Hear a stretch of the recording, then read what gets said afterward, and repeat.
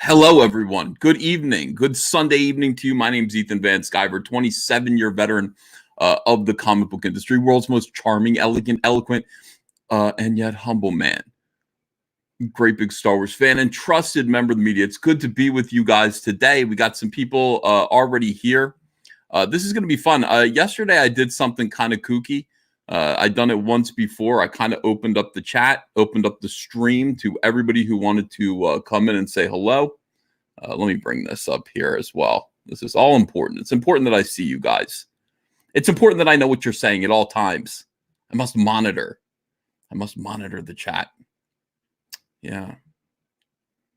It's a little out-of-date Batcave in here. Red Gaze is in here. Hello, Red Gaze. Hello, Nestor Arenas. Felix Lazarus says, what happened now? So much stuff happened now. Mortal Thinker says, hail Caesar. Well, hail.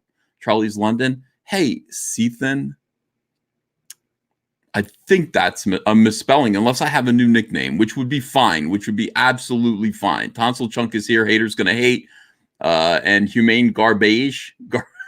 Humane Garbage says, Red Gaze. Exactly. Yes, the Red Gaze community is joining us tonight, and I definitely appreciate it. Good to see all of you in here. Man, I slept until 2 o'clock. I was up all night working on, again, you know, I think I'm just going to redraw everything. I'm going to redraw every cover that I've ever done in my career. So right here, this here. Okay, so this is Cyberfrog #2 from Hall of Heroes, and it's so corny. Like, it's a really corny cover, but I'm going to redraw it anyway because, you know, look, I've got Kyle Ritter coloring it now. The interiors of this book are in black and white. You know, they're just line art. I got them. I made really nice files of the pages. So I sent them over to Kyle, and I just said, Kyle, color these. Now, poor Kyle's in the hospital right now. I hope it's for nothing serious. He told me he was just having some tummy and chest pains. That's not good. We all have to look after our health in 2020. I hope Kyle's okay. I wished him well. I told him anything he needed from me, you know, I'll send it right over. Because and he said, I want Kyle's Kyle's in the hospital. He's not feeling well. And he's just like, Cyberfrog and Starblades are so important to me. Starblades is your thing, Kyle, but Cyberfrog is your job for life. You don't have to worry about it. You know, I want you to color Cyberfrog. So don't worry about getting me doing anything for me. Just get better. Just get well. For goodness sakes, take care of your health. So I started working on like a redrawn version of that cover with the new kind of Deathfly. I want to give Deathfly a little bit more of a housefly appearance. Before, I mean, Deathfly was very much modeled after kind of Violator from Spawn. Didn't really look very much like a housefly. Now he's going to look like a housefly, and I think that's going to be fun. Nexus Video says EVS is working him to death. I don't think I'm working him very much at all. I think that's part of the problem. Kyle needs to go. Kyle needs to probably eat a little bit better, I would say. And he, you know, we all do. We all need to look after our health. Drink more water, perhaps. I don't know, but I hope he's okay. Kyle, our thoughts are going out to you. And I told him I was really concerned because I was very excited about the fact that I knew how to say, you know, I shit my pants in sign language, and I wanted to show off, you know. So he's not here to see that, and that's too bad. That's too bad. Matt Becker says, look who's talking. Yeah, but Matt Becker, I have committed to taking care of my health. I ate 2 hard-boiled eggs today, and that's it. That's it. Drinking a lot of water. Of course, well, I mean, you know, all right, fair enough. But even still, I'm committed. I'm committed to taking care of myself, to changing the shape of my face. I look at myself and I see this jug shape of my face. That's got to change. It's got to go straight down. That's our goal for that's our goal for 2020. I think we can do it. Wow, Little Trill, thank you for about $10, I think, says, I just got my copy of Cyberfrog last week here in Norway, and wow, the quality's out of this world. Good. I'm hearing great reviews. I drove Andrea to the supermarket. The thing about being on a diet is you need to go to the supermarket every single day to get fresh produce. Every day you got to make sure that you have an eating plan and that you have fresh produce in the house. So I drove her to Wegmans and I sat in the car and because Ava was in the back seat asleep, we decided not to disturb her. I would wait in the car with her. And I listened to a really, really great review. Guy got his book. He got his Cyber Frog and his 2 ash cans, and he went through the whole thing.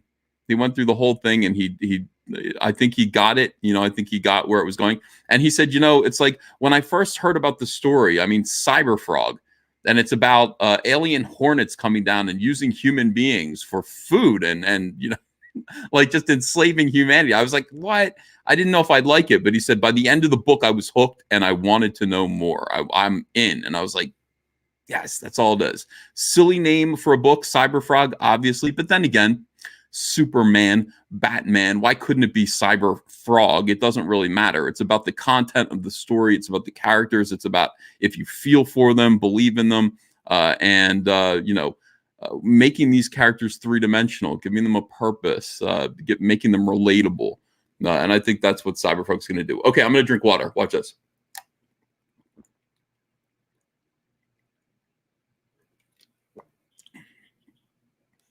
Yeah, you got to drink a gallon of water every single day. You have to flush out your system. Low Res Boy says, Cyber is very early 90s too. It's charming. Yeah, like everybody was Cyber this and Cyber that in the 90s. And it wasn't really, and I was like, why did I call my character Cyber Frog? Like he was originally called Fascist Frog, when I first created him, because he was going to be Judge Dredd. He was, I used to think fascist meant, hey, just no mercy. We're going to deliver, I'm going to be the judge, jury, and executioner. So it was called Fascist Frog. And I changed it to Cyber Frog for commercial purposes. I didn't really understand. Like, I guess it was he is covered with cybernetics. Like what does cyber mean?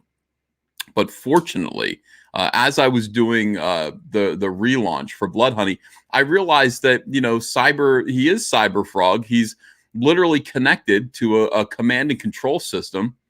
His mother, Chel Sin, who controls his systems. She can adapt his body to get the kind of weapons that he needs to survive any situation. So he is Cyber Frog. He might be the only aptly named cyber anything that has ever been created. I sat there and we're driving home. All I do is bother Andrea with Cyber Frog ideas. I'm just like, what if Cyber Frog's home world decided that Cyber Frog was a mistake and just sent more Sin ships down to Earth with fetal masses in them and just dispatched them, just brutally, just shot them like wherever they were, whoever's around, humans, even Vespis. What if they actually met Vespis, combined and became Cyber Vespis, and instead of instructing them lovingly, which is what Sins are supposed to do, they're supposed to nurture and raise these children and give them a purpose, just looked at them and said, kill. And then, there were these basically cyber Pradani beings that were deliberately raised just to be killers. To take out Cyber Frog and Salamandra. And she's like, that'd be so badass. Why would they do that? I don't know. It's just a dumb idea that, I think about this stuff all day long. Cyber Frog is always on my mind. And that's a good thing. I think if you have a book, if you have a comic, it should be on your mind all the time. Monster MD is always on my mind. It's on my mind right now. I looked at this today. And I gotta say, this book is absolutely amazing. Von Klaus just dyed in the wool comic skater. He's a great guy. He's got a great philosophy. He's good at arguing with people. I really like Von Klaus. His comic, I was like, well, I wonder where it is. Like 50,000. It's at 60. It's almost at $68,000 right now. This is miraculous and wonderful. But I think it should be doing more. If you didn't get Monster MD, I mean, this guy, this comic is horror, but it's cute. It's got that kind of really nice cartoony style to it that reminds me a little bit of Mike Waringo, a little Joe Madureira here. but it's bloody. It's look at this. It's vicious. It's good horror, and it's funny at the same time. So I recommend you guys check out Von Klaus's Monster MD, which I'm pretty sure it's like near completion. You can see, I mean, you can look at the whole book. It's like sitting right here. But it's going to go to print soon, I think. Make sure that you back this campaign and get your copy of Monster MD. Very important. All right, so what's going on? I first and foremost, I got on Twitter, and everybody's telling me that Sargon of Akkad mentioned me today. He's talking about ComicsGate. I guess he's talking about ComicsGate as it relates to Captain Marvel 2. And people sent me links to his video on BitChute. I guess I can look at that. The other thing is we've got Nerdette Newsstand, who is, where did I put her video? Nerdette Newsstand. Oh, there it is. Okay. She's very upset with my comments. Very upset with my comments about OG ComicsGate. She made a video. Let me see what it says here. It's not nice. I haven't actually watched it yet. I was going to watch it with you guys, but I mean, immediately. Hold on a second. Oh, the music.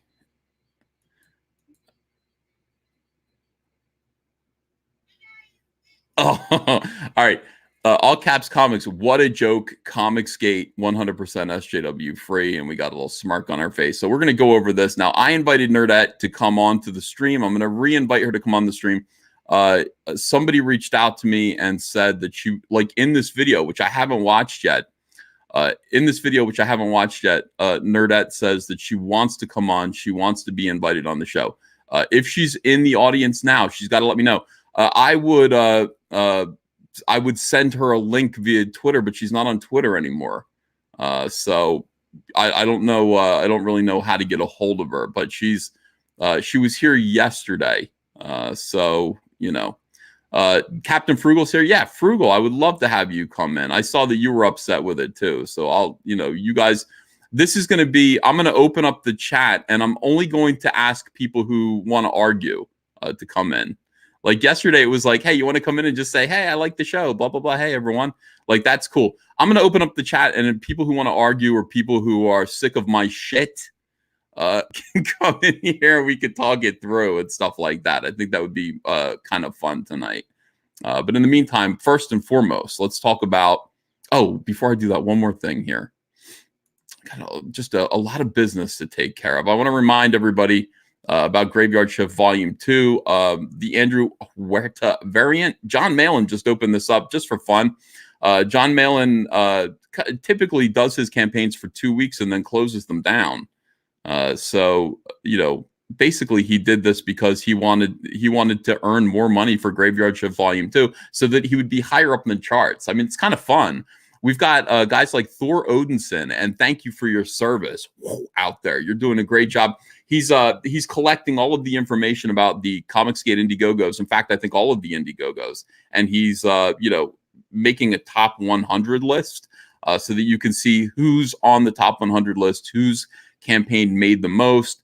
It's kind of fun because it engenders a little bit of competition. Like if you see that like your book is like a few $1,000s or even a few $100s away from moving up on the chart, it encourages you to get out there and sell your comic book and try to make a little bit more money. Now, that's what happened to John Malin. He was $3,000 away from Mike S. Miller's Lone Star 2.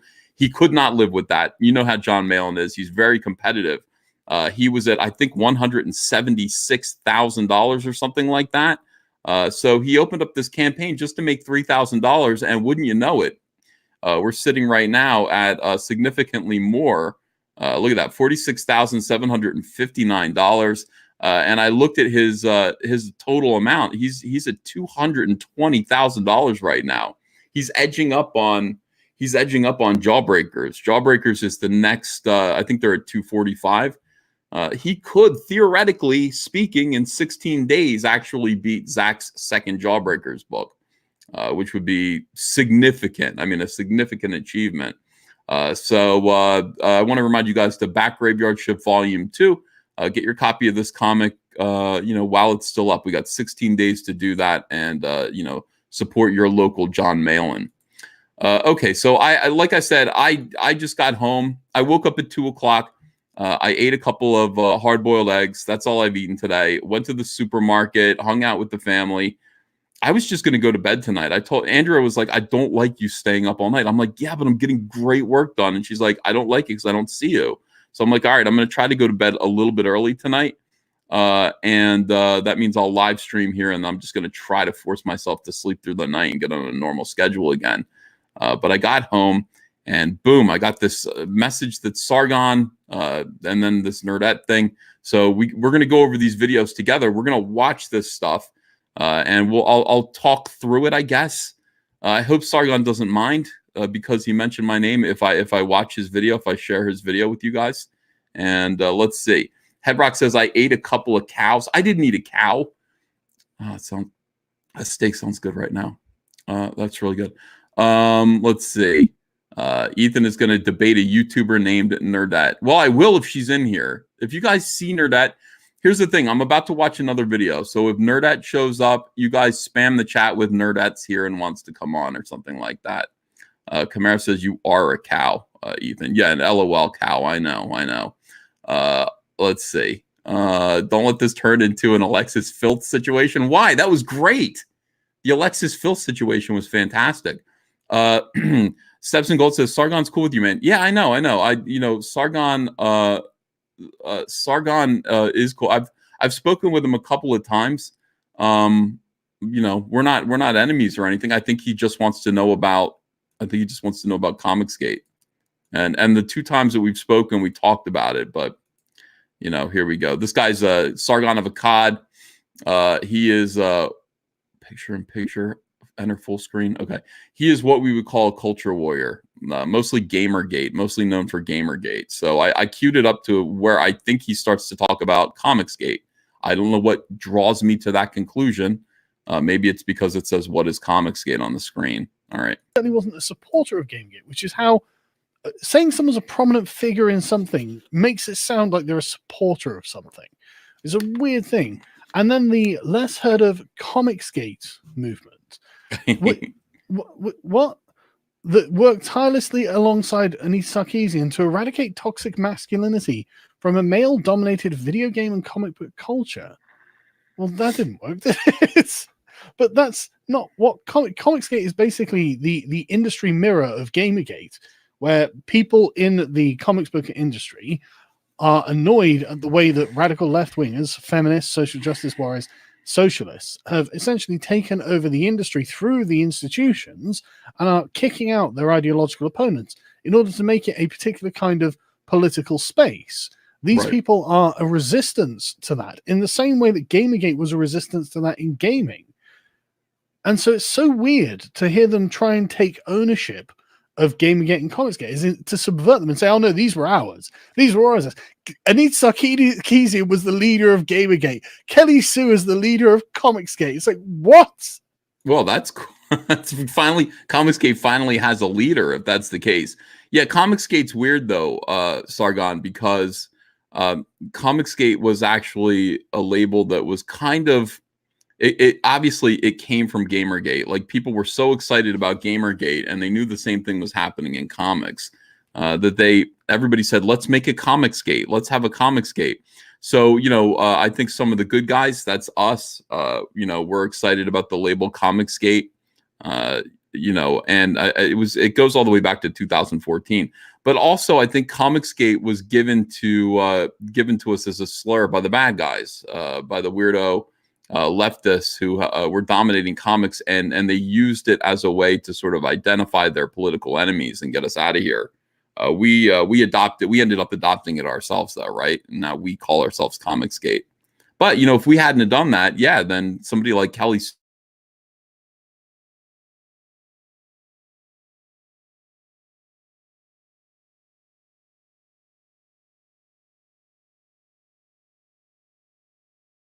something completely in the Gamergate.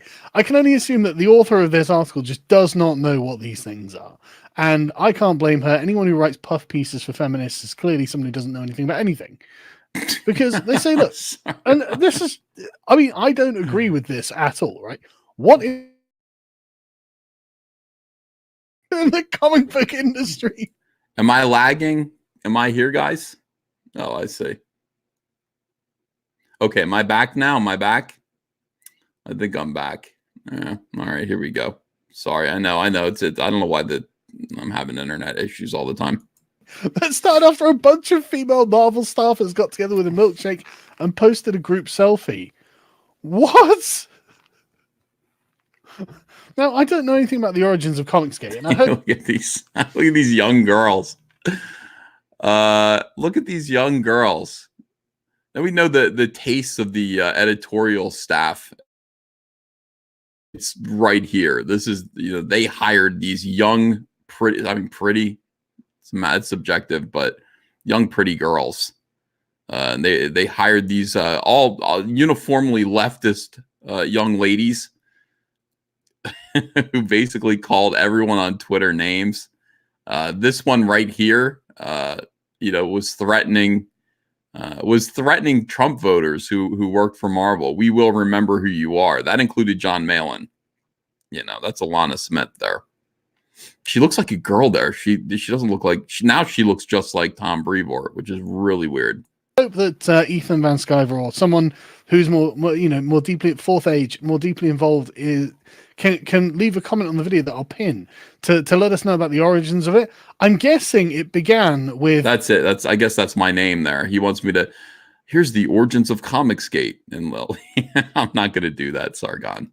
Feminist comic book writers who were boldly pushing out non-feminist ideas from their spaces and taking over various comics and making them. And this is how we ended up with the amazing sort of Thor comics where Thor was changed into a woman. This is all old news. Anyway, then a bunch of trolls called them fake geek girls. Well, they are fake geek girls. They reacted by creating a militant feminist movement which purpose was to eradicate toxic masculinity from geek culture, specifically comic book culture. Well, how's the eradication of toxic masculinity going? Like, that is such a militant feminist movement. Well, I mean, Sargon, this is the way it's always been. I like that it's being actually expressed in this way. But this is what they do. This is what the communists did in the 1930s. I mean, they basically, part of being a communist and an artist in the Soviet Union or anywhere else, if you were a communist, all art must be propaganda. Everything was militant. I mean, they actually employed phrases like poetic shock troops. The militant struggle for partyism in the arts. This is what we're seeing here. It's the same tactics. It's just called social justice now. They believe they had a creative duty to the Soviet fatherland. These people are nuts. And these people think they have a creative duty to social justice. So they are militant, and part of that means removing anyone who disagrees with them. Anyone who disagrees with them has to go. All art is propaganda now. That's all it is now. The arts are to be used to further the cause of social justice. So it's in comics, it's in video games, it's certainly in movies, it's in television, it's everywhere you go. Our little corner of the universe is just comics.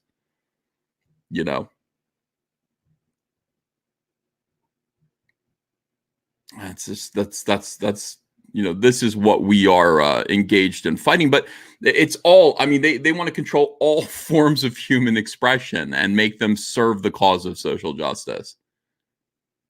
We can't police all.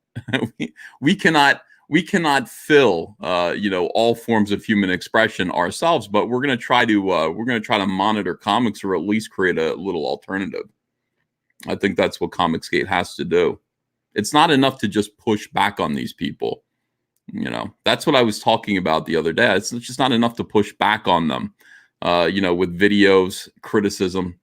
They really don't care. I mean, they're so, they will never be convinced that they're wrong and therefore change. So we know that that's true because it's political. It's ideological for them. They're never going to change. These are artists in uniform. They are military. They're a militant social justice force. They consider themselves to be in uniform, serving a cause.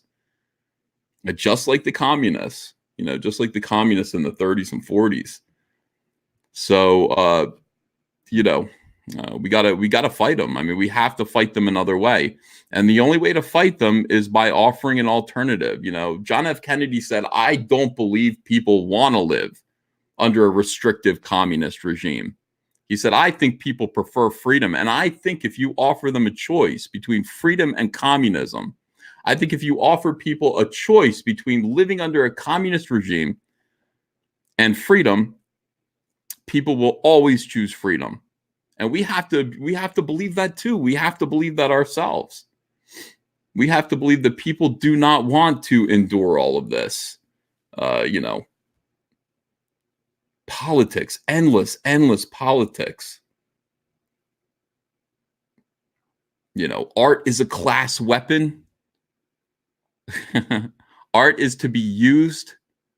Art is to be handed by social justice warriors. It's to be employed by social justice warriors to empower people they consider to be marginalized, or at least that's their stated goal. You know, the truth is, it's all about leftism. It's all about their party goals. It's horrible.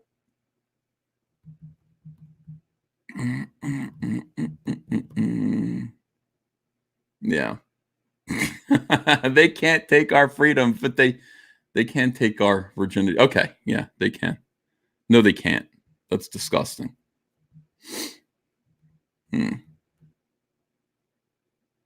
So, I mean, this was all part of this bled its way into Hollywood. You know, the Screenwriters Guild was built from this philosophy that all art must be property. There are communists everywhere. The communist ideas have filtered their way into our society. I mean, and have been growing here and festering here for almost a century. And, you know, we're seeing, of course, it's in comics. You can't, you know, we're the counter movement to that. But, you know, it's I'm telling you, these people are not going to change because they lost the debate. Liam Hardy says, EVS, hello from the UK. Hello to you too. Hello to you too. Yeah.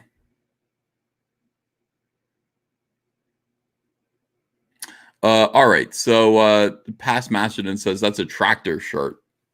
Yeah, it is. I'm a farmer.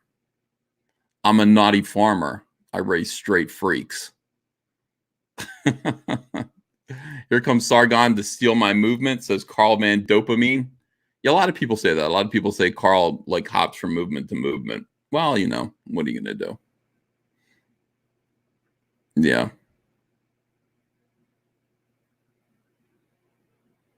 All right. So is Nerdette here or no? Oh, Captain Frugal's here. Let me let Captain Frugal in here before I open it up to everyone. But that's the situation, guys. Social justice warriors are here to stay because really, I mean, they are communists. And, you know, they work the same way. They employ the same methods, the same patterns. And, you know, that's something that needs to be realized before you, you know, before you try to fight them with your words. They don't mean anything.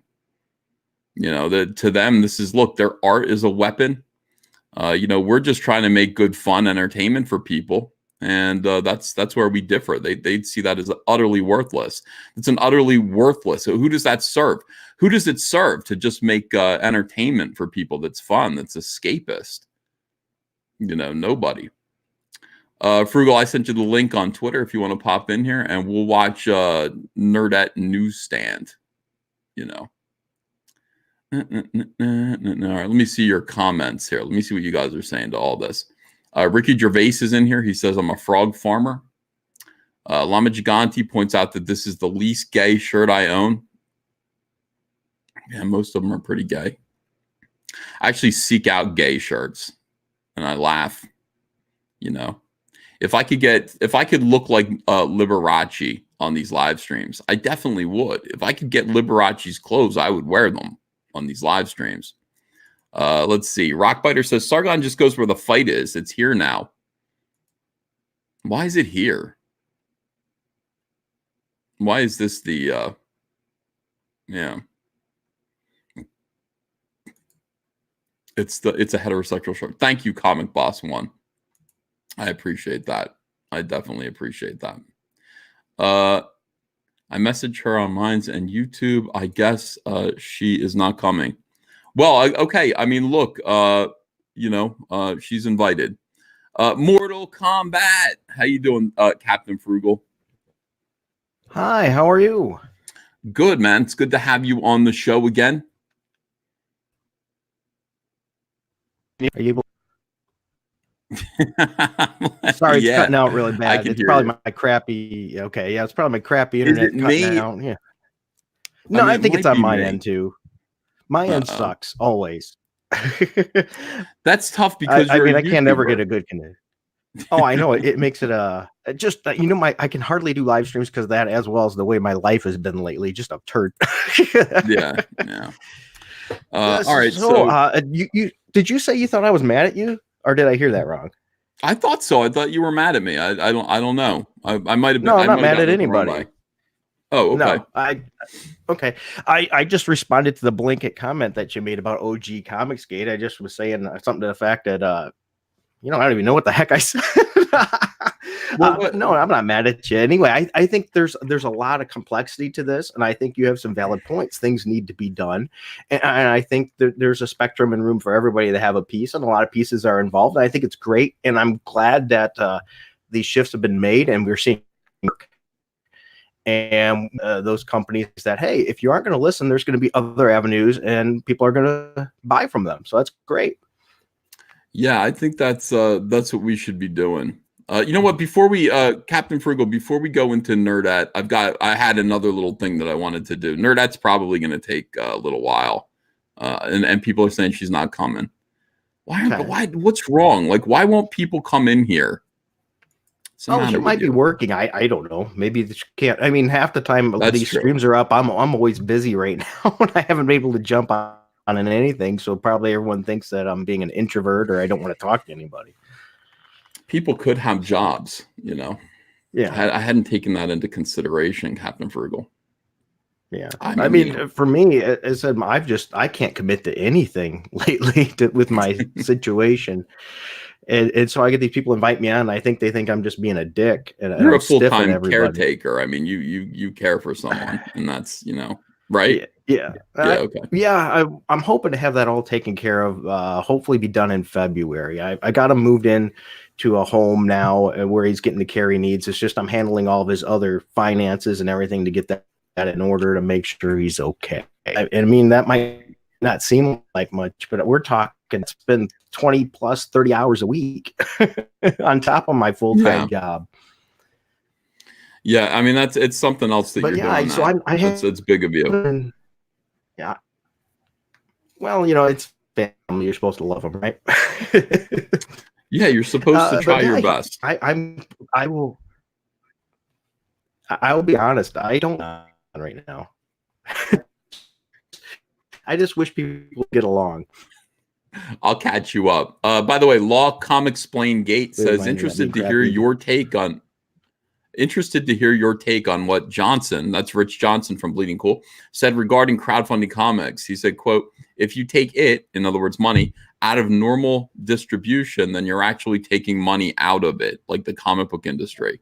He says he admits shortly thereafter that it is still an impact, though. I heard that. I understand that. I think that the fact that ComicsGate and Indiegogo takes money out of the mainstream, like out of the industry, is just a consequence of the fact that we're being gate kept.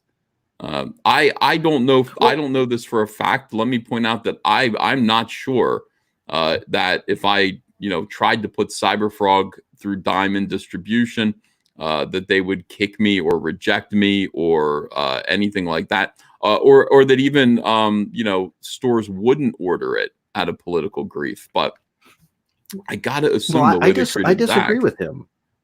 Yeah, I disagree with him because here's the point: you're making comic books, right? Mm-hmm. You have all caps comics. You're part of the industry. You're just not that particular business. So how is that taking money from any other industry? You are part of the industry.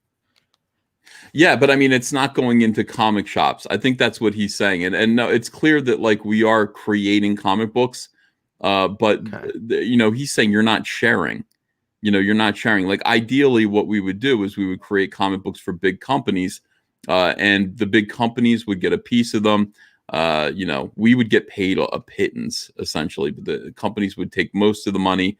The distributor Diamond would take a piece of it, and then the comic shops would be able to profit by selling the books that they invested in. So that's how comics work. But we've kind of said, well, you know, Zach wanted to go through the mainstream. He wanted to go through those channels, and Mark Waid prevented him. So you know, now he's in the middle of a costly and lengthy lawsuit that he really doesn't want to be in. So you know, this is distribution's fault and the comic shop's fault. I correct me if I'm wrong. You're willing to have your comic book in the comic shop, right? Yeah, sure. Yeah, so definitely. Therefore, it's their fault, not yours. Problem solved. I here's my thing. Like, I don't want to be told no. Like, this is the main thing is I'm not going to have one of these people tell me I can't do anything. There's not going to be somebody in the comic book industry who's going to prevent me from getting my comics into the hands of people who want to read them. That's the beauty of ComicsGate right now. That's the beauty of what we're doing. There's nobody who can tell us no except for the customers. The customers are it. They're the only people we answer to. They're the only people who can prevent us from making a living. And I like that. I like that. That's fair. When I have people who, you know, comic book company might tell me, no, I'm not going to publish your comic book because I don't like you. I don't like your politics. Fuck. Okay. Well, that kicks, you know, that kills me right there. The distributor could say, I don't want to distribute your comic book because I don't like who you are. And then comic book stores, even if we get past those first two hurdles, comic book stores could say, I don't want to carry your book because I don't like you and I don't want to sell your stuff to my customers. I don't want to offer it to my customers. Those are three hurdles that are in the way of me getting Cyberfrog to you. So why do that? And then I got to pay them. It's like I get to pay them for the privilege. If the distribution model and things don't reflect. Right. If the distribution model isn't the best benefit for you and your business, why would you take it? You can't force a business to use a distribution model that doesn't work. It doesn't make sense. Yeah, I can't guarantee that it's the best way to get my book out there. Now, I do want to kind of get stuff. I do want to, you know, eventually go through the direct market, of course. It's an opportunity to probably get my book somewhere. But, you know, that's just if Diamond says it's okay and if comic shops order it. I expect to sell virtually nothing through the direct market. 70 copies of Cyberfrog will sell through the direct market, and I'll be like, wow, I don't believe it. That's amazing. I think that it's you know, this is more current, this is more modern. But he's right. I mean, you know, Rich Johnson saying, no, you're not helping the industry. You're taking money out of the industry. And I would say to that, that's the industry's fault. Like, I didn't mean to do it that way. I'm glad that it happened that way, you know. Exactly. But industry wants you, will take you in, and wants that money, they'll take it. That's not your fault if they block you from it. Like they're blocking Zach from it. How is that his fault? It's not. He's going to find an alternative that works for him. Yeah, it is not. All right, so Nerdette, is she here yet? I'm seeing Nerdette's name. Bring us Nerdette. Get her out of the counter. Okay. No, Nerdette isn't in here. I thought she was. But my opinion on that is, I think that there's plenty of room and plenty of reason to have all vestiges of ComicsGate. I think it's still great to have reviewers. Let's keep theirs stand the guard, I guess, if you will. They, you know, critique your product. It keeps you honest and keeps you good. But yeah, we also do need a crew to say, okay, it's not enough just to complain about it. We have to do something about it, and we're seeing that too. So I think all these components of CG or whatever we want to call it are a benefit. Yeah. You know, I mean, does that sound wrong? Sure. No, I think that sounds right. I think that definitely sounds I have no right. All right, let's watch Nerdette's video. Let's do that. What? Yeah, that might be part of the problem. Maybe people are the problem. Think people are thinking that they're being told they shouldn't have a say or a review. I could be wrong though. I'm speculating there. Well, yeah, I think it's definitely a thing it's definitely possible that people are deliberately or accidentally misunderstanding what I'm saying and then overreacting. That's been known to happen, in which case I will correct them. All right, so let's watch Nerdette's newsstand. Nerdette, this is fair use. We're gonna pause your video. We're gonna comment on it. I recommend that you guys. I gave this a nice thumbs down because I didn't like the I'm done. You're not done. We're gonna go over this, and I recommend you guys, if you want to, go over there, give it a thumbs up, and interact with the video, so that she gets, she gets views. Okay, here we go.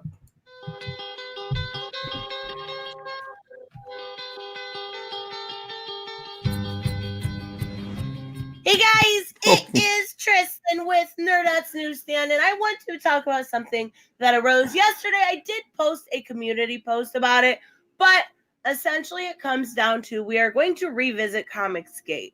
And most in my audience know what that is, but if not, it was just a consumer movement to fix the comic book industry, basically. People were sick of being called NAZIS online by comic professionals. Not only that, but they were sick of the SJW agenda in ComicsGate, right?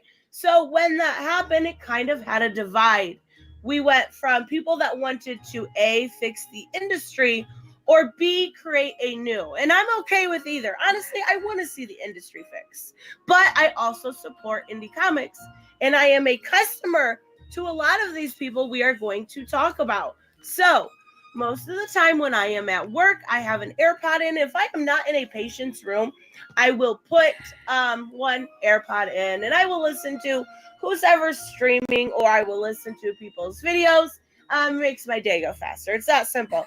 Yesterday, I stopped in at Ethan's, Ethan Van Sciver, ComicArtistPro Secrets, live stream, and heard some of the drama. Now, I am not on Twitter, so I had no idea what he said until I ended up going back and looking after the stream. So I said one simple thing, right? And like I said, this is going to have two parts. I'm going to talk about his views in the stream a little bit. Look at my head. Look at the shape of my head. I'm so distracted by that, Frugal. Shape of your head?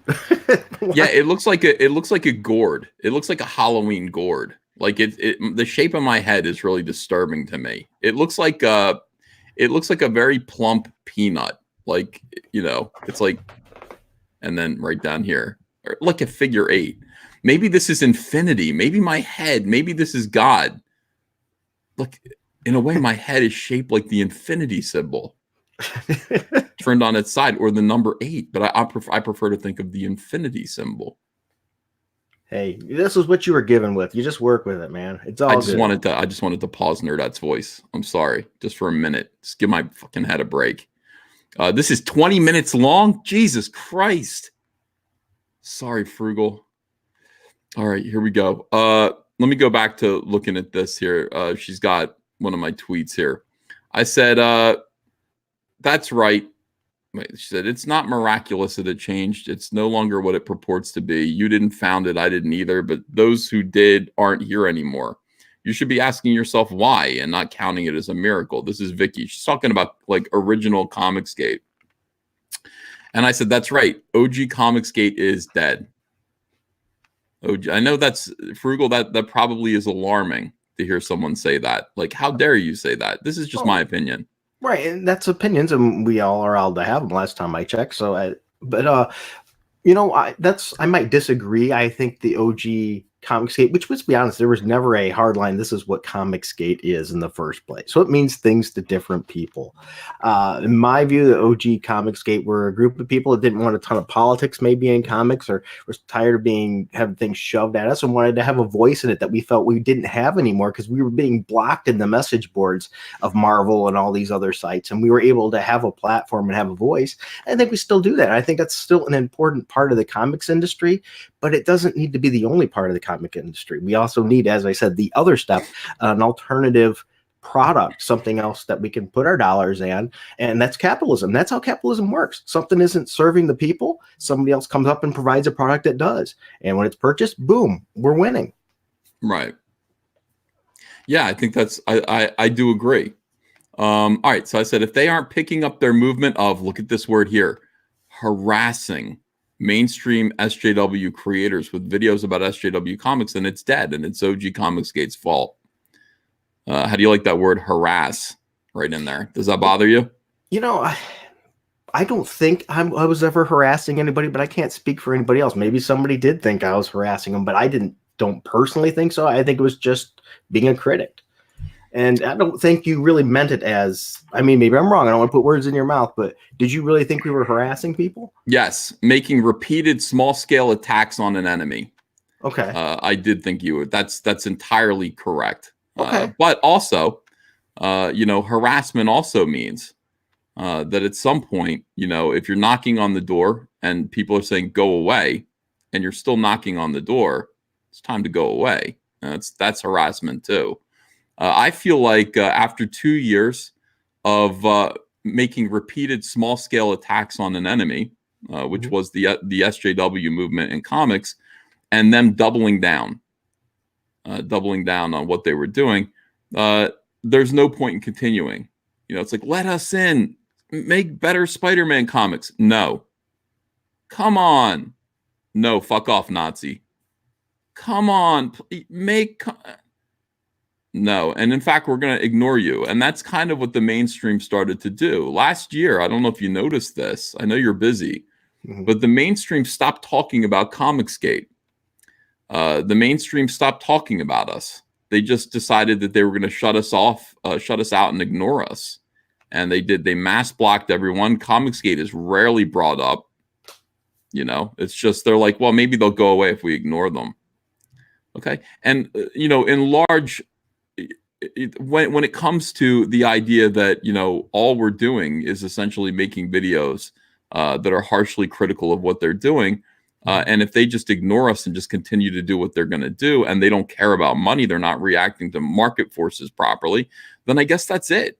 OG ComicsGate would be dead. There's nothing else to do from there. So you don't think that OG ComicsGate did any impact on the sales of these comic industries, or to spurn a creation of a new industry? Yes. No, they totally did, but that part's over now. Now, you have moved on to supporting indies, supporting ComicsGate, independent books. Your boy Zach has realized that the only way to really affect change is to create your own comics that are better than what they're doing, or at least try. I mean, put your passion, put your ideas, put your thoughts into making comics that you would want to buy and that you think other people would want to buy, that conform to the idea of just entertainment. No politics, no propaganda, I would say. Not no politics. That's the wrong word. Propaganda. We're not trying to propagandize anyone. We're just trying to make fun comics. Okay, I can see that. I can absolutely see that view. I don't think I'm harassing, but then again, you have a point. I don't do as many videos. I do comic reviews for the mainstream, some, but I do more promotional for the indies. That's the direction I think works for me and what I like to do. I'm more of an optimist. Yeah, I just think that right now we are right on the verge of doing something awesome, and I want people's support. I want people to be supportive of the independent ComicsGate, creator movement that's going on right now, because it's all inclusive. It doesn't just say, "Hey, look, if you don't have 27 years in comics, you can't be a part of this." Everyone's invited to be a part of this. Everyone is.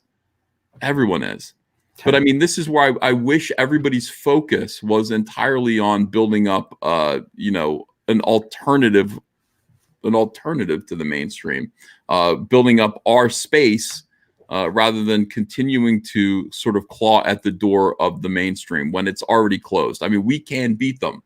And I mean, I want goals. I'm a very goal-oriented person. I want ComicsGate this year to actually do what Rich Johnson's afraid of and take more money out of the industry. We'll get noticed if we can take 1%.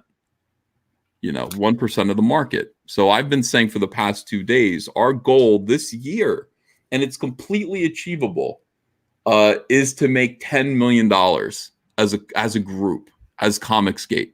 Awesome. I hope for 20. Let's go. Let's come on. Let's set the bar high. Yeah. Let's make 20. Let's go for 2%. Why not? Yeah. I mean, why limit yourself? That's what we should be trying to do. We should go, okay, we need more creators making more interesting books. We need more people using their YouTube platforms to market those comics and say, look, are you sick of the mainstream? Are you sick of what they're putting out right now? Because here's a thought I have. Because if these indie comic books start booming that much, the other industry can't ignore us. They can't tell us, nope, we're not going to put you in our comic shops. That would be absolutely stupid if that's where the money is. So you have to create that. But I just want to clarify this. Once again, any question I'm asking, not attacking or anything. I don't mean it that way. I don't think you ever think I would. That's just not my way. But do you think people reviewing DC and Marvel comic books that are coming out right now is considered harassment? No, I don't. Okay, and I didn't think you did, and I just wanted to clear that up because I think maybe that's what some people feel, that they're just even making these reviews is being considered harassment, and that's part of the problem with Twitter. If a couple characters, it's easy to get anything misconstrued. So I hope Nerdette's able to pop in here and talk, because I think you guys still have a lot more in agreement than you disagree with. Matter of fact, most of us do. But we tend to focus on that one little word or that one little thing that just irks us a little bit. Yeah. Well, I think everybody's suspicious of each other. There's not a lot of communication. And honestly, as much as people say, I hate the drama, no, everybody loves the drama. Everybody loves it because you make videos about it, complaining. You talk about it. This is the thing. People do actually seem to be gravitating towards drama because it's a chance to get attention. I like the drama too because it's a chance to, again, talk about ComicsGate. Let me talk about what I think ComicsGate is. Let me talk about what I want ComicsGate to do. As a voice within the movement, I have ideas. I'm always open to hear other people's ideas too. And, a lot of my ideas came from Zach. Some of them came from Captain Cummings before he went nuts. That's how it should be, I think. Ted Zagara says more drama equals more wins for ComicsGate. Kind of. I mean, it just is what it is. Everybody's not going to get along. There are going to be fights, and we can talk about it. Which is probably why my channel sinks, by the way, because you're right. The drama does tend to get the attention on the videos. I don't do a lot of drama videos. The only time I call out a writer or an artist is when they're blatantly being really dickish and, driving people away and causing a problem. So, and it reflects in my videos. I'll admit that if I do when it's more drama, the numbers are up. Yeah. Well, I mean, like even Doug TenNapel. Doug TenNapel said, I love conflict. I'm addicted to it. I thrive on conflict. That's a quote from Doug TenNapel. So, I mean, like, there isn't one side that is sitting here not engaging in drama and argument and stuff like that. Indeed, I think a vigorous argument is important all the time, so we can choose the best path. But, this is what I think. I just think, it's almost like that biblical passage, faith without works is dead. You can continue to criticize. You can continue to make videos that point out who's an SJW over at Marvel. But if you're not doing anything, if you're not personally offering an alternative, you're not doing anything important. You're just not. You're pointing and you're essentially, you're just harassing the enemy. That's fine, but we don't need to do that anymore. I think we've evolved past that. I think we've actually evolved past the point where what we need to do is try to convince the mainstream to do what we want when they've said no. We can actually create stuff. I think Peter Simeti shows a great example of what to do. I think he's doing a great job. He's a hard worker, and he's out there, promoting a good message. Man of Action says, fuck you guys. I gave you a legitimate issue and you're being little bitches about it. Who is? He's awesome. I don't know what he's talking about. I love Man of Action too, but it's like, all right, let's open up the chat to people who want to come in. And this is always dangerous, Yeah, and anytime you don't want me on anymore, just let me know. You can kick me off at any time. No. It's good to have another voice in here, and absolutely. It's been a while. It has. It's been a little bit of a while. I've kind of stopped doing the bigger streams, but yesterday I did a really big stream and it was fun. Well, So largely it's my fault, to be honest. why is it? Well, I mean, you're busy all the time, but Right. you know. All right, I'm putting the link in the chat. You know, you guys can pop in if you want, and we'll see what you guys have to say. It's better if you guys disagree. Don't be afraid to come on here if you disagree. I mean, my goodness. I disagree. If you're afraid, stay out. Go pee your pants. That's one. Yeah, that's another way to look at it. But I don't want people to be afraid. We got the chat's filling up now. Hold on a second. Let me. While that's happening, I want to read some super chats. A lot of people cursing me out in the super chats. So. All right. Let's see. I guess Nerdette's not coming. Which is a shame because, you know, Nerdette's a really good person. I think a lot of people don't really know her that well. I mean, yeah, you guys have a spat, but let's be honest, she's done a lot of great stuff. Nerdette needs to stop leading Robert on. I don't know what that means. I don't know who said it either. I can't see the who commented that. Charlie's London says Ethan. Okay, she got because she said Ethan the first time. Lil Trill. Oh, I just read that one. Likes the quality. 200 Watt Studio says EVS had 2 hard-boiled eggs. He just had to eat through the 2 chickens to get them. Why do they always make fun of my weight? I'm telling you, fat shaming works one way or the other, you know, Frugal. Oh, yeah, I've been called a pig effer and everything else, so. And I'm not that much overweight. Yeah, neither am I. What have you been doing to get in better shape? Me, I'm running. I'm lifting some weights, but I'm still not, you know, I'm not heavily training yet. And I'm watching my diet. I'm mostly like eating almost nothing. And the thing is to cut out sugar and carbs and then just keep your portions small. You need to shrink your stomach because, you know, after a little while, 2 hard-boiled eggs feels like an entire meal. And that's, you know, that's the way to do it. Tommy Boy says, still no Team Up Ashcan in New Jersey calling Duffields. Johnny Uke is a new member. Thank you for joining. I think it's John IUC. Charlie's London says, keep going. Lost 4 stone in 1 year. You can rock it. Thank you, Charlie's. Christopher Arcellus says, what in real life species frog is Cyberfrog based on? Well, I mean, look, he would be a Cope's gray tree frog, but like, you know, look what we did to him. We made him kind of a red-eyed tree frog with this coloring, you know, on his side. So, you know, what species of salamander is salamandroid? I don't know. Whatever he is, he's mutant, you know, because he's got big teeth and everything. Let's see. Pilgrim Driver says, Ethan, you're being slimed by ex-ComicsGate cucks.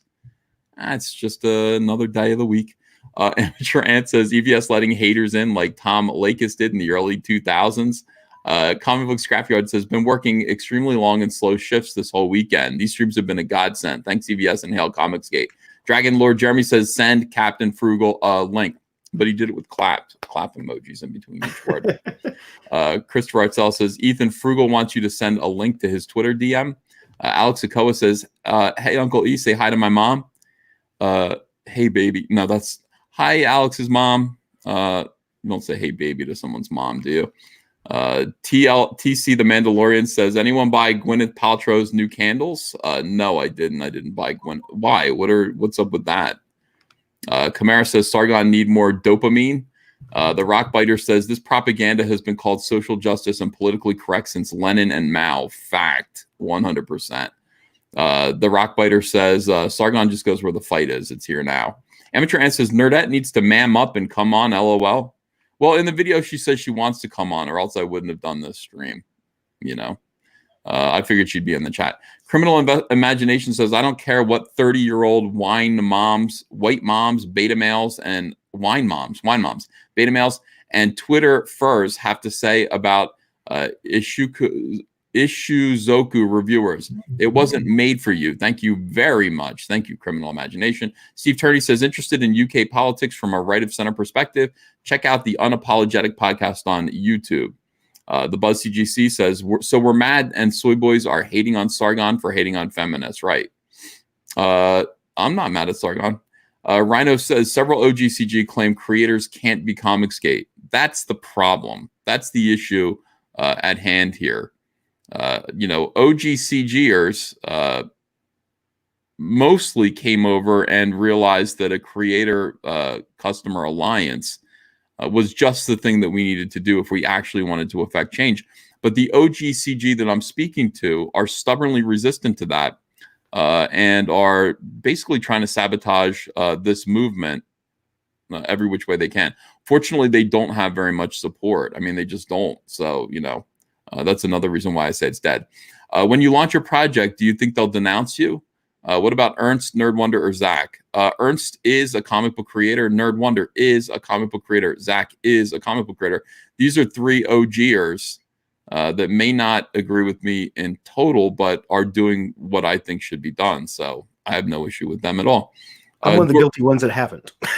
Yeah, but it doesn't matter if you don't do it. As long as you're not as long as you're supportive of it, as long as you're not with that side that goes, this movement was infiltrated and taken over by comics creators who used it just to make money for themselves. You're lying. I mean, you guys are lying. That's not what's going on here. Well, wait a minute. And so what if you did make money off of it? That's a great thing. Let's take something, make it better, and make money off of it. But the implication is you exploited a consumer movement. Oh, okay. That's the implication. If it's not directly said, it's certainly implied, and it's bullshit. And it's a loser mentality. We're going to make money no matter where we go. Okay. But you see, I want to actually change things. I don't have to be ComicsGate. I don't think ComicsGate particularly helps the sales of comics of Cyberfrog. I think my YouTube channel does that, no matter what I talk about. But I'm ComicsGate. You know how I know I'm ComicsGate? Because every single one of the articles that slimes ComicsGate, I'm 1/3 of it. Talking about me is 1/3 of it. Yeah, when you're the big man, you get a lot of the heat that comes your way. You shield a lot of people. Yeah, I know. My God, that's why I'm so big, I guess. All right, so let's see. Here's one that's mad at me. Dorby says for $10. Thank you, Dorby. Says your OGCG are now harassers thesis is so dumb. Smiller could have said it. Have social justice warriors stopped? No. That's my answer to that. Are war campaign harassers for unwanted memes? Stop saying silly divisive BS that alienates customers. All right. I think I made a point, but if it's divisive, that's not good. Matt Becker says, grab an oar and bust it over a commie's head. Robert Willing says, hey, Ethan, can you please invite me in? I'd like to clear things up. Don't worry, I won't ramble like last time. The link's out there. Jake Foley says, hail Gourdhead. This guy doesn't have an issue with you, and his mic sucks next. So he's saying, get Frugal out of here. My mic is actually really good. My internet sucks. Mark C says, Rich Johnson is wrong. If ComicsGate didn't make comics, I would have left the hobby. Either way, the industry wouldn't get my cash. Just a Kid from Brooklyn says, this is the kind of fake geek girl who thinks the Misfits is an Urban Outfitter fashion line. Andrew Huerta says, we're all guilty of harassing, but at the end of the day, it's Twitter. Don't get offended by the word. It is what it is. Cold Gang. That's right. Frankly, it is what it is. This is the internet.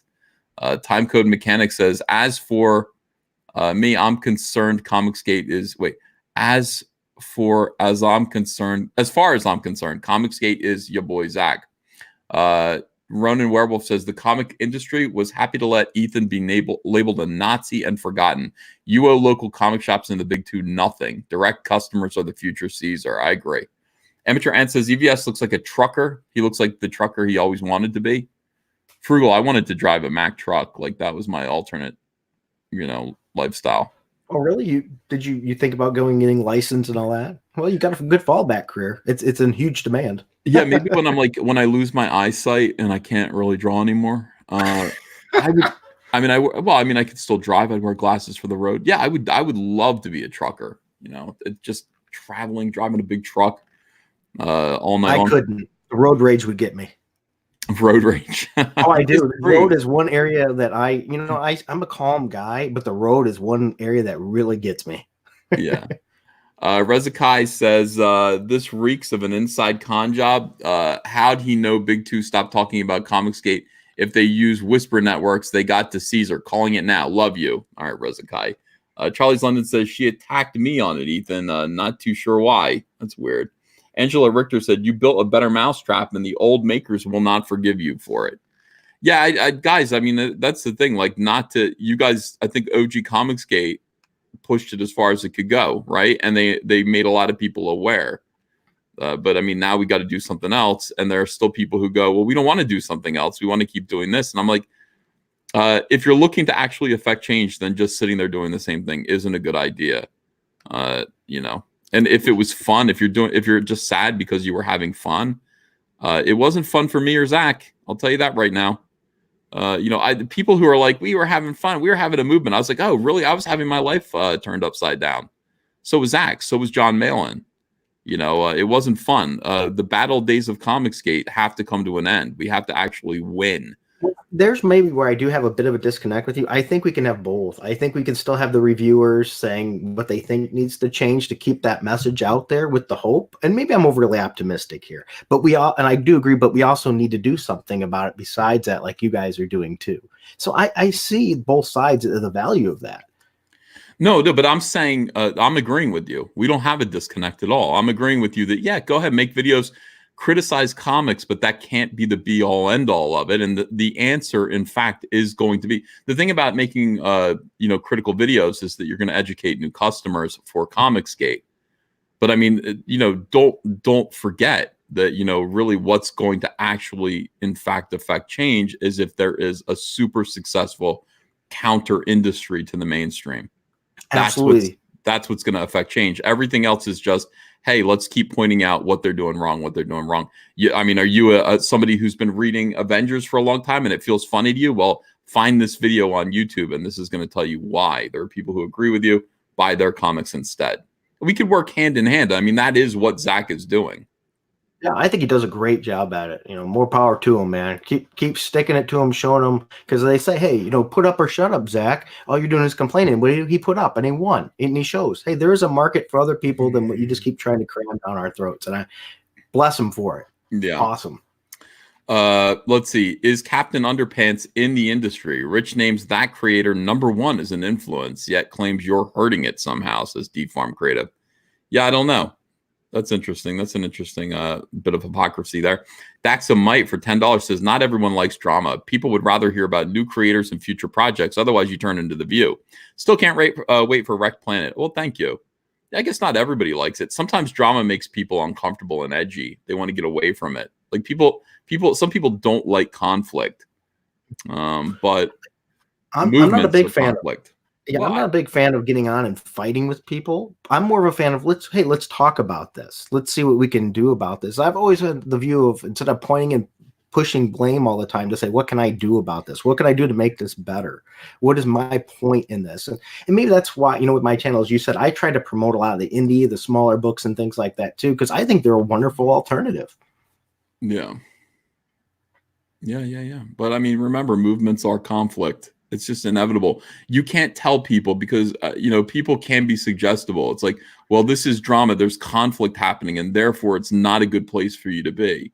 That's just not true. Big things are happening here, and there is going to be conflict and disagreement and fighting. There is going to be fractioning. There are going to be people who change their minds and walk away. But that, you know, the mere fact that there is conflict in a movement like this shouldn't be a reason for people to be upset. It's inevitable. That's what we're doing here. We're trying to rip the carpet out from under, you know, the social justice warrior infected mainstream, and it's going to be messy. You know, let's see. A popular question I keep getting asked, I'm seeing in the chat too, is who are we talking about when we say OG ComicsGate? And that's a good point too, because people have a different perspective on who OG ComicsGate is. It's all the YouTube voices from 2016, 2017. And when I say OG ComicsGate is dead, I don't mean that those guys, you know, are literally dead or, you know, they're no longer useful. I'm saying the idea of, you know, ComicsGate solely being a movement of critics on YouTube is no longer as useful as it was. Okay. Because they said no. See, I mean, that's all it is. It's like, you know, they've said no, they doubled down. So if you're OG and your whole thing was, yeah, but we were making videos, we were fighting on YouTube and Twitter. Well, they blocked you now on Twitter. Like, you are mass blocked if you're ComicsGate, so you can't engage them in that way. They're not listening to your videos. They called you Nazis. They told you to shut the fuck up and double down on what they were doing. So OG ComicsGate as a movement is dead. It failed. It failed through no fault of their own. They tried as hard as they could. You have to evolve and find different tactics when the first batch of tactics fail. Well, now there are some people in OG ComicsGate who are just like, yeah, but I don't want creators to come in. I don't want to form an independent comic book industry. That's not what we were doing, and we were here first. To that I say poo poo. To that I say ho hum. To that I say feh and bollocks. Sorry, this is going to happen. That's just a stick. You're being a stick in the mud, and you're not going to you're not going to achieve anything by continuing to do the same things that didn't work. Lama Giganti says, Google giant acorn worm. I'm afraid that if I do, it's going to look like a penis. Oh, I'll do it. For goodness sakes. I'd be afraid to type that in already. Giant acorn worm. Let's see. Yes, it does. It looks like it doesn't look that much like a penis. It looks like no, it does. It does. All right. Should I show it? I guess I'll show it. We got a lot of people in the waiting room here. So you know what? We're not going to show it. F it. Imagine a penis. It's too small anyway. Imagine if you pulled a penis out by the root and a long trail was left behind it. Like that's basically what a giant acorn worm looks like. Use your imagination there. Gwyneth Paltrow has scratch and sniff sample testers, says TC the Mandalorian. Interesting. Can I ask you a question?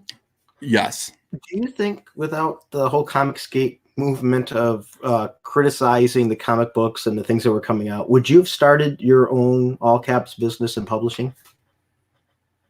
Wait, say that again. Do you think without what?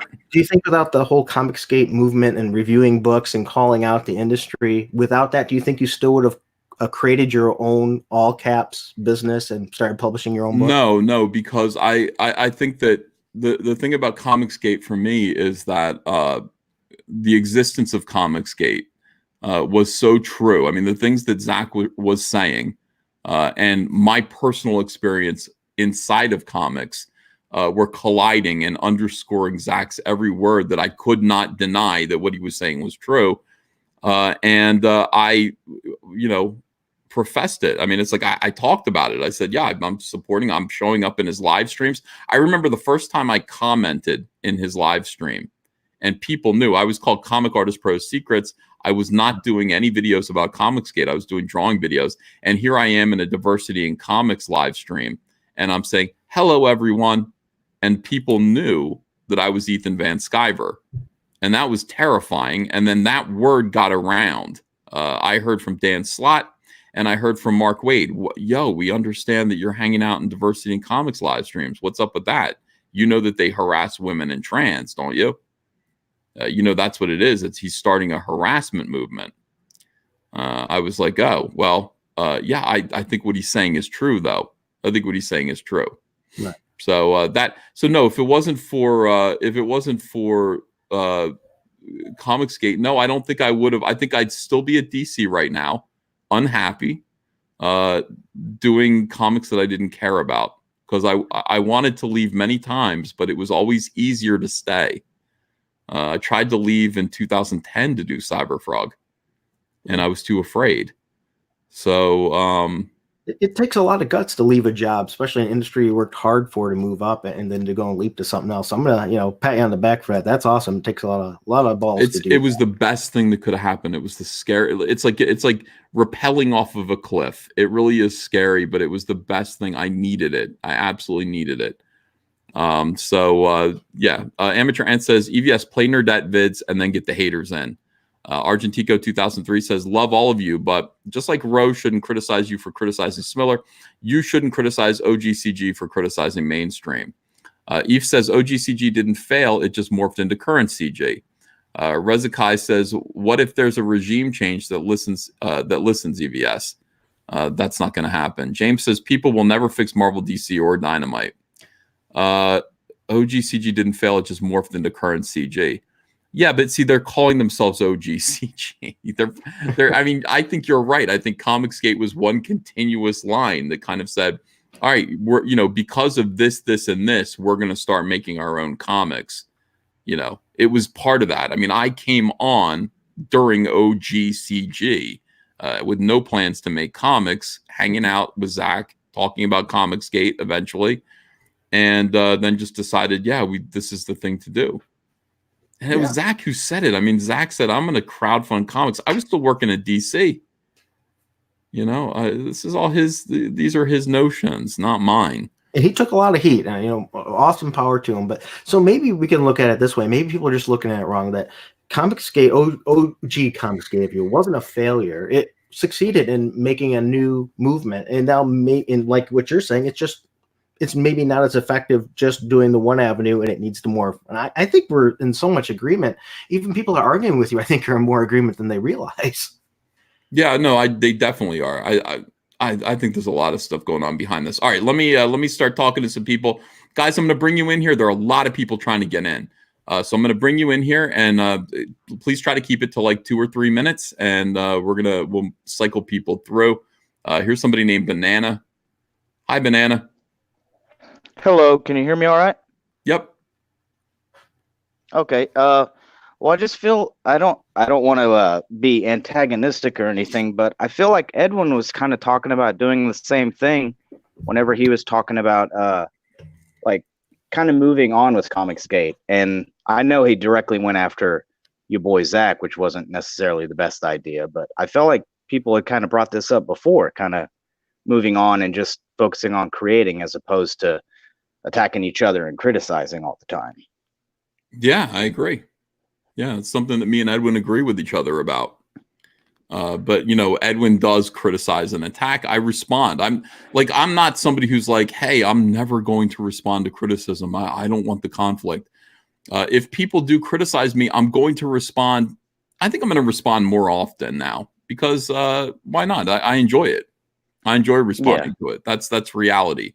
So like videos like this, like Nerd Newsstand makes a video about me, and I'm like, I might respond to this. This seems like, actually, I wanted to go to sleep, but then I went, no, I better do this because I think she wants to come on the show. Edwin's idea about moving on and not bothering each other and being ComicsGate over here or over here. I don't know if Edwin even still calls himself ComicsGate, but I got to say, I keep using John Delarose as an example where John Delarose and I are not on the same, we don't agree. We're not on the same wavelength, but he says he's ComicsGate and I'm going to leave him the hell alone. And I want him to leave me alone and do your thing and I'll do my thing. And then, look, we're trying to make $10 million. He's like, hey, I'm going to contribute to that. I'm going to do 12 books this year. Cool. 12 books, we'll add that to our total. So people need to just kind of stay out of each other's way. And I think that would be kind of the best thing. But, OG ComicsGate just, I think fundamentally, and when I say OG ComicsGate, I'm talking about the guys who were sitting there saying, Ethan, came over and took over this movement. It was, he made it into his own thing. Those guys, those voices who don't want this to be about making comics, I gotta answer them. It's ridiculous. Do you feel like it would have been a lot easier on yourself if you just wouldn't have used the phrase ComicsGate? If you would, like, ComicsGate was ultimately the movement that led to whatever it is you're doing now, but called it something else, and it would have just been an easier transition for you? No, because it wasn't my choice. Like, we got called ComicsGate. See, this is the thing. Like, ComicsGate now, we're like, yeah, we're ComicsGate. Like, I want a T-shirt that says ComicsGate. I'm proud of it. But we were called ComicsGate as a way to say, these guys are Nazis. These guys harass women and trans. These guys are scumbags. We don't want them in the comic book industry. They need to be removed. So, we just adopted it. There's no reason to say, we're not. We're Comics Great. And they're going to say, no, you're not. You're ComicsGate. You know what I mean? So you might as well just accept it, right? Well, I mean, I feel like, you've compared yourself to Trump a lot, and I do agree with you. And I feel like ComicsGate is kind of like your Keep America Great. It's almost a catchphrase that's like so linked to you. That's why people feel like it's like in a weird way, I feel like Edwin and Mike are to you what you are to many quote unquote OG ComicsGate. They see you as infiltrating and not being grateful for, I guess, the platform that they think that they've kind of built and you've made for them. So I understand their perspective. I don't necessarily agree with it 100%, but wait, I don't know. OG ComicsGate thinks I'm not grateful to them, you think? Or wait, what do you mean? When you say stuff like OG CG is dead, I feel like, yeah, they kind of think that you've kind of tossed them aside. I don't know. This is just me speculating. I'm trying to see things from both sides. Yeah, I think and I know. I agree with you that they feel that way, but there's no reason for them to feel that way. Mm-hmm. You know what I mean? Like I've never tossed them aside, and certainly, you know, all of them would be welcome to come on here and be a part of this show, as it were. If they were supporting independent creators, I would appreciate it. They don't have to support me, but you know, if they don't want to. But if they were actually supporting what we're trying to do, I would be thrilled. And again, that's, you know, people that we disagree with, like Edwin Boyette, that I personally disagree with, are supporting indie creators. So I don't have a problem with what he's doing in that regard. Though these guys are not. These guys are saying these guys came in and made our movement all about money. Well, it is all about money. It's the industry. It's a comic book industry. They're not listening to your words. They need to listen to money. And that's what we need to be involved in my opinion. Banana, what do you think of that? I appreciate it. I'll let, I know a lot of people are waiting, so I'll let you get to everybody else, but have a good night. See you later. All just right, for the record, I have nothing against money. Feel free to send it my way. I don't believe it. Sheila, aliens, how are you? I'm good. How are you? Can you hear me okay? Yeah. Look at that baby. Oh, that's my baby girl. Congrats. Yeah. Oh, thank you. So with this nerdette thing, I was wondering what's going on. I've been listening for at least an hour and a half and I can't figure it out, but I'm on her YouTube channel and it says she posted something that says video tomorrow about the hypocrisy within ComicsGate and the fact that for simply reviewing and doing something I love, I'm part of a harassment campaign. Absolutely ridiculous. No one can police my channel but me. What did she review and who said she was harassing them? Okay, so I posted a tweet yesterday, which basically said that OGCG, and these are people who are not engaged in what we're doing, making comics and supporting comics. OGCG is basically has nothing left to do. Okay, since their entire purpose was to make videos and tweets at comic book professionals, mainstream comic book professionals, SJWs, and get them to change, try to get them to change the industry and stop being propaganda. Now, the industry has closed the doors on them, called them Nazis, told them they didn't care, were not interested. They wrote articles. They did everything they could to threaten, rout out, and destroy ComicsGate. Okay. And then they double down on the same material that they're putting out. They're doing Captain Marvel 2. They're writing articles about how Ms. Marvel Kamala Khan is the best character ever created. They're promoting social justice warriors, and they're never, ever, ever going to stop. So at this point, continuing to make videos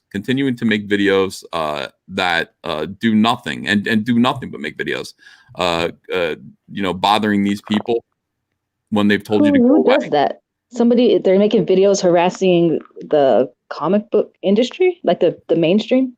Yeah, that's what OG ComicsGate used to be. I mean, that's what we were doing. We were sitting there going, look at this comic book. This comic book is full of social justice. We were like, Peter, this guy, Peter David, said this to me on Twitter today. Fuck this guy.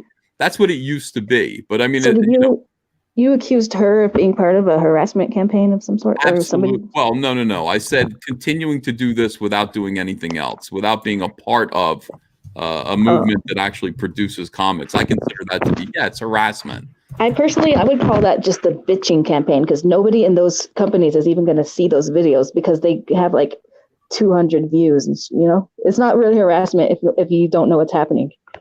Well, and the other thing is that it is kind of difficult when like most mainstream creators have blocked on Twitter. They've mass blocked everyone associated with ComicsGate. So it's all pointless. They can go ahead and they're not being productive. That is correct. They're not helping anybody. but I wouldn't say they're harassing because they're definitely not doing that, in my opinion. But it's all. Okay. All right. Thanks, Sheila. Appreciate No it. problem. Thank you so much. Have a good day. You too. Yeah, thank you. But when you said harassing, I guess you still think it's harassing at this point. But but then again, you didn't think it's harassing just reviewing the comics. So I think that was the disconnect. I think people that were reviewing the comic books felt like they were getting called harassers. But once again, I could be wrong there. But I think that's what the issue was. Well, let me make that clear. Reviewing comics is not harassment. Okay, not at all. Not at all. Making videos going, Dan Slott does this again, you know, et cetera, kind of is. Okay. That's all. Fair enough. I think that's important for people to get out there and get to know, because I really do. I think that was the disconnect. And by the way, you know, and this is the other part of that. Okay, I'm not saying that it isn't warranted. Understand that, you know, some persistent, you know, minor, small scale attacks on the enemy, which is what harassment is defined as, sometimes is warranted. I'm not even saying harassment is a bad thing. That's what they're saying. I mean, SJWs have always said, oh, this is a harassment campaign, and that is the worst thing imaginable. I'm not necessarily saying that. Right, and there's where we come to a really big problem in general with people. There's a gray area. How do you call it? When it's harassment, when it's critiquing, and where's the line? There is no clear-cut thing to that. So I can see why people are all over the place on that. Sure, yeah, definitely. But again, like I said, it doesn't. I'm not saying it's necessarily a bad thing. I'm saying it's a worthless thing. Sure, it's not effective. You're saying it's not being productive. I can understand that. Yeah, I mean, if you actually look at the way I tweeted what I tweeted, I just said, if you're not continuing to make your harassment videos of these people, you know, it's dead. It's just dead. All right, so let's see. Can I throw one out that might be a little pointy? Sure. Okay. Not intended to be rude or anything. You do a lot of Star Wars videos, right? Yeah. Would that be considered harassment, or do you think you took it to the point where it's criticism and then you stop? I don't know. Or do you still do Star Wars? No, I definitely no. It again, like people are saying it's the wrong choice of words. Wrong choice of words. I just don't think it's necessarily a bad thing. That's what I'm saying. I don't think it's a bad thing. I'm not accusing you because I don't know. I have not been around. Sure. I mean, I made tons and tons of videos demanding that Kathleen Kennedy be fired from Star Wars, fired from Lucasfilm, that Star Wars change, that Star Wars stop being social justice. Now, I don't have another step from there. I have nowhere else to go from there because I can't make Star Wars movies. But I think that the thing about it is that we kind of won. You know, I mean, that when it comes to Star Wars, we got The Mandalorian. The Star Wars. Is that good? Yes, it's really good. I haven't seen it. So. It's really, really good. So, all right, here we go. Sketch Therapy. Hello, sir. How you doing? How's everybody doing? Hail Caesar. Hail Sketch Therapy. How's everybody doing? Everybody good? Yeah, I think so. Sure. I think there's like I said before, there's three perspectives. There's the customer. The customer can talk about whatever he wants, whenever he wants. He's not a reviewer, so he doesn't owe himself to his fans. He doesn't owe himself to anybody. He's the money. And that's the majority of ComicsGate. The majority of ComicsGate doesn't make videos. The majority of ComicsGate doesn't make books. The majority of ComicsGate is just money. Money that's sitting there, money that's not going to Marvel. That's what it is, right? People discover ComicsGate. People go through the stages of mourning for the comics good industry at different times. So you're going to get some people that are first outraged and they're going to be hot under the collar. And you're like, oh, I was hot under the collar 2 years ago. Oh, I remember when I had that passion. But no matter what you say, that guy's still going to make a video about whatever bothered that person. Mm-hmm. And those are the people that sometimes go from just being the customer to getting deeper into it and becoming reviewers, right? Yep. Sometimes these reviewers think they can change the industry. Those that have been around for a while know it's not so, right? Right. But the money is what makes the world go round. So what are you gonna do? MovieGate can't make a movie. GamerGate can't make a gate. But damn it, ComicsGate can make a comic, right? So we're gonna do what we can do. That's the advantage that we have. We can actually, we couldn't win through criticism. That's clear. But we can make better comics. That's something we can do. We can't make better movies. We can't make better Star Wars. We had to try to push them to do that themselves. Another question I have is who? OG ComicsGate, who? Who are these people? You want me to name names? Yes, who is mad? I want names. We're talking about this mysterious entity. Well, we know we ain't talking about your boy Zach. We know we ain't talking about JDA. They make comics. We know we ain't talking. So who are these people? Oh, probably people who always talk crap about us, and this is just a new excuse to talk crap about us. Oh, is it people that hypocritically also go and share the table with those other comic makers that also call themselves sort of anti-ComicsGate, right? So, what are you here, breaking bread? Oh, yeah, no, I'm OGCG, and OGCG is against all this making money, except it's my anti-Ethan Van Sciver pal over here, unless it's, you know what I'm saying? So who you breaking bread with? Talking all that, oh, you know, you can't make stuff. You can't make stuff. Are you hanging out with people that hate us but make stuff? Hypocrites? Because I see a lot of hypocrisy. I feel like this is made up drama, artificial. Who are these people? Who are they? These people, the black glove people? This smells like black glove to me. Because who are these? Who are they? Show them to me. Give me a list. Give me 3 of them. Just tell me 3 of them. Who are these OG? Because OG means a long time ago. We're talking, what, 2016, 2017?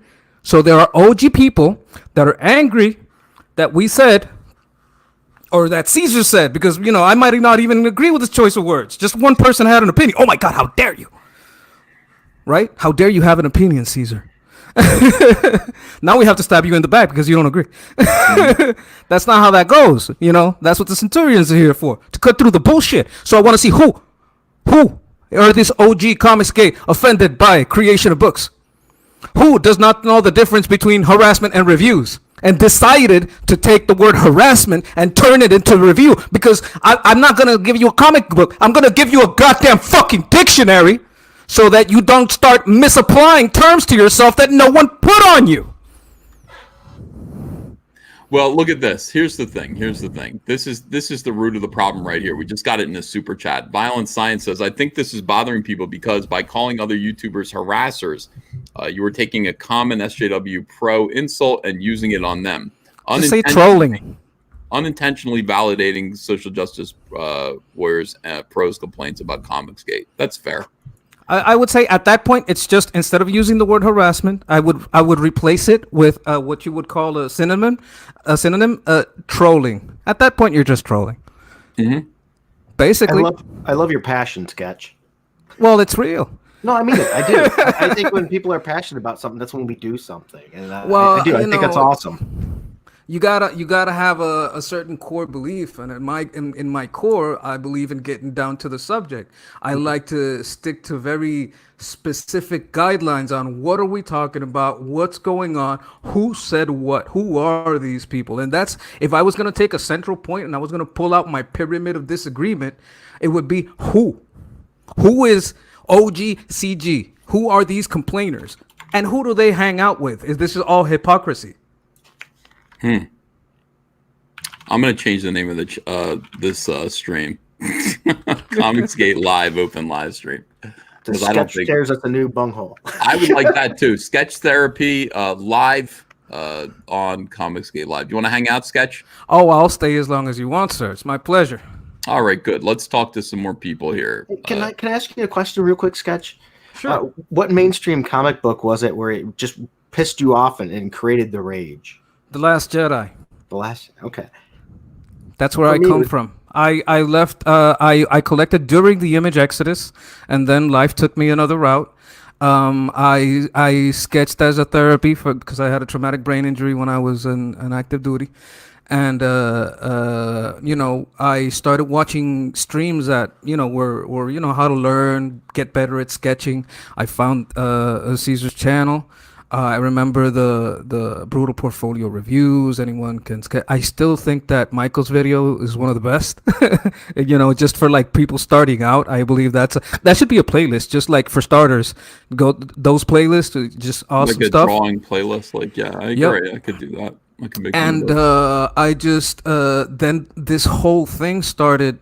I'm watching this guy is famous, giving good advice, nice guy, and I see all this flack coming, and then I learn about the Gamergate and the ComicsGate and the MovieGate, and about all these people that are for, I don't know, corporate or political reasons gating what is entertainment as a club that you can be in or kicked out of. Mm-hmm. That's how I came to this. And you've been in the community ever since, going to all the live streams and all that stuff. It's great. All right, let's talk to Jens Peter. How you doing, sir? Yeah, all right, Ethan and model and sketch and that. Yeah, all right. Yeah, I would just thinking. I'll if the Last Jedi did that to you, I don't know what the rise of Skywalker. But that's for a different to buy. Oh yeah, back to the sort of ComicsGate and that. I think I'm a bit more clearer. I see it as they see you, Ethan, as you've left the battle, but I think what you are doing is you're just fighting the battle from a different side, because it's all right then, as like said, sort of like where. It's all right calling it crap and that, but if the people ain't got an alternative, then there will be buying that stuff. And so without you, there's no point in saying it's crap, because there's no alternative. So they'll be like, yeah, well, it is crap, but people are buying it because there's nothing else there for them to buy. Mm-hmm. Yeah, well, we gotta make our own stuff. I mean, we've got to. I mean, that's the only way. That's the only way now.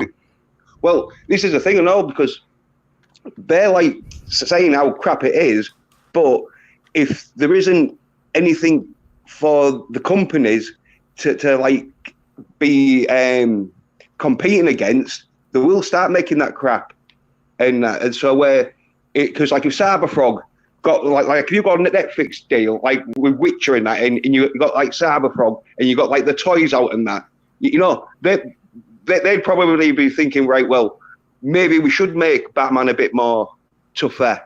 Mm-hmm. Yeah. Well, the customer is the money, and where the money goes, corporate, might say a lot of things, but in the end, they're about the money, because they'll show you one face to one country and a completely different face to another country. Right, so if they can see, wait a minute, this does, this Netflix special over here, this Chappelle made me money, so they'll open way for more things like that. Bill Burr, a lot of people watching this. The Mandalorian went a lot better than the sequels. You know what?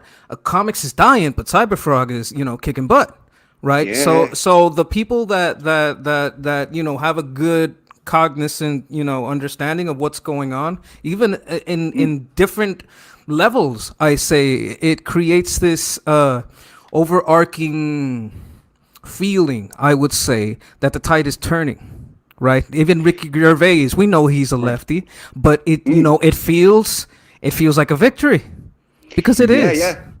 I agree with you. I absolutely agree with you. I think we're showing by stepping up and saying, hey, we're not buying these books or complaining about what we do. We've helped, just like Ethan said there, he helped, that spawned him to create his business, has spawned other people to step up. I think that's a win. And if the more money they do, the more money they make, the more it's going to force those other companies to change their ways if they want to make it too. I absolutely agree with you 100%. That's what it is. It reminds me a bit of when Richard Branson started up Virgin, where he got the Sex Pistols, and from that, well, I think he had a few other bands, but the Sex Pistols was one of the bands that, like, from being like a garage sort of recording studio into the multi-million, billion sort of company it is like today. Yep. Jens, thank you so much, buddy. We'll see you again. Yeah, cheers, Ethan and Martel and Sketch. Cheers. See you later. Yeah. All right, let's get Charlie's London on here. Hey, Charlie's. Hail, hey, sister. how you doing? Hey. Good. Oh, let me Wonderful. read a couple super chats really quick, Charlie's. Do you mind? I got a couple big ones here. No, not at all. Mark C says, I don't understand why OGCG would be upset. You fought against this idea. To me, this is just telling guys like Unranked Chevron, well, I guess you're right. You're giving them what they asked for. Yeah, Unranked Chevron has been making ComicsGate is dead videos forever. You know, it's like, yeah, I agree. You know, I agree. Your version of ComicsGate is dead. What you were doing. We're moving forward. Yep. Since you've delineated a difference between us, I think it's fair for me to do that. You know, right back at you. Horace Cock Johnson, thanks for $20. Say people that are on social media have been called horrible names by creators. I think they might be sensitive, and so when a creator that they showed support for in his time of need calls them harassers, they might feel betrayed. I understand that. I just hope you understand what I'm saying. You know, I'm not calling harassment. The word harass. Trolling. It's trolling. At that point, you're trolling. Yeah, it's been misused. 200 Watt Studio says too much British accents overload. I think there's just one right now. I'm an Anglophile. I love it. I know, me too. Charlie's, how you doing? Yeah, I was actually getting ready to go to bed. When I hadn't seen this video, and people started putting in the chat that she'd mentioned me, and I was like, what? So my partner and I watched the video. It got to the end, and I was like, she literally attacked me over a tweet I sent about being with ComicsGate. If the world was on fire, I'd still be there. She called me an attention seeker. I'm just really disappointed because she called you an attention seeker? That's not nice. Yeah, she called. Yeah, and before she left Twitter, I was like, she followed me, and I don't understand where this has actually come from, because if that was me, I'd recognize the name of someone that followed me, and I'd be like, oh, you know. And plus, the context wasn't even in anything to do with what I wasn't even referring to her. I was literally, to be fair, Ethan, I was buzzing off of last night of being on the stream and chatting to people, and you know, we watched it back today, and my other half was like, I can't believe I was that drunk, and he was just laughing at himself. You guys were great. It was fun. Thank you. And we was reading the comments. There was so much love in the room, and then that tonight, and I was like, you know, I've got to be up in like 4 hours, but I can't sleep because I'm like, this is ridiculous. What am I going to wake up to? I know ladies of ComicsGate should be trying to get along. They should be forming a, you know, their own thing, you know. But you know, I think she's shooting from the hip, and she took a word to mean, you know, you were talking about trolling, and you know, I don't think if she's just reviewing, she's not trolling. Yeah. She might be saying bad things about Charlie's London, actually. She might be harassed. Oh, at that point, definitely. Yeah, I don't know. I haven't watched the whole video, but you know, when people get mad sometimes, especially if you're doing a video and you put something out, you let that heat get to you. And, you know, I know I've done things and I had to go, should I post this video or not? I've done that on Twitter. I go, am I going to tweet this? Should I hit the... fuck it, send. And then, you know, whatever happens, happens. Like in this case. Well, my 20 dead accounts will testify to the fact that I do not think twice.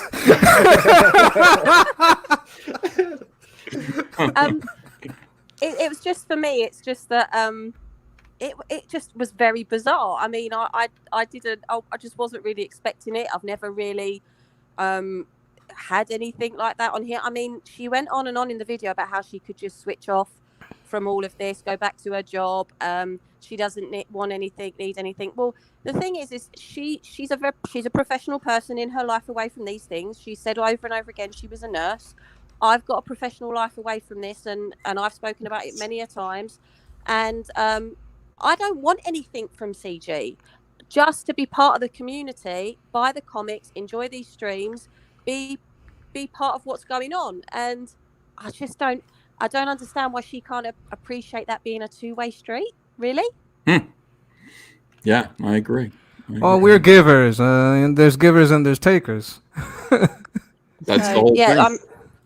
I mean, so much for me being like coming on here having a row with you, Ethan. Obviously, I wasn't going to do that. I didn't think so. I was like, oh, Charlie's here. She's probably, you know, upset about. You can get mad at me. You can call me mean stuff. No, I was just really, I just was like, what? And I just thought when you opened up the stream, I thought, I'm just going to get out there and view my points, because like last 13 days it's been now, we've been just promoting the CG UK stuff and getting really out there, and don't really understand where this has all come from, because it's just been we've just been doing our own thing, as you've seen, Ethan, in our own bubble, being our own selves. It's just really strange. Yeah, I know. I mean, everything's changing. I think 2020 caused a lot of people to kind of, and it's a completely arbitrary thing. It's just another day. But the fact that the calendar flipped, a lot of people are like, I got to change what we're doing and change the direction.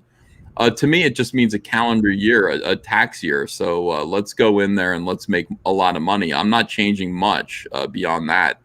Just setting a goal for ComicsGate, because I really do believe this. I believe the only way to affect change is to be terribly, terribly successful. The only way to really beat your enemies is to beat them by living your best life. I think you kind of success is the best revenge. Some people say that's correct. Like, you can sit there, you can say snarky things on Twitter. Ultimately, you're just giving these people attention. But if you are tremendously successful, if you make $1 million on a frog book, then the people who called you a Nazi, it bothers them for some reason. I mean, that's the thing. Success is the best weapon. I want ComicsGate as a whole to do that to the comic book industry. I want us to make $10 million this year, and it's still early in the year. I guess we can count Graveyard Shift Volume 2. I believe it's the year of 7 figures. Dang right. I believe it's the year of 8 figures. Well, yeah, sure. Let's get to $10 million. But I see more individuals within ComicsGate crossing that threshold, and others on their second campaigns getting to that 6 figures. Like, it's gonna keep. I see a snowball coming, because a lot of people are gonna start. I don't know. I see the movement growing, and I don't see the momentum getting any slower. Especially when I look at this Graveyard Shift with a Werta cover. Mm-hmm. That tells me something, and you know what? I got great hopes for CG Jumpstart. Vestige is doing great. We have Kyle Ritter is doing great. We have so many people that have like great potential, and I see it like more people reaching 6 figures that started with 5, and I see that progressing. I see more people getting to 7 figures individually. I mean, you were almost there. Your boy Zach is almost there. Oh, right? You mean total, like cumulatively? Yeah. No, of course. Counting all campaigns together. Single campaigns. Once we start getting single campaigns to 7 figures routinely, that's going to be amazing. So far, we've only had a few books hit 6 figures. I mean, maybe like 10. I don't know how many have hit 6 figures, but we need to make that a more persistent, consistent thing. I was happy to see that, last year, if you were on my show routinely, if I promoted you, you would make, and you weren't like a regular, like a pro, you were just a new indie creator, you would make $25,000. Like, that was the minimum that you would. I think JDA is in the chat. Yeah, JDA is in the chat. I've seen him sometimes. You want to say something to JDA? I'm glad he changed his name. Yeah, he did that because the chat asked him to, which is probably nice of him. Might as well be yourself, I'm saying. Yep. So in any case, now they're making $35,000, which I think is tremendous, and we can keep that up. That kind of success is great. It's encouraging. Thanks, Charlie's London. I'm going to let someone else in. Give your husband a hello. I will do. Don't worry, Ethan. Thank you for having me on again. No problem. Bye-bye. Bye. All right, let's get Rhino in here. Hi, Rhino. Yeah, hello, everybody. This is Renault. Good to see you, brother. Good to see you. Thank you so much for inviting me in. So I got 3 little PowerPoints here. The first thing is, you were asked about the Gwyneth Paltrow thing. Gwyneth Paltrow released a perfume that smells like her vajayjay. What? Yeah, that's the Gwyneth Paltrow thing. And you know what? She probably got it from Narwhal and his garlic. Well, allegedly, Rumble Terrier has done the same thing. I don't know if that's true or not, but I was sitting there reading the chat. I didn't hear what you just said. That's funny. Okay, all right. Let's be nice. The other thing is, this is to my super chat. But just to clarify, that super chat was actually for Captain Frugal, JDA, Douglas Ernst, Nerd Wonder, your boy Zach. Those are people who are essentially OGCG, and of course you, Captain Frugal, you intend to eventually launch a project as well. All these people who are saying that creators can't be ComicsGate, how come they are not bringing these concerns directly to you, like, or your Nord Wonder or JDA or Ernst or any of those people? They're saying these creators, well, all those people and eventually yourself, you would then become a creator. Do you think they're going to get in your face like they've done to EVS and say, well, you're not ComicsGate all of a sudden because you're as OG as just about anyone? And that's true. That's a good point. I haven't seen any opposition for me creating a book. Matter of fact, I've had nothing but positive response from people. The community, look, I don't have a huge channel and I don't have a massive platform, but I will tell you the community that I get to deal with day in, day out is nothing but phenomenal. They've been wonderful. And by the way, I encourage you to, and I wish you the best of luck when you are able to actually, launch your project, whatever it may be. Sometimes it's good when people you're not as necessarily agreeing with makes money because they leave you alone and they go, deal with their money. Well, and sometimes, I hope you hit the lotto, so you just leave me alone. If you're gonna, that's as positive as I can get. Well, and the reason why I was just bringing that up is because that kind of shows the, for lack of a better phrase, the utter cowardice of some of these so-called people. Because they're more than happy to launch arrows at EVS because he's not without it. He's not necessarily the OGCG. However, they're utterly ignoring all these other OGCG people who are creators or eventually becoming creators. So they're just launching arrows without even thinking about what their criticism actually means. I don't even know who they are. Who are these people? Give me some names. Give me 3 of them. Who are these OGCG people? Well then, that says a lot. No. It does. I don't want to give them. That's not what I'm going to do. Well, I get it. I'm not going to put them on blast. It's your stream, so I actually have a list of names, at least a couple of them. But if you're not, because I'm all about naming names, but. It's your stream. If you're not about that, then I will remain silent. I'm not about that. If you want to bring up a name, go ahead. But I'm not.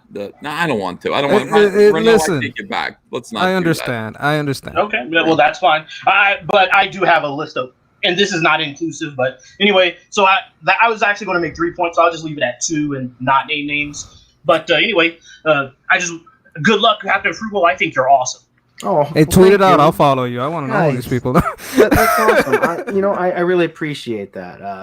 But one of the best ways you can support me right now is to support the other independent creators right now. You're creating that market and growing that market. That's ComicsGate. Thank you, Renault. That is thank you, Renault. He's OG. He's been around for a while too. I've been watching him around for a while. Mm-hmm. He's always very supportive, very insightful, and he's one of those people that keeps the receipts. He's been around, and I agree with him. I mean, when we look at it, there is a little bit of hypocrisy in all this. Here's Nathan Brendan Masters. Hello, sir. How are you?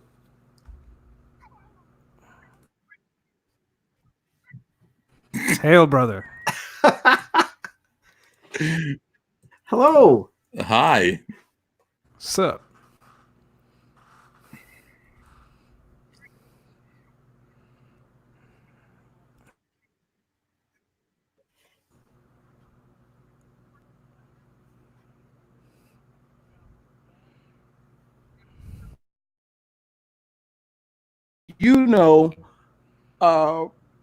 Things we say, certain words mean certain things in the ComicsGate community, and it affects people in certain ways. Things like harassment, that's the word that's been thrown at us a lot just for having opinion. I didn't mean you, Nathan. Well, no, I actually know what you meant, but when people are hearing this, what they're thinking is they're hearing it as it was thrown at them, at all of us. Actually, it was thrown at us for very, very small stuff, like very silly stuff. It's just we had opinions and people didn't like it, and they said, "Oh, you're harassing us for calling us out." Even when we were 100% right about stuff, we were harassers. So people hearing you say that, especially now with everybody the way it is, everybody kind of thinks there's always this kind of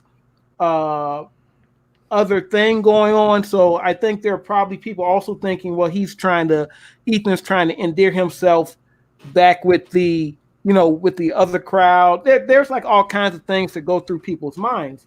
I kind of understood what you were saying, and I think most of us who listened to you understood what you were saying. But there's this idea of just the word harassment that makes people feel some kind of way. So it is the language, to a lot of us, the language of the SJW. So when they hear it, they automatically go, wait a minute, why is Ethan saying this? I think the better word, as a matter of fact, somebody actually said this in super chat. I think the better word probably would have been troll, like they're just troll. And I was just saying that. Me trying to be a word police. Right, you're the one saying. I agree with you. Hey, I'm with you 100%, brother. I think it's just a misuse of a word that was taken the wrong way because it's been misused against us. Because I think if you go to the more literal definition, then the way it's been misused against us, that's why it's triggering, because it's been misused against us. But if he's like correctly saying troll by another way, then it is what it is. I mean, if I go after the same person over and over again and just every single tweet, well, yeah, I'm kind of trolling. Is it harassment? Isn't it harassment? Well, it is Twitter. And this is one thing I'll say about Twitter. I don't mean to interrupt you. I just, Twitter is like a titty bar. You don't go into the titty bar and complain about tits. This is an open forum format. You don't get an account to an open forum format and complain that people are openly replying. If you do that, you're a fucking moron. So if you're talking about Twitter and you feel harassed on Twitter, don't join an open format platform because you obviously don't want replies. Now, if you went into an open forum platform and you're mad about replies, you're a goddamn idiot. Just like if you go to the titty bar to complain about the breasts. It's amazing how many people actually think that Twitter is like a private, some kind of private chat room for themselves, and they're shocked when people respond. It's but the next thing I did want to bring up about the OGCG thing. First off, I want to say this: CG won. We won. Okay, we won this thing, and we won it by doing exactly what we're doing, creating our own stuff. That's how we won. But now we need to find other enemies because the SJWs, they're, we can talk about them, but right now, as far as we're concerned, they're not really having an effect on us like they had back in the day. We're not even really afraid of them anymore. Whereas back in the day, I mean, a lot of people joined ComicsGate because they were afraid of SJWs. They wanted to have, strength in numbers, and they became ComicsGate. At least the creators and people who were afraid to say things and be out there and say, this is what I believe about comic books or about this kind of entertainment. They wanted that strength in numbers. So we won this, and now we're turning against one another. And one of the things that I find that doesn't seem that people don't understand, it seems people don't understand this. Who is we though? Because I don't think it's that much division. I'm saying it's just who are these people? Who is this division? I don't think it's that many people. I mean, if you look at 90% of ComicsGate, they're together, and I think maybe 99 is together, and there's like this one tiny faction. Because I don't think we're really turning on each other. I think there's like 7 people on 7 accounts that get really mad about I don't know if they're being disingenuous or purposefully, self-deceiving, but they take a little thing, turn it into a big thing for the drama, for whatever, because they know they're not going to win over this audience and they can't go back to the one they had. Well, I think that's part of it because you don't, and just honestly, if you're in CG or if you're just on the internet at all, you're probably not making money if you're not getting involved in the drama. So sometimes you have to create stuff. And I know for a fact there are people, and again, I know we don't want to get into naming names, but there's at least one person off the top of my head right now that I know who their whole thing is particularly about Ethan and ComicsGate in general, every day or every other day they're doing a video, and it's completely just so that they can have drama. They're doing the exact thing that they always complain about. I'll just say that person calls himself a consumer advocate, but they're literally just making videos to make money off of the ComicsGate drama. That's literally all they're doing. I don't even know if the channel is monetized, but if it gets monetized, that channel is going to make a nice amount of money, because there's enough people who dislike ComicsGate, which is odd because a lot of them came from within ComicsGate. There's enough people out there to actually make anti-ComicsGate a thing. Which is strange, because they act. No, I doubt it. I doubt it. They can barely get monetized. They can barely get views on their videos. The way they talk about us will usually demonetize them. They may be looking for clout. I think it's clout. I think there is that search for clout, but among themselves. But because they know they're not gonna do well in they can't go back to the conventions, right? Because they're already on this side of mainstream. Right. They're on whether they pro ComicsGate, mainstream will always see them as ComicsGate. So they're already on this side of mainstream, so they can't do the whole convention circuit and whatnot. They also can't come to CG because they they burn their bridges here, right? So the only thing they have is have this group of bridge burners who they have a little bit of a circle jerk going on, and good for them if it stokes their ego. But I don't think it'll lead to money. I don't think it'll even lead to monetization. Hey, Nathan, thanks for coming on, pal. I'm going to move on to the next guy, but I appreciate it. Good thoughts. All right. Good to hear you, brother. All right, let's see here. We got somebody named Fatty. This will be a hoaxer. How you doing, Fatty 057? How's it going? Good, man. Hey, it's Sketch. How you doing, brother? So not bad. I've been. I like that's Doom, right? Yep. God mode, yeah. All right. I've been around for a while. Pretty much when Tug and Yellow Flash started, and I never really got into claiming I'm OG or anything, but I've liked watching everything progress over the last 3 or 4 years.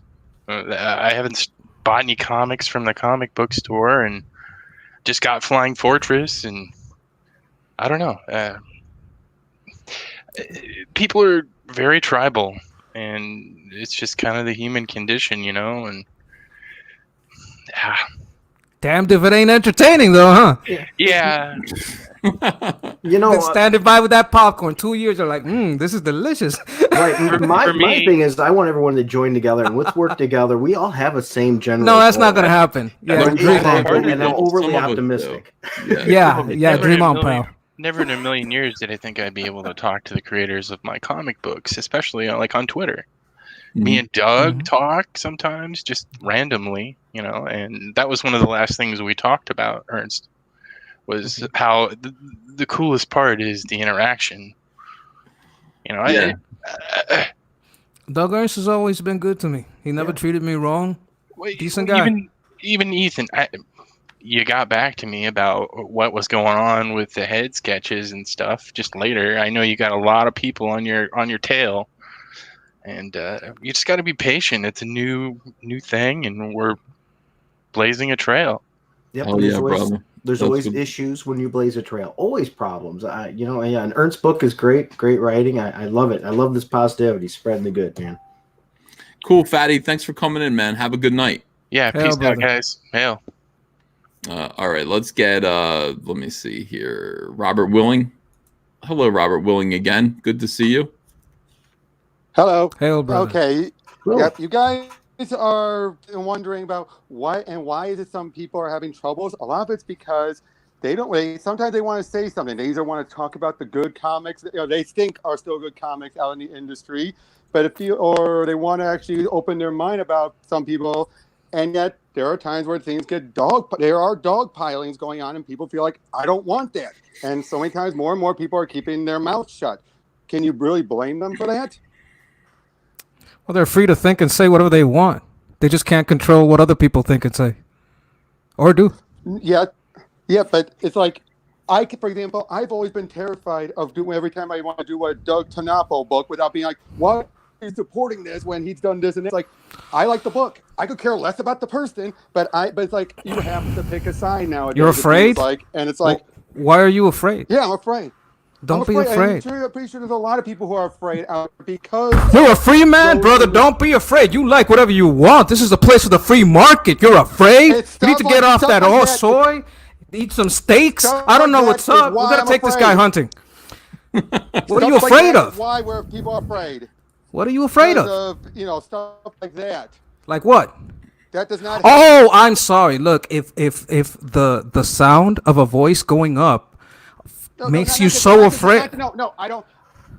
What are they afraid of? Like that. I mean, people are afraid of the harsh dog pilings. People just pouncing on them. Oh, so people go to an open format where there's thousands of people that are supposed to be able to reply, and they are scared that thousands of people may be able to reply, even though that's the whole purpose of the format. So people. So is there like a disagreement limit where we have to agree with the people that talk on Twitter? I mean, if you say something stupid, people are going to disagree. All right, I'm muting everyone. Shush. ComicsGate. All right, hold on a second. Sheila Alien speakers blew up because of Sketch's voice. You blew up her speakers. Sketch got very passionate. I'm sorry. No let me move like a little bit away from the mic. Is this back better? up just a little? When I say shush, I don't mean stop talking. I mean talk a little quieter, just a little bit. Your passion was overcoming the speaker. Look, we can't control people's fear. I mean, what I suggest, this is my suggestion, and I'm going to be very clear and very calm about this. Now, what we have is a problem with the chicken. There's a lot of estrogen in it. Switch to Chick-fil-A. Chick-fil-A took out the estrogen, so you're not going to have all that soy in your system, and you're not going to be afraid of stuff like words and images. That's meant though by the fear that you don't say anything that the majority everyone in ComicsGate is now in complete harmony and agreement on saying, and if you don't agree with it, that's when the dog pile happened. If you do agree with it, people are like, attaboy. And this is, I'm also on the anti side as well. I'm calling on both sides. Unless you are towing the line, you will get dog piled. If you do toe the line, attaboys. I am so tired of that. And that's why I'm pretty sure there's a large silent majority out there who aren't speaking out. Caesar, do I agree with everything you say? No, you agree with almost nothing I say. But do I disagree openly? I'm not just saying Caesar. I'm not. Did I say just Caesar? I did not just say Easton. I'm talking. Oh, you're gonna keep moving this goalpost. I don't know what to do.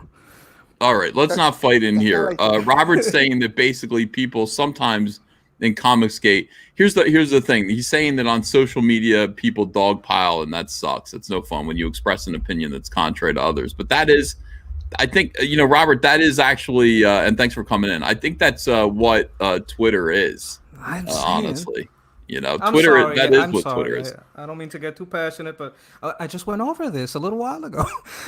Yeah, Robo Hector, how you doing? Hail Caesar.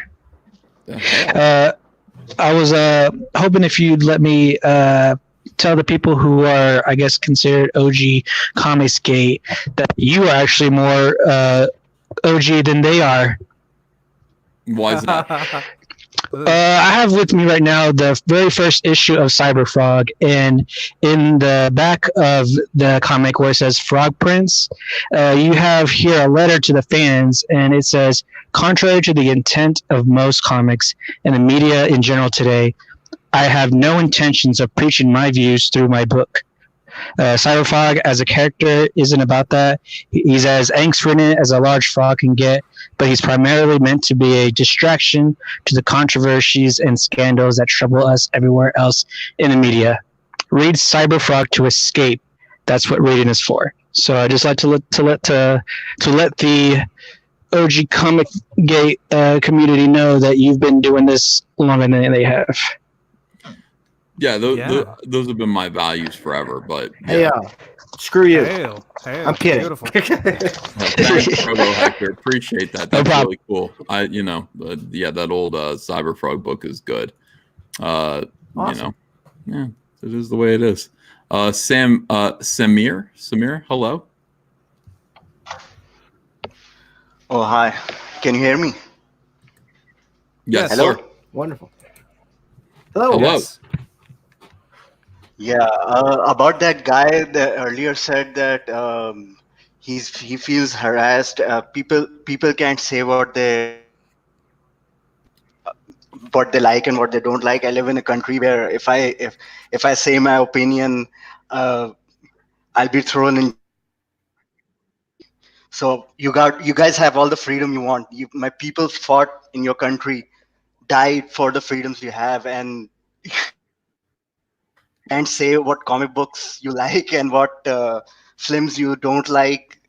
I don't know. I'm sitting here from a third world country, and it really sounds ridiculous. Oh yeah, one more thing. I got your Cyberfrog book all the way in Pakistan, and unlike some that took the money and did not deliver, like I'm really grateful for you keeping your word and not ignoring the market here, all the way in the Middle East. We'll ship wherever you are. Hell, brother. That's what we do. We'll ship wherever you are, and we, you know, whatever we charge, we try to put a fairly reasonable price on there. I know, you know what? It's kind of tough because I think overseas we just charge a flat rate of like $20, I think, and that money's got to go for shipping, international shipping, and then all the supplies. And I'm actually paying people to pack the packages up, buy the package. So it seems like a lot. I want to find a way to get that cost down. And thank you, Samir. Thank you for coming on. I appreciate you. I want to find a way to get that. Yeah, I want to find a way to get that cost down. Thank you for supporting indie books, man. That's awesome. Yeah. Okay. Yeah. No, I actually will. I will ship wherever you are. Can I make a point on this? Yeah. I think we have real market data, and we are reaching many countries and many demographics that people would say would be ludicrous for us to have, but I think we are definitely there. I think we are. I think, you know, if you look at your numbers, you could probably see you're going all around the world, right? Yeah. Yeah. No, believe me. I mean, Africa, every continent except for Antarctica. Antarctica is getting Cyberfrog, and it's terrific. So that's where we want to be. I mean, look, the comic book market isn't that big. There are people who want to read comic books all over the world, however, and we have to find a way to reach them as easy as possible. I was in the car listening to a review, and somebody said the two biggest problems with Cyberfrog are just the price and how long it took Ethan to draw it. And, you know, yeah, exactly. Well, how long it took me to draw it, I guess I can narrow that down, you know, by going faster. But the price of it, that's going to be interesting. I would love to make Cyberfrog 2 $20 instead of $25 and just see what we can do. Whittle it down a little bit. Just like talking to people and saying, you know, this book's originally, the hardcover is going to be $40. No, let's make it $30. And I wanted $100 for the hardcover deluxe edition. Fans said, no, $80. Okay, $80. Let's make it $80. We can do it for $80. If I could get Cyberfrog 2 out for $20, the one thing that's really gonna be the one thing that makes me sad about it is it's gonna like narrow my total down. And you know, everybody's gonna be looking at me like you know, judging what I make on Cyberfrog 2 versus Cyberfrog 1. It's just gonna be another thing that people hope I fail at. But I think that if I make it cheaper, I might make it up in volume.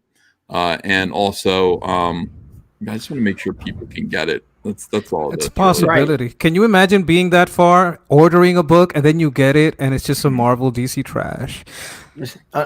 Unfortunately, it's gonna be really hard to get. We can serve that. A lot of books have been released before you can see at what price point is the most effective. That takes a lot of sales and a lot of time to get that data. But yeah. I'm saying these passionate people are all over the world, and if you give them a good product, they're gonna order it. They're gonna want an alternative, especially if you're that passionate that you're basically ordering from around the world, from across the world. Lama Giganti says 25 is fine. Just ship the damn thing. In case you guys don't know, everything's going to be out by Wednesday. Like everything, the line art variants. I got 4 campaigns. You've already have you received any of them? I got one. I got the set of Android. It's beautiful. Oh. I still have the 2 of everything. I have 1 standard of the first campaign and a 2 of everything, and I got the all variations on the line art. Yeah, I'm hearing a lot of people who ordered 2 of everything say they haven't gotten it yet. And there's also somebody in the chat named Todoroki who says, I did not hear his Todoroki is a beast. He's like, I haven't gotten my Cyberfrog team up variants or Ashcans or Salmandra Chrome. Oh wait, he's saying, hold on, let me read this. I keep seeing him, and I go into my. He's like, I'm messaging you, and I'm looking for him, but I keep looking for Todoroki is a beast, and I can't find your message. Team Up Variant and Ash Cans, those were the last to ship, and those went out, so you're going to get those soon. Salamandroid Chrome Cover Second Chance comic, no, you wouldn't have that yet. Andrea and I are shipping those by hand. So your Team Up Variant should be here in your hands this week. I will say that right now. I'm pretty sure it already shipped. Hail on TA. Yeah, we're gonna actually, because I'm the Second Chance campaign. There are only 800 packages that need to go out. We're like, let's just do it ourselves. I bought 1,000 bags and boards, and I bought 1,000 Gemini mailers. And we're gonna try using the Gemini mailers that everyone likes. And those things are tough. Yeah, they'll hold up. You know, we're gonna mail them out all ourselves. Andrea bought the postage machine. She got one of those. So we invested in all this stuff just to see if, you know, we can do small campaigns by ourselves, fulfillment. I want to be able to go through, I want to have a campaign like this has like 800 people, checking them off the list, you know, rather than just saying, here it is, fulfillment, you handle it. I want to make sure that everybody gets checked off the list and that we did it ourselves. It's going to be fun. Well, if you throw a head sketch in one of mine, I won't be mad. Spectre of Comics, how are you? I'm good. How you guys doing? Good. What's up? No, I've got a couple of points about this. First off, just first things first. Sketch therapy, my dude. Is it too late to apologize to you for kind of flying off the handle? Never. I'm not an SJW. I accept apologies. Sorry. I think it was about V or something like that. I was like memeing Kick V. I was only half memeing, but like I was. Oh yeah. Well, at the moment, I might have been heated, but after a little time, I'm like, okay. It's no, like look. The thing with V is like I never seen him himself like do evil. I mean, like maybe someone around him did something that was kind of. Like I said, it was half memes, dude. But my point is kind of just that area of YouTube has like had their 15 minutes like 10 times, and they ruin a lot of stuff. So like, I just don't like communism, and he talks against it a lot because having lived to it, that's just my whole thing. I don't want to get political though. And no, he's got some pretty good political views, and he just seems like a really smart guy. But like it was half memeing. But my points that I want to make about like this whole situation with Nerdette, I love Nerdette and her channel and everything. I think she's responding to this in a way that is kind of like how a lot of smaller YouTubers are responding to YouTube in general. I have a bigger channel in this, and I don't really care about like the subscribers on this channel at all. Like I want to provide feedback for people who are actually going to use it. That's why like I'm doing ComicsGate reviews pretty much exclusively because they're the only people who are really going to listen to a YouTube reviewer. But I think that a lot of smaller YouTubers are just seeing this complete stunting of their growth. And it's mostly because of the algorithm. It's a lot because of the politics. And they're kind of panicking. A lot of bigger YouTubers are doing it too. Like you'll notice it. There's like during a lot of people who were never making videos about Star Wars. No offense to anybody who makes a lot of videos about Star Wars, but like a lot of people who are making a lot of videos about Star Wars suddenly start making a lot of videos about Star Wars because people are scared. And I totally understand that. I think that she's just responding to that stymieing of YouTubers being able to grow in a way that's kind of making her panicked. And she's kind of taking a lot of this stuff as abuse. And I also think that the way that you worded, like, it's harassment to continue to criticize people. It's not what you meant, obviously. Like, you didn't mean like criticizing people is harassment. What you meant is like over and over and over, like the way that SJWs do it. The way that they just kind of like, they're never going to partake in what they are criticizing. They're not going to pay for it. They're just going to make up excuses to not like it. That over time, I could see how that could be construed as harassment, but I don't really agree so much with that. But I also think that the wording triggered a lot of people. Yeah, I think that's right, man. I think that's correct, Spectre of Comics. And thanks for coming in here. And by the way, YouTube is definitely right now. People keep saying, why are you still at 132? Well, one of the reasons why I'm at 132 is because at this point, I'm kind of just doing live streams. I consider Star Wars to be a war that we kind of won. I mean, I'll still talk about it, I guess, from time to time. But right now, I'm also just fully engaged in ComicsGate and comic books and Cyberfrog. That's what I want to talk about. These are not topics that grow channels. Now, also, YouTube is beating the living hell out of anything that seems right of center. and they're Yep. doing it artificially. I will gain 600 subs and lose 600 subs. And it's because and then I'll hear people say YouTube just unsubbed me. I didn't unsub from you. I've had a channel for like 3 years, but my art is not like very good, so I understand why it wasn't growing. It was just like a demonstration, like, you know, sketching as a therapy. But you know, I can't get to 500. I mean, and I've been you know, I try, but the algorithm isn't kind to the noobs. So Yeah. you know, Well, and it's it hard for isn't me to kind of- promote outside because my Twitter's always getting canceled.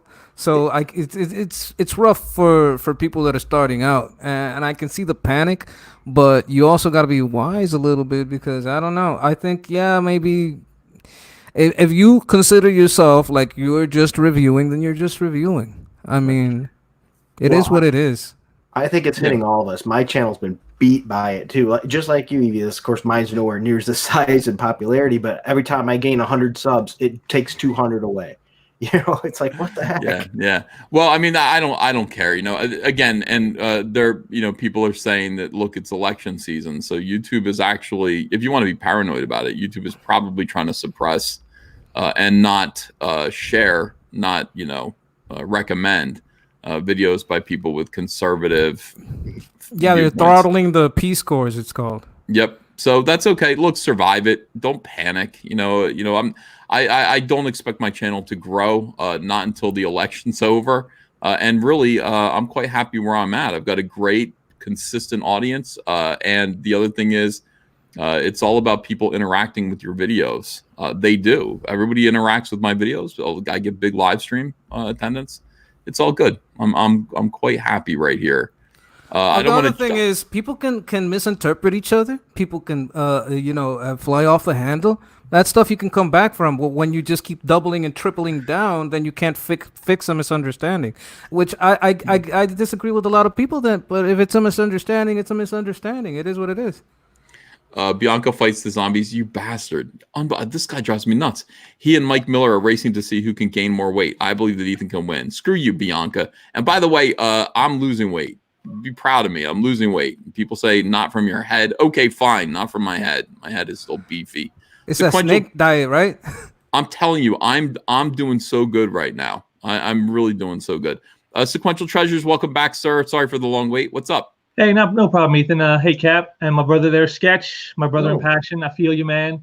Hey, brother. In honor of tonight, because all this crap with OCCG, you know, that I went over last night, I'm wearing this in honor of them, right here. Oh, look Why at that. must I be surrounded by freaking idiots? You know, it's funny you just had Bianca there, because I just schooled his ass on BitChute about you. He did some video trying to blame you for the lack of growth on channels for ComicsGate and everything. I'm like, no. Actually, Bianca, what are you talking about? Every time I try to watch one of his videos, I tune out after 1 minute. I go, I don't know what. I get to your point. I don't know. And by the way, and your point is always interesting, but I don't know. It takes a long time for you to come close to even arriving at it. And then even when you do, I'm not sure that you mean what you're saying. I don't understand Bianca versus the zombies. I want to love Bianca versus the zombies. I keep trying to. Well, they were saying that, you know, you're the 300-pound gorilla in the room that's slowing ComicGate growth and preventing it from growing. And I'm like, no. I think that has more to do with YouTube. Bianca, get in here. What are you talking about? I'm against the concept that one creator is responsible for another's growth. The idea that I'm slowing anyone's growth, I'm dragging some of these people kicking and screaming towards growth, and you know it. You absolutely know that. Get in here. He's laughing. Look, 300-pound elephant. Screw you, Bianca. See, there it is. I just, It's like, hey, we have 99 problems, but your growth ain't one. That's your problem. I wish I could suppress growth. I don't know what these people expect from you, because, you know, I mean, they act like, you know, like this whole thing with Nerdette and stuff, saying you're bending the knee to SJWs. I'm like, I'm sorry. Would name an SJW creator in the mainstream who would let people super chat them to insult them, or would come onto their live streams and insult them, and that they would allow that to happen? Name me one. These people have all you blocked with chain blocks. They don't give a damn what you have to say. And here's the guy who actually wants to give you a say, who wants to hear what you got to say. He lets you make fun of him, and you're going to call him SJW? How retarded are you? Come on, man. It is And there's that other disingenuous little comment that like, oh, maybe he's trying to get back in their good graces. Like, that's gonna fucking happen. That's stupid. I'm a victim of everybody's evil, like everybody's aggression. I'm a total victim of all. I'm a victim of Bianca versus the zombies now. I'm a victim of Jabba the Cuck, who was. And you're responsible for all their growth too. Yes, I am. The only person whose growth I'm not responsible for is me. My personal growth. That's just. Oh, you can fix that with some pie. It's a glandular issue. It's not my fault. It's not my fault. No, I just don't get these people. It's like I don't know what they expect. I mean, how much more do you have to bend over backwards for them? I mean, you've done everything you can do. You've promoted people. You've tried to create an alternative for people. I'm telling you, you're giving me a martyr complex that Doug TenNapel would envy. I really appreciate it. Sequential Treasures, you have a great night.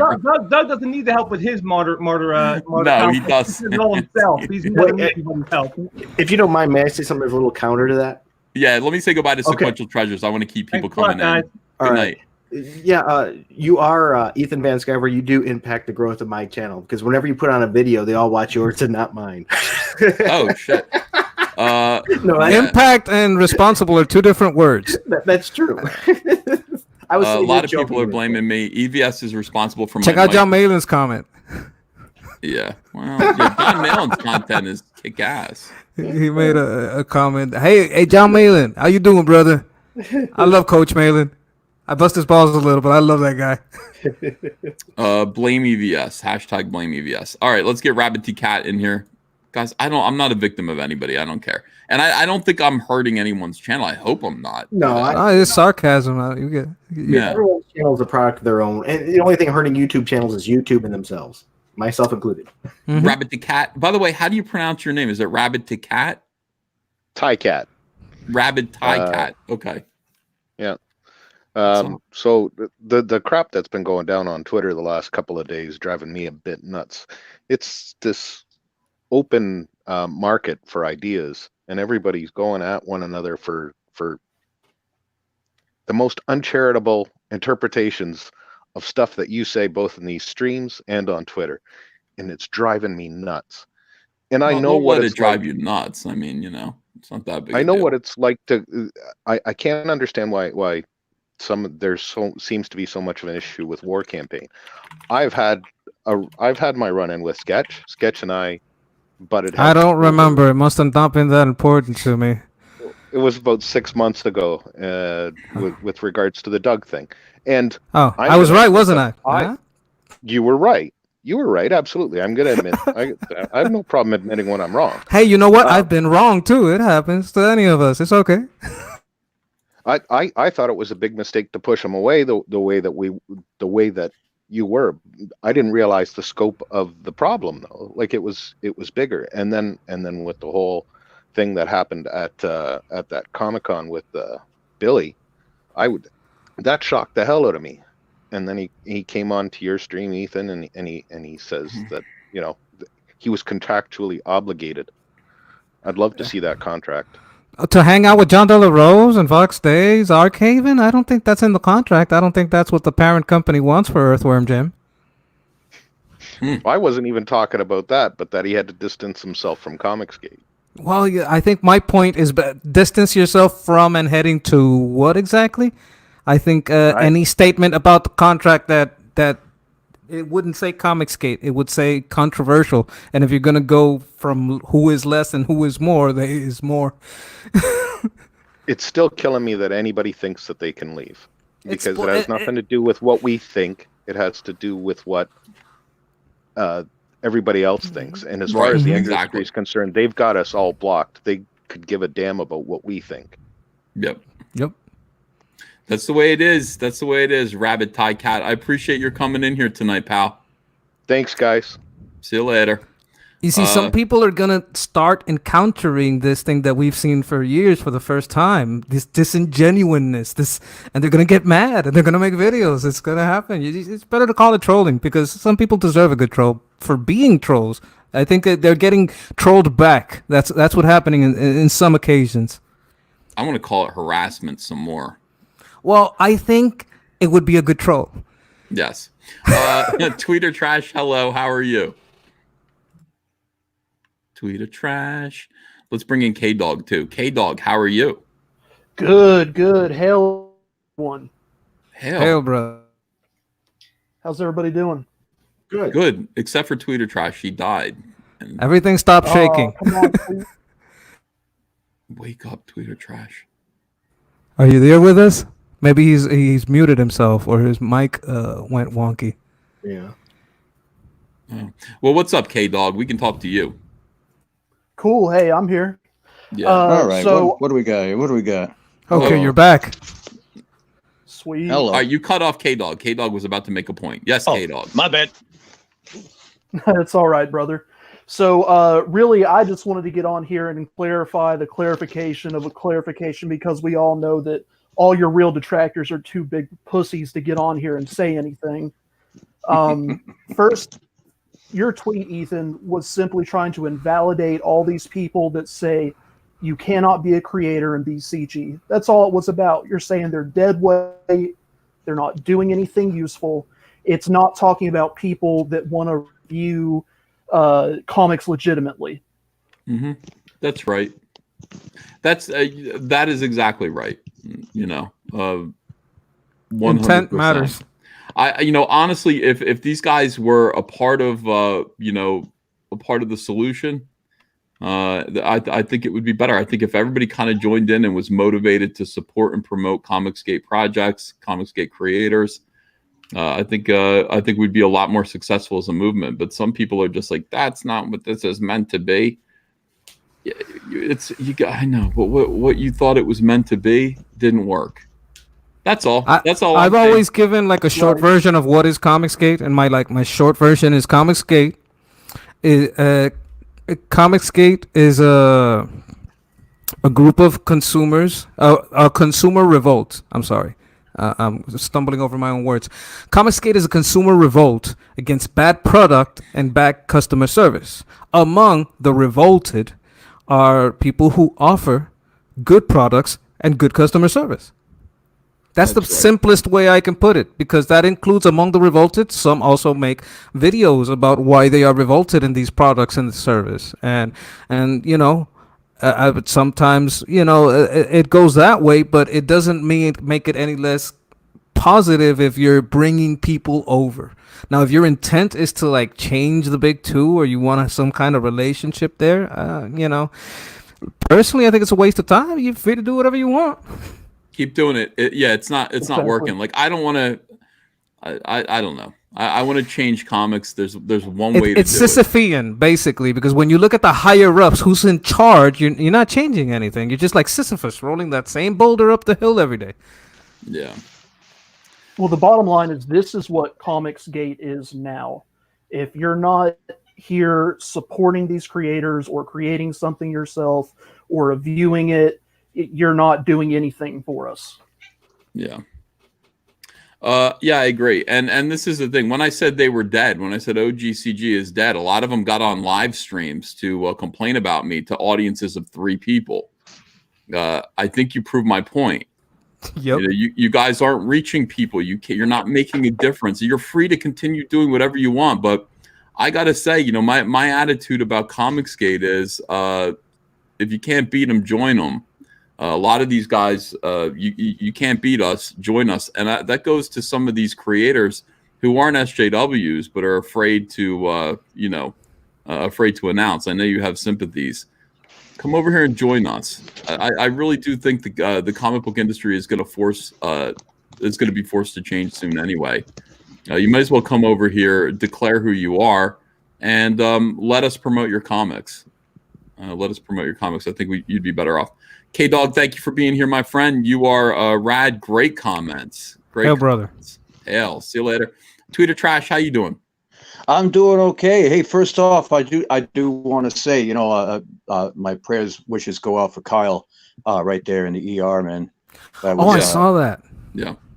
Yeah. Kyle's not doing well, guys. He was complaining Common Accord. of stomach pains, something like that. And it's if Kyle wants to talk about anything like that, he can do it. But he's in the hospital, so people send your best wishes to him, please. I don't think it's too serious. I hope not. Oh, not too. Yeah. Well, boy, yeah. So hey, this is like the perfect stream for me. When I jumped in, heard what you were talking about, I'm like, oh, I got to get in on this. And Sketch, hail, brother, how you doing? I'm doing good. Everything stopped right. shaking now. Excellent. Listen, there's a few things here. Number one, the OG comic skaters out there. I would say this. Yes, what they did was very, very important. What we're doing now, what you're doing, we wouldn't be doing this if they hadn't done what they did. If they didn't call attention to it, if they didn't like throw the big flag out there on the field and say, hey, everybody, something's a little fucked up in the comic book industry, we probably wouldn't be here today. So they are important. And yes, we do respect you and everything that you did. You helped pave the way. I don't respect them. That's all good. That's all good. Yeah, that's all I don't, good. because here's the thing, like the fact that we're using the phrase OG ComicsGate is stupid. But Exactly. they insist upon it. There's no such thing. There's ComicsGate. And they say, well, these guys are OG. They're OJ ComicsGate. Yeah. They're trying to kill ComicsGate. They got a white Bronco. Well, hey man, I've never had a white Bronco. But they're with us. Guys, it's a moot point though. The thing is okay, they did what they did, but now we've moved on. All right. So, once upon a time, Christianity started off as a cult of people, a very small little group of people who believed in something completely vastly different from what was going on, what the mainstream was. And then it grew, and then it became the mainstream. And then eventually it got so big that people weren't okay with how things were going. It took a long fucking time. Thank God ComicsGate is kind of doing this all very quickly and rapidly and just shedding all of this now. But you have your Protestants, you got your Baptists, you got all these different factions of Christianity, all united under the belief that that Jesus Christ is the Son of God, right? But all of them are different, but they're all in the same basic direction. And that's everyone fine. believes, That's great. if you're Split a Christian, off. you believe only God can judge you. And that day ain't That's right. today, and you know you're what? waiting for it. So you can't judge sin. You can judge murder, theft, rape, but not sin. And to my knowledge, Baptists aren't, trying to crash in, the Catholic Church down the street. Catholics aren't trying to go and knock off Protestants and deplatform them and rip their churches down. So it gets to the point where, okay, we could all survive and we could all do our thing, because not everybody's going to agree and not everybody's going to do their thing. But I will say this to anybody out there, number one, that wants to pretend like they have the goddamn right to tell us, the consumers, the people who say, you know what, Ethan's got a cool ass book and we want to buy it, for you to give him any shit and tell him that he shouldn't be doing that, or that he's greedy, or that we supported that thing made $1 million because we bought it, because we wanted it. How dare you? And I mean, that's a good point. How dare you come in and be our mommy? Don't be my fucking mommy. You're not going to be my goddamn mommy and tell me I can't buy that book. I bought six copies and I'm waiting for that first edition to come back out. I have all 7. All right. Listen, they don't talk about customers. They don't say, oh, the people that buy the books, they're not ComicsGate. They say the creators on ComicsGate, because they want the people who buy the books to send them super chats. Then they're not OG. Then they're not OG ComicsGate, are they? They're not OG ComicsGate, then are they? Because obviously their whole position was that they were the consumer, and you're going to forget that it's about the consumer. If it wouldn't succeed if we weren't making it successful. That's the thing. If I may, I'm considered OG ComicsGate from a lot of people, and I'm pure capitalistic as well, and I support all these people trying to make money. That's what it is. That's what it is. Hell Thank yeah. you, Computer Trash. If one of them, one more thing, if one of them comes at you that it's about the money, it's because they're a fucking leftist. It's because they're probably a socialist in fucking disguise. They already snuck in there because the mainstream Post-profit makes sure. Because they can't help themselves. They're so anti-capitalist, they can't help themselves but complain when somebody makes money. So cherries, You fucking cherries, and all of you, Vicky, and all of you with your stores, your little shops there. You're selling your own shit because you make noise. That's what you do. That's your grift, you grifters. Fuck all y'all. All right, Twitter trash. Thank Hail. you. Hail. I like that was some Yellow Flash shit right there. Yep. But Yellow Flash used to come in here. He'd be sitting in the audience and he'd watch like somebody getting away with some shit. Yeah. Because I just let people talk for the most part. You know, Yep. It's like you want to talk some shit, you can talk some shit, and people can judge you for it. But Yellow Flash would come in here because he always had the link. You know, he's always invited, and he'd be like, "Now let me tell you something," and he would just fucking go off like that. And it was always, I would just sit back and be like, "Man, John Malin has a response to that, and it is this." It's not gonna be happy la la pretty. It's not going to be happy la la pretty all the time. You think you can come back to ComicsGate? It's going to be happy la la pretty? Nope. Hell no. It's funny. I don't know. Just I goofing think off they're tonight. just jealous. They don't want that money going into your book. They want it going into their super chats, into their T-shirts or whatever. That's what it is.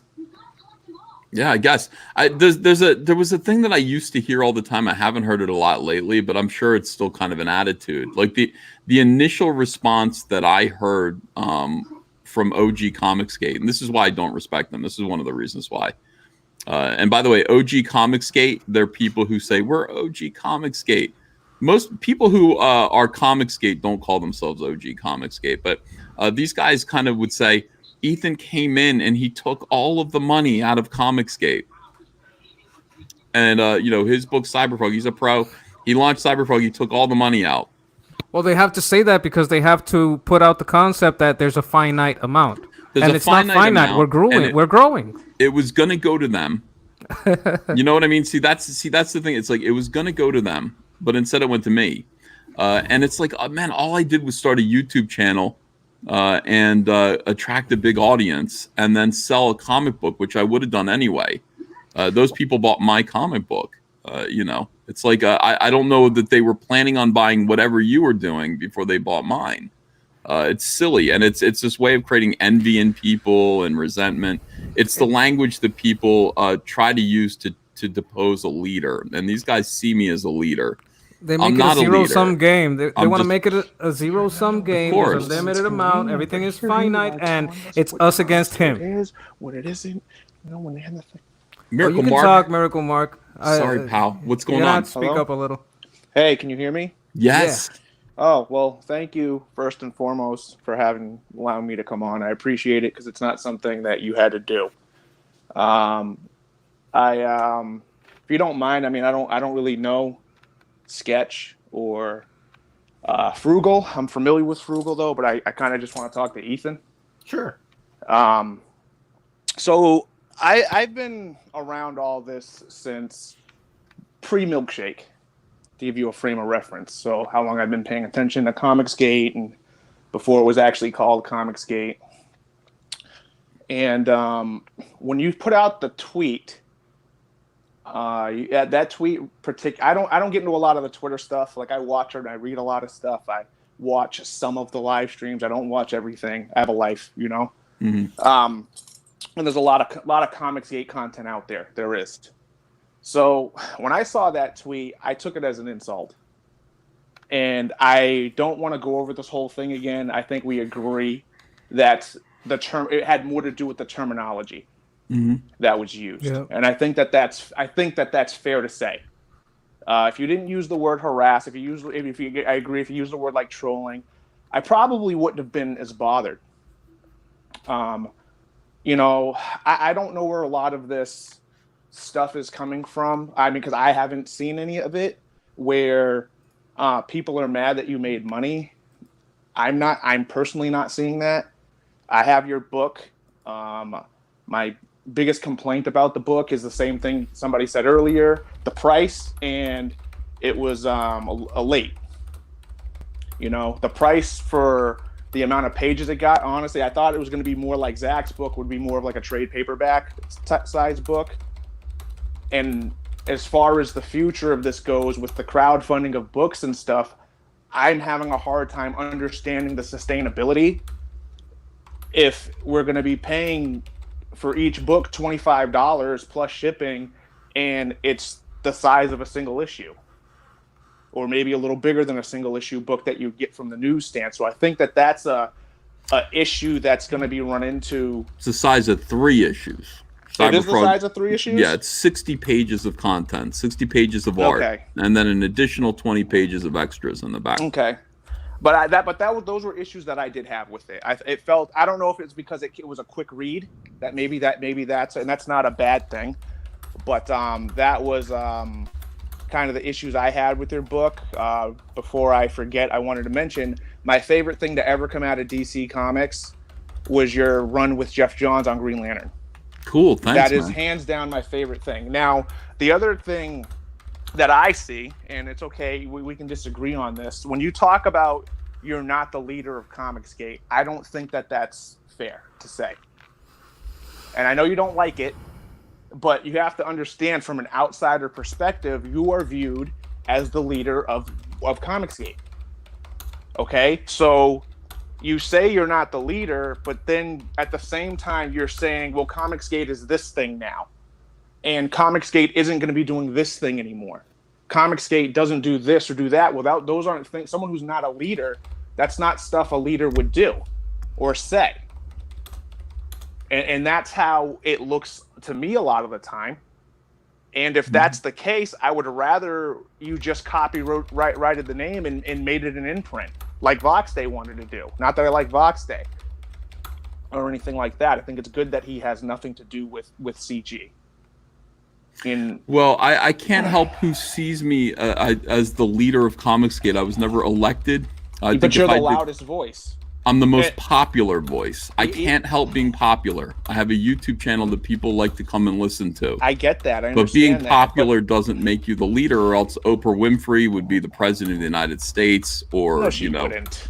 somebody else. Definitely but not that's- Trump. It's but an I feel election. but I feel like you use that as an easy way to sidestep. Sidestep what? When shit hits the fan.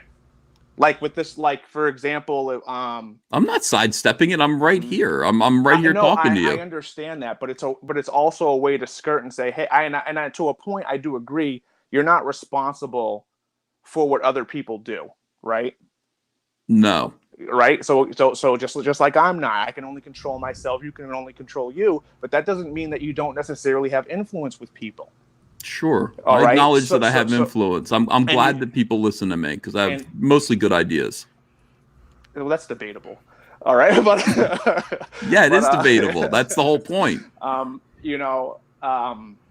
So like for example, when you brought up like I'd put 7 figures into the debate. That's my debate point. Anybody want to counter?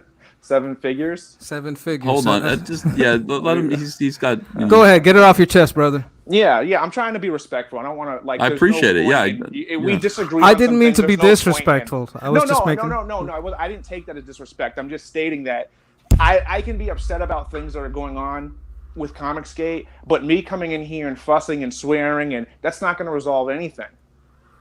And if you're not, and for the most part, people have come on, and this isn't your choice. You're not telling people. You're not controlling who calls in. All right, but for the most part, it's a lot of people who already agree with you, right?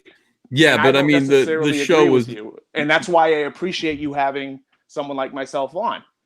Well, I don't know that I didn't know when I put you on that you didn't agree with me. If I'd known that, I never would have put you on. Oh, I see. Right now, and I'm just kidding. With this show, all right, I got you. I'm not looking at the screen. I'm literally just have my headphones in and my phone is down and I'm talking.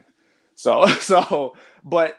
The harassment stuff came up, and when you were talking about, somebody said it earlier. Oh man, I'm blanking. I'm sorry, but they brought up the harassment stuff, and you're like, well, harassment means this, and how is that any different than the videos you were making? And then I would when you were talking, okay, so is it different with like the dildo meme from War Campaign? Is that different? Or is they're that all harassment? there. Well, I would call that trolling.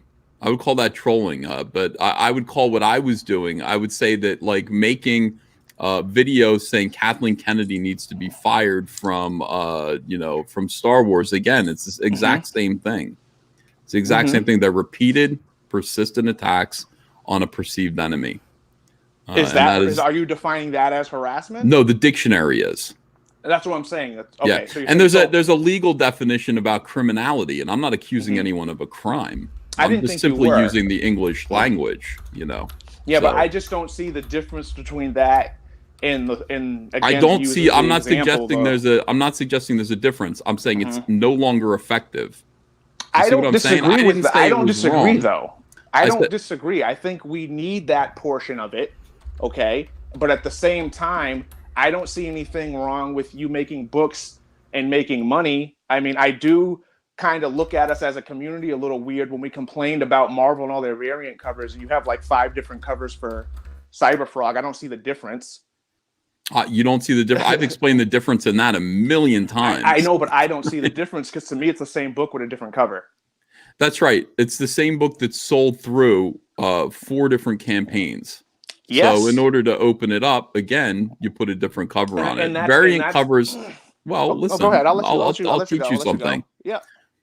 The problem with variant covers right now in the current industry is that they're being used to exploit retailers, not customers. Customers make the choice, but companies are actually saying, hey, here's just a random issue with Daredevil, and it's got 8 variant covers. You haven't even sold 1 copy of them to a direct customer, but we're asking you to field through 8 different variant covers that are not special. It's not like one of them is razzle dazzle. This one is glow in the dark. They're just various artists that are under the employ of Marvel. Here are 8 variant covers for 1 single random issue of Daredevil. And retailers go, well, I don't know what to buy. That's right. You're supposed to buy all of them. And we'll see how your customers do. And we'll see if your customers buy 2 copies or 3 copies. But they exist to keep retailers off their guard. They cannot accurately assess how many customers are buying 1 single issue of Daredevil.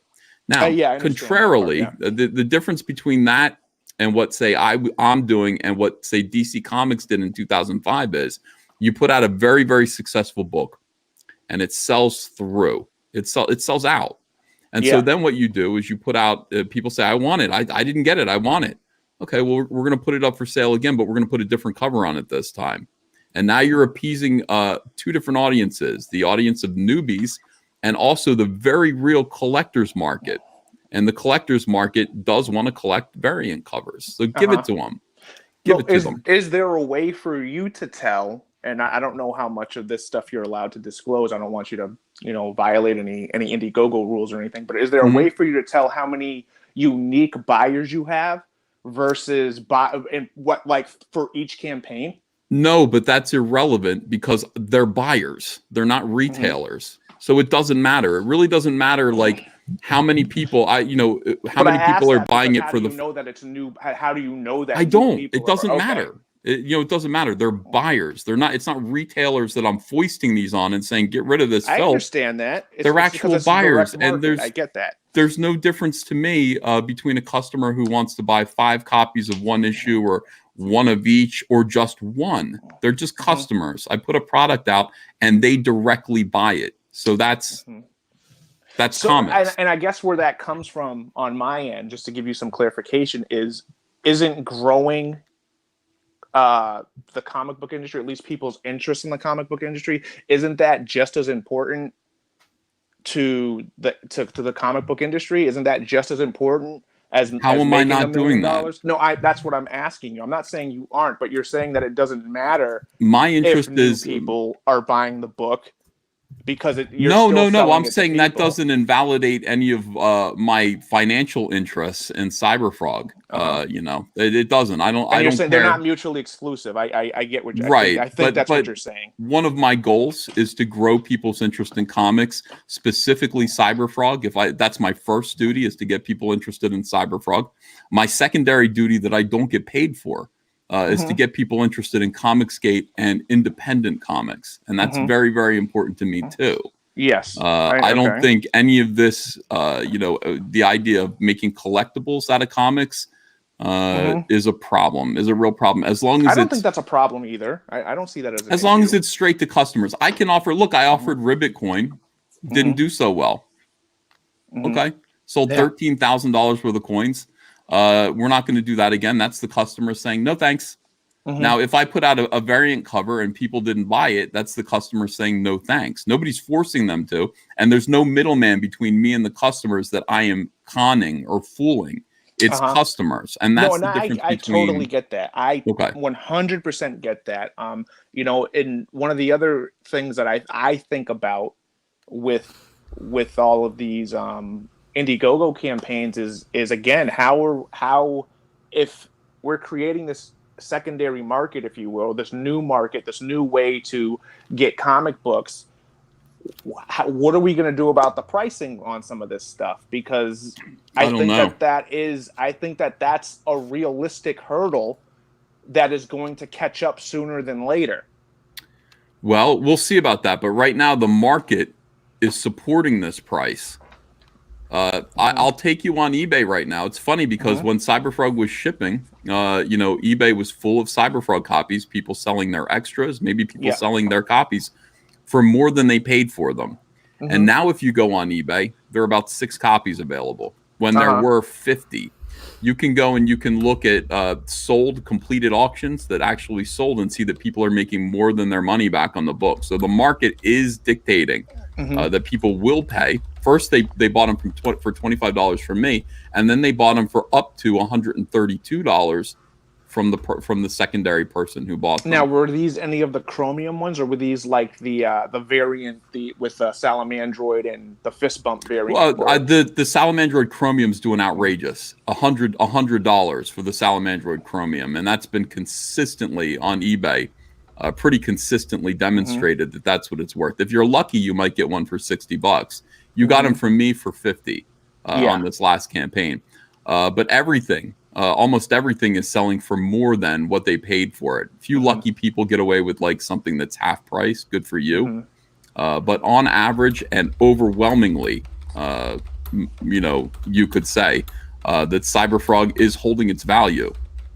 So they're selling for that much. I've been giving them away to Frugal Force members. Doggone. Yeah, I mean, you know, that's the thing. Go on eBay and check it out and see what the secondary market value is. And you know, you've got guys who, you know, whose job it is to troll this channel, to troll me, to troll ComicsGate, who'll be like, I just found a copy that sold for $14. You found one. Somebody got lucky. Look at the overwhelming, you know, feedback from people. People are willing to pay this price. It's the market. If people weren't buying it for this price, it'd be time to change it. And I still listen to people who say, even though we're willing to pay $25 because we did and we'll do it again, wouldn't it be great if you could make it cheaper? And I'll tell you this, after actually producing the comics and all of the bookmarks, the stickers, the trading cards, printing this thing, drawing it, spending 10 months drawing it, that $25 and paying taxes on it, that $25 goes really, really, really quickly. You know, it really does. The profits end up being something like less than 20%. Is what you're we talking get about to on keep. your end, right? On my end, like what I get to keep. Yeah. So out of $1 million, you kept 20%. Less.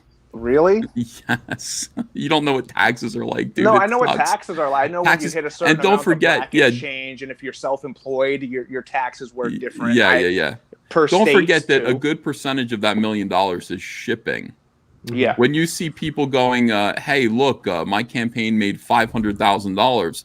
Yes, it was $25 plus an additional $10 to $20 in shipping, and that's included in the total.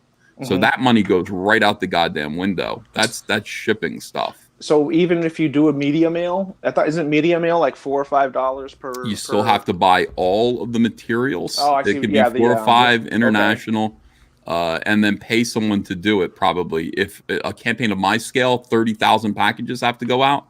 I can't do that myself. So yeah, it ends up winnowing down, and I don't want to say exact percentages and stuff like that, but roughly 20%. Sure, roughly. yeah, I think that's fair to say.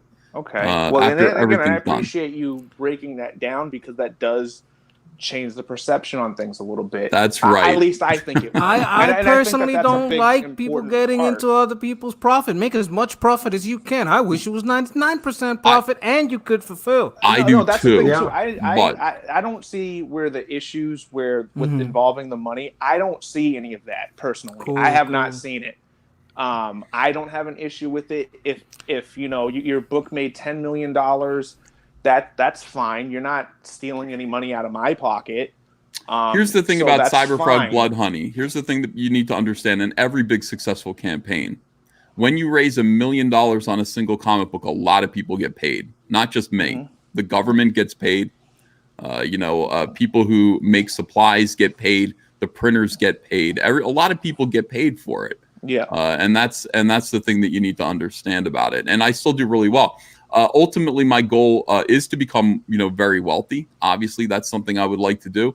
But the only way that's really going to happen is if people get my comic book and like it. So I listen to the customers. They're asking for, a reprint of all the 1990s issues of Cyberfrog as a hardcover. I want to make sure they have that. I don't think that's going to be very profitable for me. I'm keeping the price as low as I can. I'm doing that just as a favor to fans, so that maybe they'll come back and make me rich with Wrecked Planet. That's what I'm looking at. So it's all about that. It's a little bit of give and take. It's all about listening to what the customers are saying and trying to do it as closely to their specifications as possible. Real quick, why didn't you go with a square bound for Cyberfrog? Because I wanted to, but because all they did was throw a new cover on it.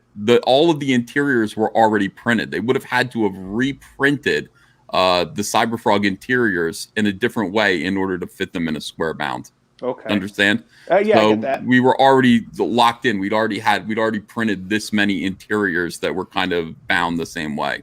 It sucked, but it was a reality of the printing process that I didn't understand before because I'd never done this before. 25-year pro my ass. 25 years of letting other people print my stuff for me. Look, I just want to be clear. You and I have some strong disagreements, and I just didn't want to come in here just a ball full of anger because it would have gotten us nowhere. What do you disagree with? Appreciate. There's just with stuff with him like not being the leader of CG. I strongly disagree. Hey man, there's a whole video that says who's the leader of ComicsGate. You're the leader of ComicsGate, and so am I. There's like 20, 30 faces on that thing.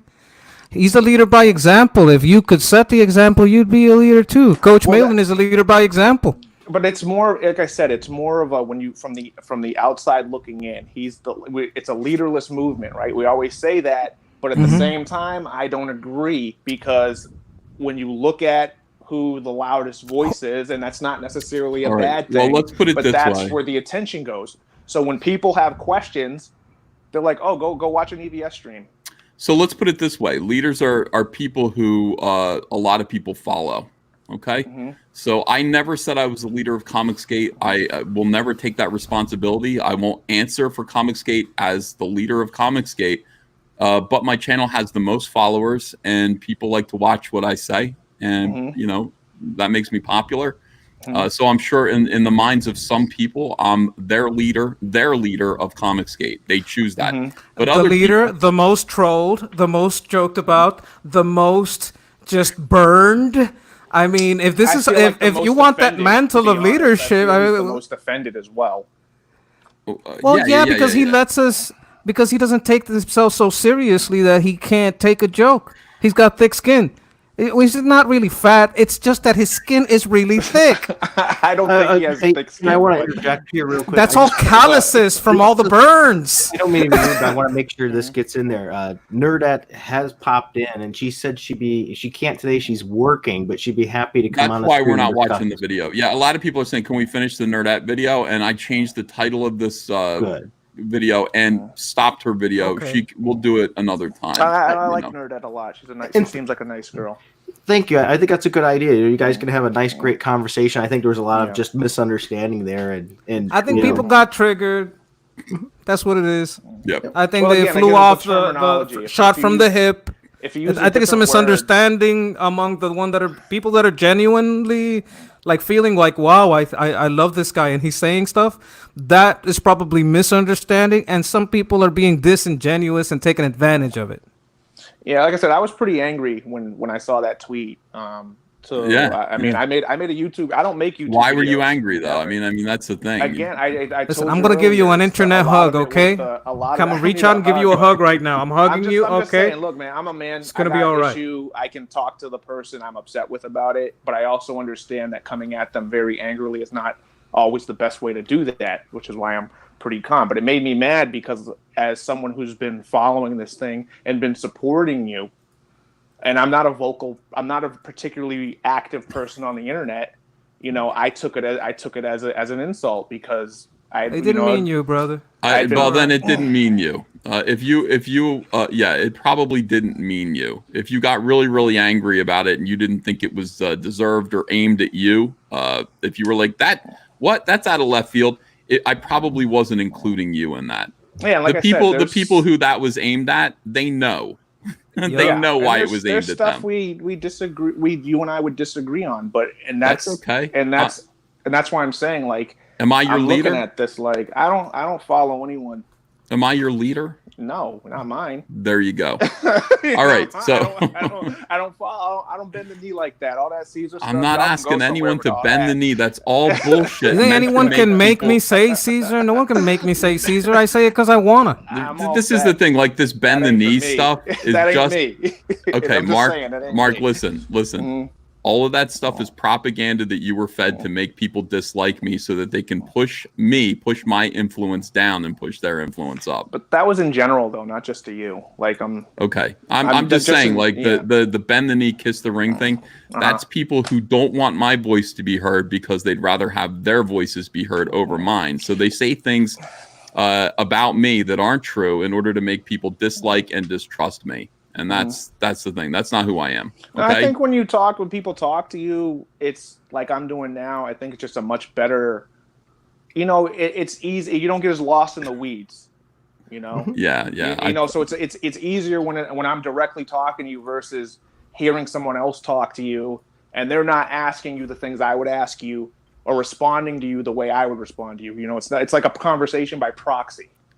That's right. You know, so a lot but of I people are appreciate planting weeds, though, Mark. Yes, I get And you. those people can go fuck themselves. And those people know that tweet was aimed at them, and it's not you. So I don't want you to be insulted by it.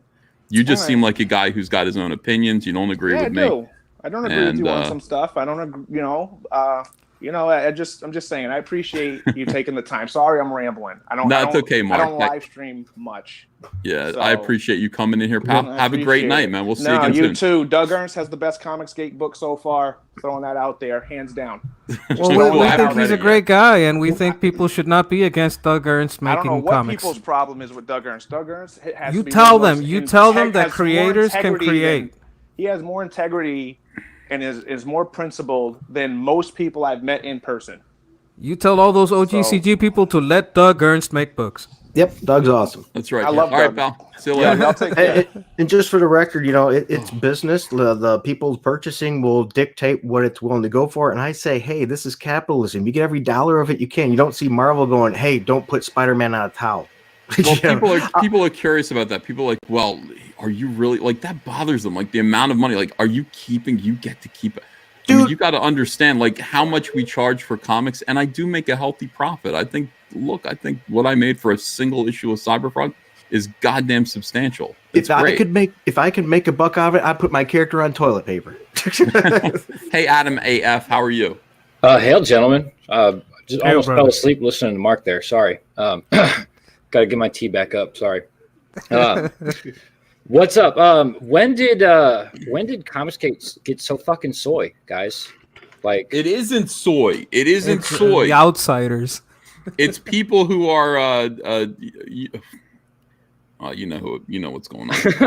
We're not soy. We're trying to. Here's the thing. It's like Mark said. He's like it's like I talk to you, and it's like it's better one-on-one. There's so many weeds, and as I said to him, there are people actively planting weeds. He's like, you're the leader of ComicsGate. You tell people to kneel before you.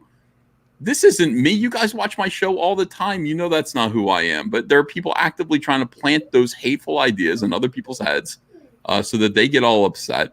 And then, we have problems moving forward as a group. And I think that's too bad. Usually we say Caesar is portly. We say his head is shiny. We say so. I'm How wearing can a you hat ignore today. all that part? Ignore all the trolling, which is 90% of the interaction.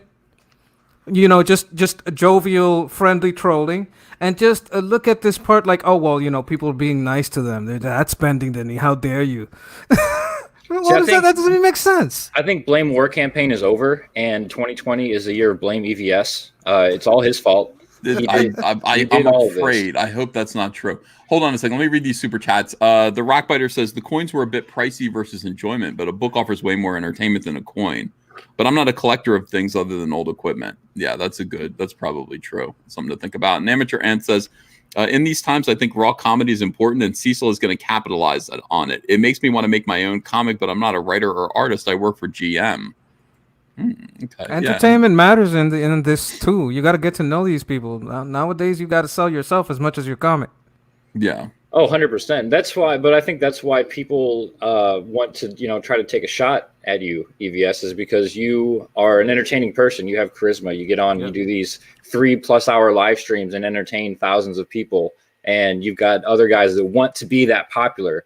There's other people out there that want that popularity, but they don't have that same charisma. They don't have the drive that you do. I mean, you've put a lot of fucking work into making this channel what it is. You put a lot of work into your comic to make it what it is, and that reflects, that shows. That's why you can make $1 million on. I want to go off that point and say sitcoms out there, that's a desert. Stand up, maybe one or two. You got to go to YouTube if you want to laugh, and if you deliver that in spades. I got to tell you, man, some people I literally taking comedy as serotonin, as medicine. I need these laughs. People try to separate me from my laughs. You get between me and my Caesar, I'm gonna get mad. That's my medicine. I like to laugh. It's not out there in Netflix. It's not out there in NBC or CBS. All these comedy sucks. Comedy is dead out there, except for one or two stand-up comedians, and they're not making any new content. You can get a comedy special every 6 months from one of the good ones. It's dry out there. We need people that are entertaining and funny. And, I appreciate Caesar, Cecil, and Malin. And, you guys rock. Kelsey, I'm fucking naked. And I want to clarify, I'm not saying that everyone in CG is soy. Most people are not. I think the chat's getting a little mad at me, but it seems like it when you're in here, and you got a lot of people complaining, and they want to redefine words and things like that, and you got to go, okay, well, this is what it meant. Well, this is how it made me feel. I'm sorry about how it made you feel, but it wasn't aimed at you. The people who it was aimed at know it was aimed at them, and they deserve it, and that's kind of where it lies. Everyone else, I love you all. I absolutely love you all, and that's how it's got to be. That's the soy, I think. But the soy is the people that they get their fifis ruffled every time somebody says something that they don't agree with. This is ComicsGate. We are here because that is what we do. We tell you how we feel. We're not going to shut up. Everyone should take lessons from sketch therapy. Every fan in CG should be just like sketch therapy. Speak your mind, say what you want to say, and be done with it. Like Robert was saying earlier that, he's afraid to make a video saying that he likes Doug Tenable book. What? That doesn't make any sense. Exactly. You don't have to be afraid of that. Just be embarrassed. I mean, a little bit embarrassed is one thing, but not afraid, I mean, for goodness sakes. Listen, I like Jupiter Ascending. I know I'm in the minority. I'm a little embarrassed to say it, and that's okay. Adam AF, thanks for coming in. Have a great night. Thank you guys for having me. Have a good one. All right, let's see here. Let's get Passion for... Oh, no, Death Metal Hero's here. Death Metal Hero, how are you? Hail, Caesar. Hail, Sketch. What's up? Captain Frugal, nice to meet you, man. Nice to meet you as well. Doing good. Rock on. What do you think, an interesting stream you got going on tonight, Caesar. It's fun. I like doing these. I'm digging it, man. A lot of opposing opinions. It's good to hear from everybody that's involved in this, man. But you got a particular angle because you got a store, so you need more good books getting made. Can I ask you? Fuck yes, I do. Yeah. What's up? Do you have a metal band? No, not yet. But I do vocal covers in the garage. So nice. All right. I will be posting some of those shortly. Trying to figure out the songs I want to do. Very but cool. yeah, not yet. I need to find some people that actually want to play metal. Everybody's just kind of like the whole alternative rock thing around here, and I'm like, no, I need something heavier. It's because metal's harder to play. That's why it's hard. Especially prog metal. Yeah, well, the really good metal, in my opinion, is if you realize to it, it's like fast jazz, and it's. Then you should check out. Oh God, I'm drawing a blank. Damn it, Xeno. Anyway. Sorry, it'll come back when you least expect it. Just exactly. Once I'm down on the stream here, I'll totally remember. Anyway, it's a mix of death metal and jazz, and I think you would dig it if you like that. Yeah. They're getting with caution. Fuck no, I'm the right kind of blue-haired weirdo. Thank you very much. They're calling you soy. They're worried about you. All right, what's going on? I've seen you with Fraga a lot. I mean, Fraga's my homie. I just want to say the Death Metal Zero is sketch approved. Fraga's my homie, man. Yeah. Black Flag coming soon. Counting down. No, I've been taking notes. I want to talk about the variant covers. First off, fuck a 1 in 100 variant cover for retailers. I didn't even bring that up. Yeah. No, I mean like the variant covers for like the most recent issue of Thor. There were 11 different variant covers for that motherfucker. Why? We don't need that. It's totally exploitative. It's to get their numbers up. That's all. Well, yeah, that's because they can't sell this shit, man. Yeah. I was putting away back issues today while I was at the shop, and we had like 4, 5, and 6 extra copies of various issues, like the new Excalibur book or the new Marauders book, like issues 3 and 4. Like I'm putting these away, and they're going to sit there for months while we wait for people to try to pick these books up. Like we're not a huge store. We don't have room for this shit. You know what I mean? Yeah. And like all people want are the key issues, and all they want are the variant covers. Like, oh, do you have this particular variant cover? Do you have that variant cover? Well, we can't always just order just the variant covers. We've got to order 10 of this, particular issue so we can get one of this variant cover. And then once we sell that one variant cover, we've made $10 on that, 1 in 10. It used to be you had to run out to make another cover, right? Exactly. But then we're stuck with the regular covers that nobody wants to buy, and we've got limited space in this tiny little store. What are we supposed to do? No, I mean, it used to be like there's just one cover, and if it's sold out, every copy out there, then you make another cover. That's right. That's how you're supposed to do it. Yeah. I will say this. I respect DC a hell of a lot more because they have one regular cover and then one variant cover. That's it. They're not doing this like they're trying to double up though. I mean, I remember seeing that and I'd be like, why does this variant cover isn't even good? Why does this exist? Like this is just you're giving work, you're trying to make work for your employees, but what you're doing is you're making it confusing for retailers. So I don't like it at all. I think I thought that every other variant cover. Here's the thing: when you're selling direct to customers, you can sell whatever you want. I mean, Mike S. Miller's got 13 covers on all of his books, and he's trying to sell them direct immediately right out of the gate. Now, it's not immoral; it's just stupid. I mean, because you're pricing out your audience, like Malin says. Yeah, you're pricing them out. You're making them feel left out. You're giving them too much of the same shit to buy all at once, and you're confusing them. So that's one thing. But you're allowed to do that because you're selling directly to customers. You're not trying to fool a retailer into taking this stuff off your hands. I'm doing 2 covers for Wrecked Planet because I've got a Jay Lee cover, and that's special. My God, they're so fucking gorgeous. Oh, thank you. Beautiful. Yeah, that Jay Lee cover is special, so I feel like that's a good reason to do 2 covers for Wrecked Planet, one by me, one by Jay. And then we'll see what happens. I've got this extra one lying around. If we do really well, we'll put out the extra cover on this, or I'll find another use for it, a poster or something. Yeah, I think that's how to do variants. And it pisses me off that people don't understand when we talk about predatory publishing, what that actually means, what that entails. Variant cover scams are different than just saying, here's more product to buy straight from the right. All right, thanks, Death Metal Hero. We'll see you again. Have a good night. Brother. Nice talking. All right, I want to go back. I got really excited. I went up and I checked. I checked the 2 campaigns that I was talking about. Monster MD was it like 67? It's now just past 68,000, guys. $68,000 for Von Klaus's Monster MD. Thank you for supporting this campaign. I want to encourage you guys. to go take a look at Von Klaus's incredible comic, which Mike made fun of yesterday. I think horror comics are making a comeback. Yeah, did you see Mike go, I don't know if Von Klaus can write because he can't argue with me very well. Von Klaus can write. Look at this.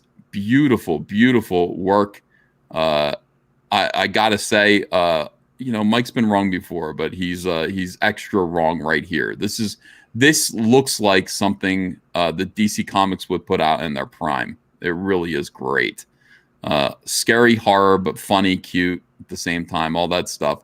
Make sure to back Monster MD. And also, one of the coolest t-shirts I've ever seen. You can look at this t-shirt right here, Monster MD. That looks like a rock and roll shirt. Make sure to get one of those.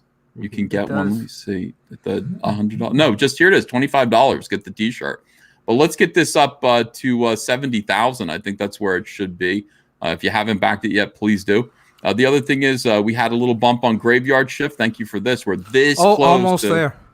To 47, almost at 47. Next couple of backers are going to push Graveyard Shift Volume 2, the Andrew Huerta variant, to 47. Look at this. A beautiful I new always cover. see his style is so dynamic and electric. It's very unique. I've never seen anything like it. Maybe you guys, because you've seen more comics and more art. I just find it very unique. Yeah, I like his style a lot. It really looks like an angry Joe Madureira style. It's Okay. it's so exciting. And it's great to see him draw John Malin's characters. You've got a lot of different tiers to choose from. If you didn't get Graveyard Shift Volume 1, you would be amongst a lot of people who are disappointed right now because it wasn't available. And it's not on eBay. You can't find it on eBay. You can't find it anywhere. It's sold through all over the place because John keeps he limits the books he puts out, them. So he put up an opportunity here to get Volume 1 with a variant cover and the Andrew Huerta variant for number 2. You'll be all caught up if you back at the $50 tier. It looks like these are going to be shipping April 2020. And we've still got plenty of them to sell. 79 out of 400 claimed. I think his tactic there actually increases the value of the book. I think like my Graveyard Shift, because it's like the first run. Mhm. I think it'll have a higher. I mean, this will still be good because it's got a different cover, so it's different art. But I think it because you're doing it the traditional way, let it run out and then do another cover.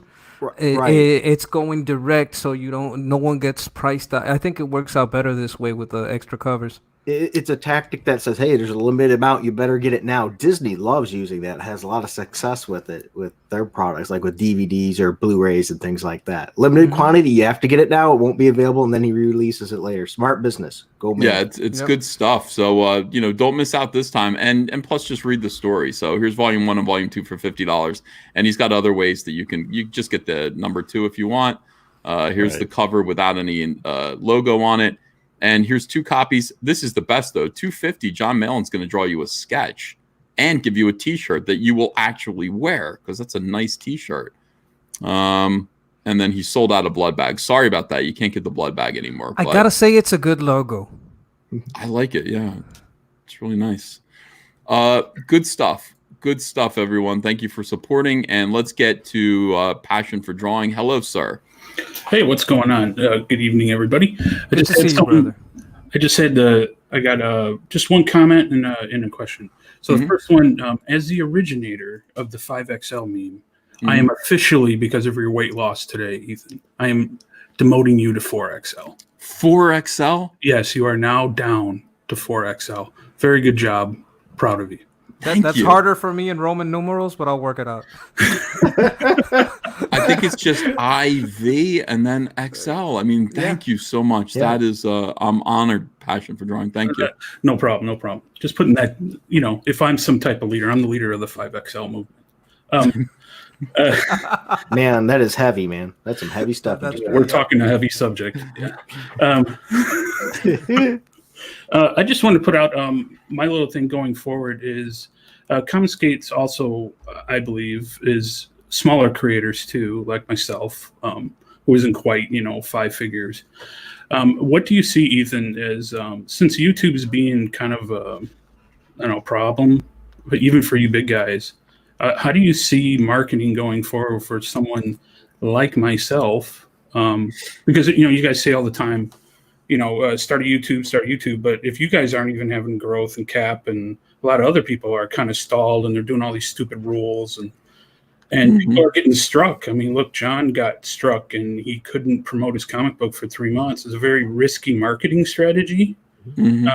What is your advice outside of the YouTube realm, or for smaller creators to try to get their book out there, such as buying like Doomfade, it's now on IGG, to get the word out there more? Because, well, I mean, again, it is people I think are paranoid about YouTube. I'm just going to proceed as if YouTube's okay now. They are beating down our channels, but hopefully we're going to be able to continue to use YouTube. But you shouldn't hesitate to use Twitter, Facebook, all other social media, but also collect a mailing list. Ask people if they want to get on the mailing list, email list, so that you can continue to promote and let people who are past customers know about future campaigns. I'm doing that now through the campaigns themselves. When I have something new to sell, I send out an update. Hey, we're putting this up right now. It hits everybody. It hits all my backers. That there's a new product that's up for sale.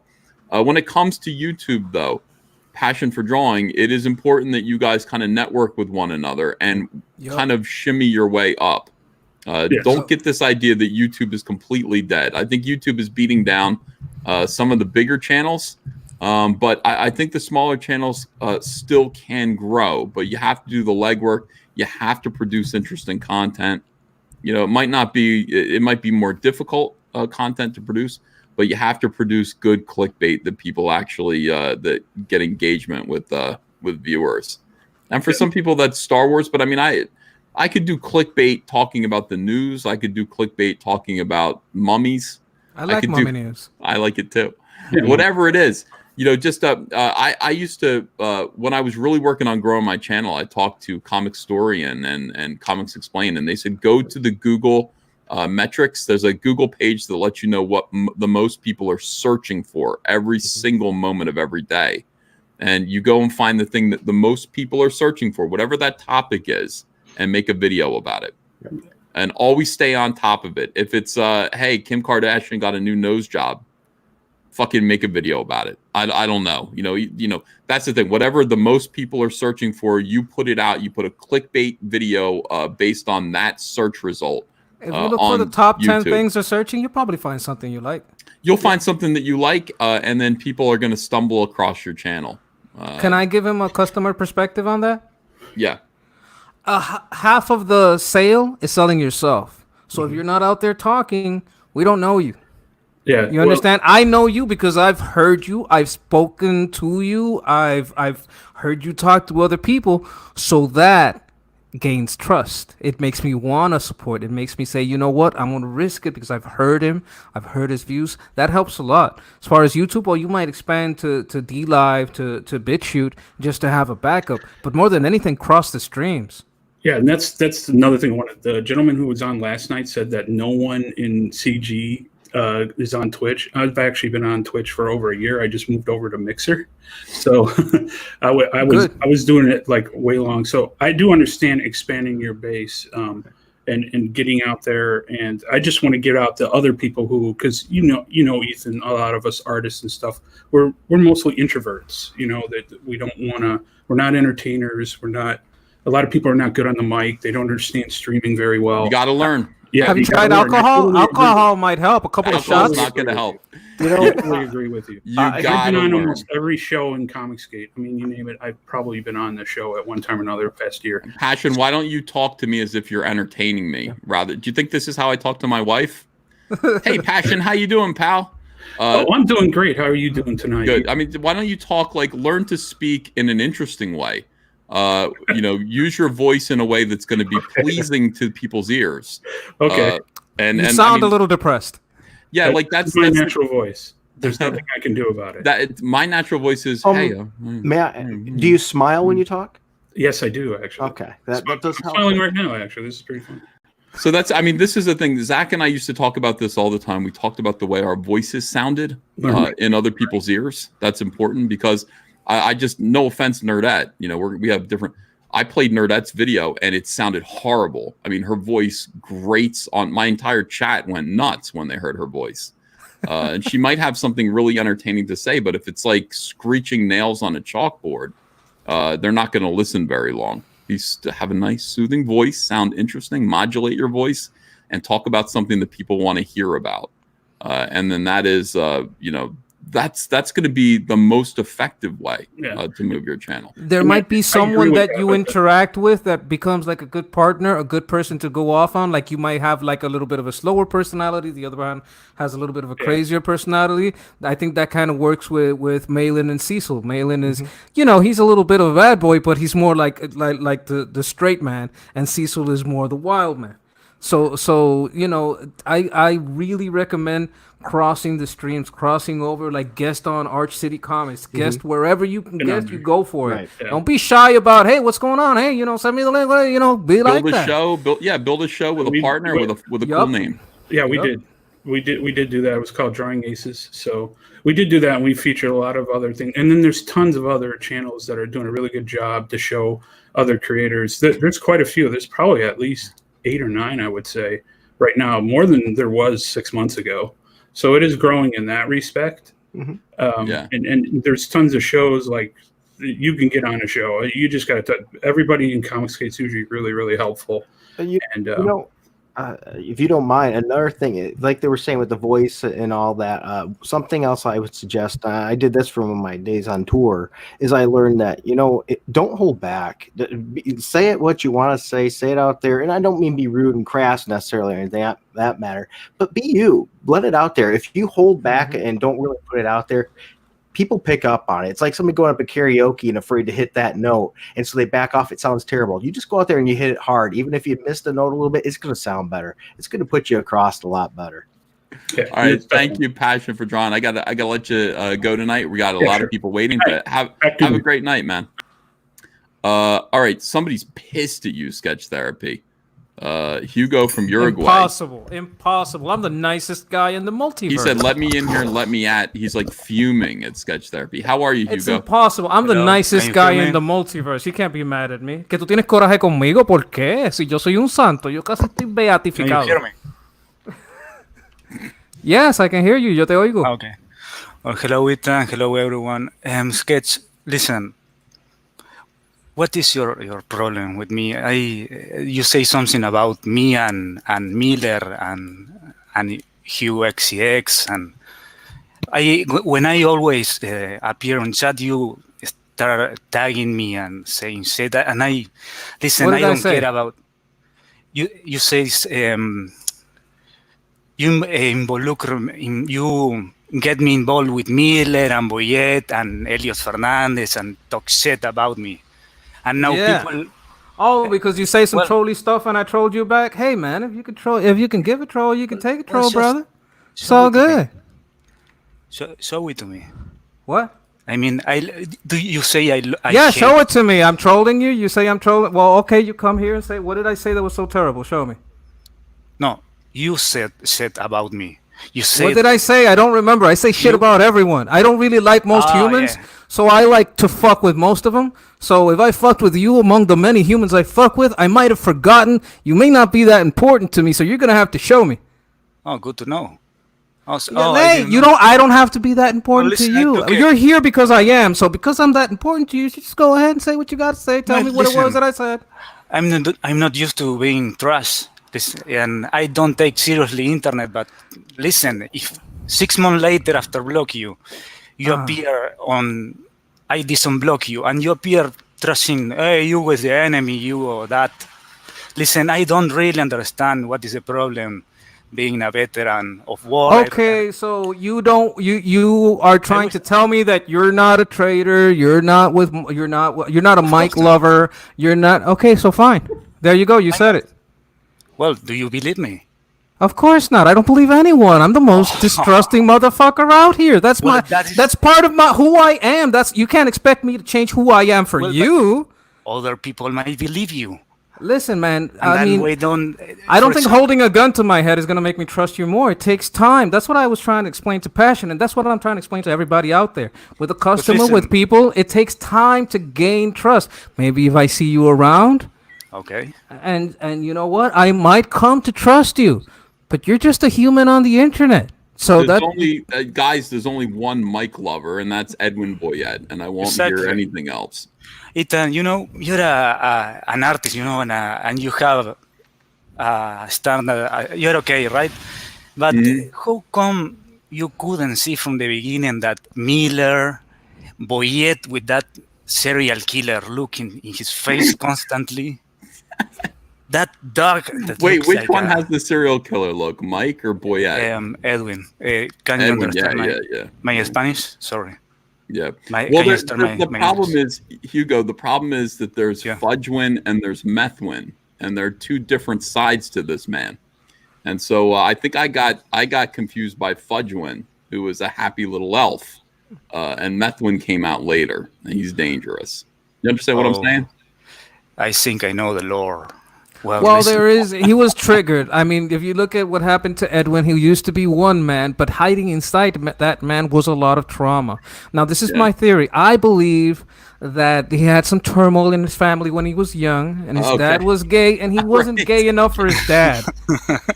Dad left him. He said, "You're just not swallowing right." No, okay. No more of that. No more of that. Okay. Hugo. So is everything okay? Are you all right? No, it's with okay. sketch? Listen. Yeah. If I bust your balls, bust my balls. No, it's okay. Well, we reach a common ground. This was a misunderstood. I don't like defamation, even this fucking internet. I don't give a shit if people say shit about me because The I'm such a- defamation, I would have to be I'm like a guy- seriously accusing you of like a crime or something, and I don't think I've done that. No, what you did is say he was the enemy, and I don't care. But when other people say I love sketch therapy, Listen, half the people in the chat have fought with me. People in the chat. Hey, if you've had an argument with me, press 1. If I pissed you off, let's go with that. If I pissed you off, press 1. There's gonna be a lot of people in there.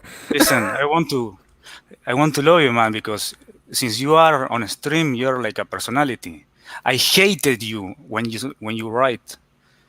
When you speak, you're so much likable. So that's when I say I want to make peace with this guy.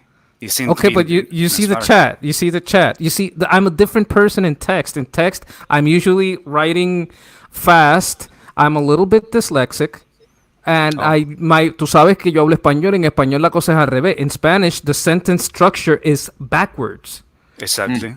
So I'm trying to put out there a thought real fast.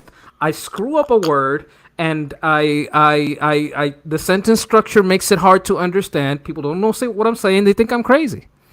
But if you actually talk to me, I'm pretty laid back. I may be an asshole, but I'm not evil. Hey, Jeremy Prime is an asshole. I love that guy. Jeremy from Geeks and Gamers? Yeah, that's one of the things I love. It's like, hey, if he could be an asshole, so can I. It's empowering. I think he would agree with you about that. I've been his fan forever, and people. I'll never turn on him. I'll never turn on Caesar. But hey, I'm out to bust balls, and I know my balls gonna get busted too. Right on. Yeah, all right, you know. Wait a minute. Leave me a second. Sorry. So the good thing, listen. I'm not gonna apologize, but I'm not mad at you. No, it's okay. We reach a common ground. I don't know. It was a misunderstood, okay? And I have all the time pretty much how you call thick skin or the contrary. When you don't. Well, how do you say you have a thick skin? You don't give a shit. I like to use profanity. I sometimes fly off the cuff. I believe sometimes if I go for the big emotional or the big attack, people who reveal themselves and their intentions. I believe it's worked for me many, many times. I believe a constant attack will reveal intent and purpose. The way the person argues with you will reveal intent and purpose. I usually stick to a debate pyramid. I wish I could show it. I might be able to. I'll find it around here. But I usually have a central point. Like when I talk about Mike, I joke a lot around, but I have central points that are very hard to debate about these people on why I stand against them and they're returning or whatever. And it's when I'm gonna get to a central point, then that's a serious sketch. But me, I'll argue with anybody and forget it the next day, because we're not all humans supposed to agree, and we don't all have to get along. Okay, listen, it's been we have most conversations should be like this, because we actually could resolve things, most for example, when Doug was with Ethan on Requieta, it's impossible. When Sean Melen tried to talk to Miller, nothing was achieved. And the same thing like these people who ruined Star Wars.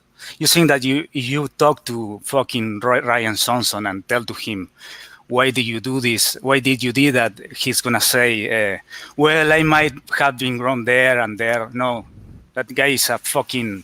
And is this that? Look, some people speak for catharsis. Wait, if I ask Pablo Hidalgo, where did his balls go? I don't expect an answer, but I feel good asking him. Okay. All right, Hugo, thanks for coming on. Good night. I appreciate it. That was extremely entertaining. I'm not sure what was happening, but I really enjoyed every second of it. I guess the chat did too. Well, he was mad at me because I thought he was a Millerite. I might have been right. I might have been wrong. I might have turned him our way. I don't know what happened. You pissed him off calling him a Millerite. Chief Justice Optimus, how are you? That was entertaining. Hail, Sketch. Hail, brother. Hail, Captain Frugal. How you doing? Hi, how are you? All right. I just wanted to make a comment. I was sitting here watching football, listening to you over to the side, and I heard this.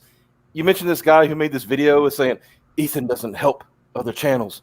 Ethan, you remember what happened before Thanksgiving? No. You stream sniped my channel because we. Oh yeah. And I gained 500 subscribers, and nice. now I'm monetized, and I'm humping it, trying to get people more, get more people to promote their books on the channel and everything like that. Yeah, so, that's great. So yeah, fuck people who say that you don't help people. Pass it forward. You can follow me on Sketch Therapy. Absolutely, brother. I got you. Yeah, I mean, look, YouTube is a good source of income for me. Obviously, I get super chats. I receive ad revenue for making this entertainment for you guys, and everybody can do it. I mean, that's an unlimited pie. So if we can help each other get monetized by getting people to 1,000 subscribers and attending live streams. I'm almost at 500, so, if y'all want to give me a follow, I'd appreciate it. I mean, that doesn't cost anybody anything to do that, to subscribe to ComicsGate channels and make sure that these guys have your support. I do possible. solemnly swear to be myself. Don't expect you to be anybody else, Sketch. I appreciate that. But I want to say, something that Passion touched on when he was here. To every creator out there, don't be afraid to reach out. If you're expecting somebody to talk to you, that might not happen. But if you reach out to, for me, I'll say my personal DMs are not open. I can say that. But at graded.5 spelled out on Twitter, those DMs are wide open. Come see me anytime you want. I will put you on the show. Nice. That's great. Yeah, that's what we need. We need more people. And thank you, Chief Justice Optimus. I appreciate you. That's what we need. We need more people who are actually providing a platform to indie creators to get their books out there and promote it. Snacks and Comics, how are you? Hey guys, how's it going? Hail, Sketch. Good to see you again. Hail. Everybody in the chat subscribing, I appreciate it. If you guys want to drop my link, I won't mind at all. Yeah, Sketch might be crazy, but it's hella entertaining. Thank you, brother. Thank you. Yeah, so I was on Twitter and this whole bomb just shoved off, and I was like, I think it was Panboy, because I follow the War Panboy guys, and I was like, what the hell is OG CG?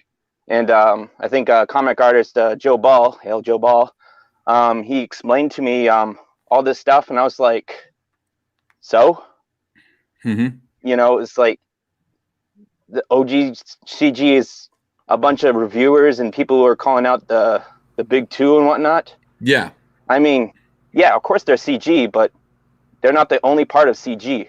You know, Well, most I think of they us like are, to. I think they take pride in the fact that they were doing it first. They feel like they have seniority, and that's why they call themselves OGCG. But most people just call themselves ComicsGate. You know, Yeah. honestly. Hey, you guys remember the Bagel Boss? Anyone can start a fight. Takes strength to finish it. hell yeah, hell yeah.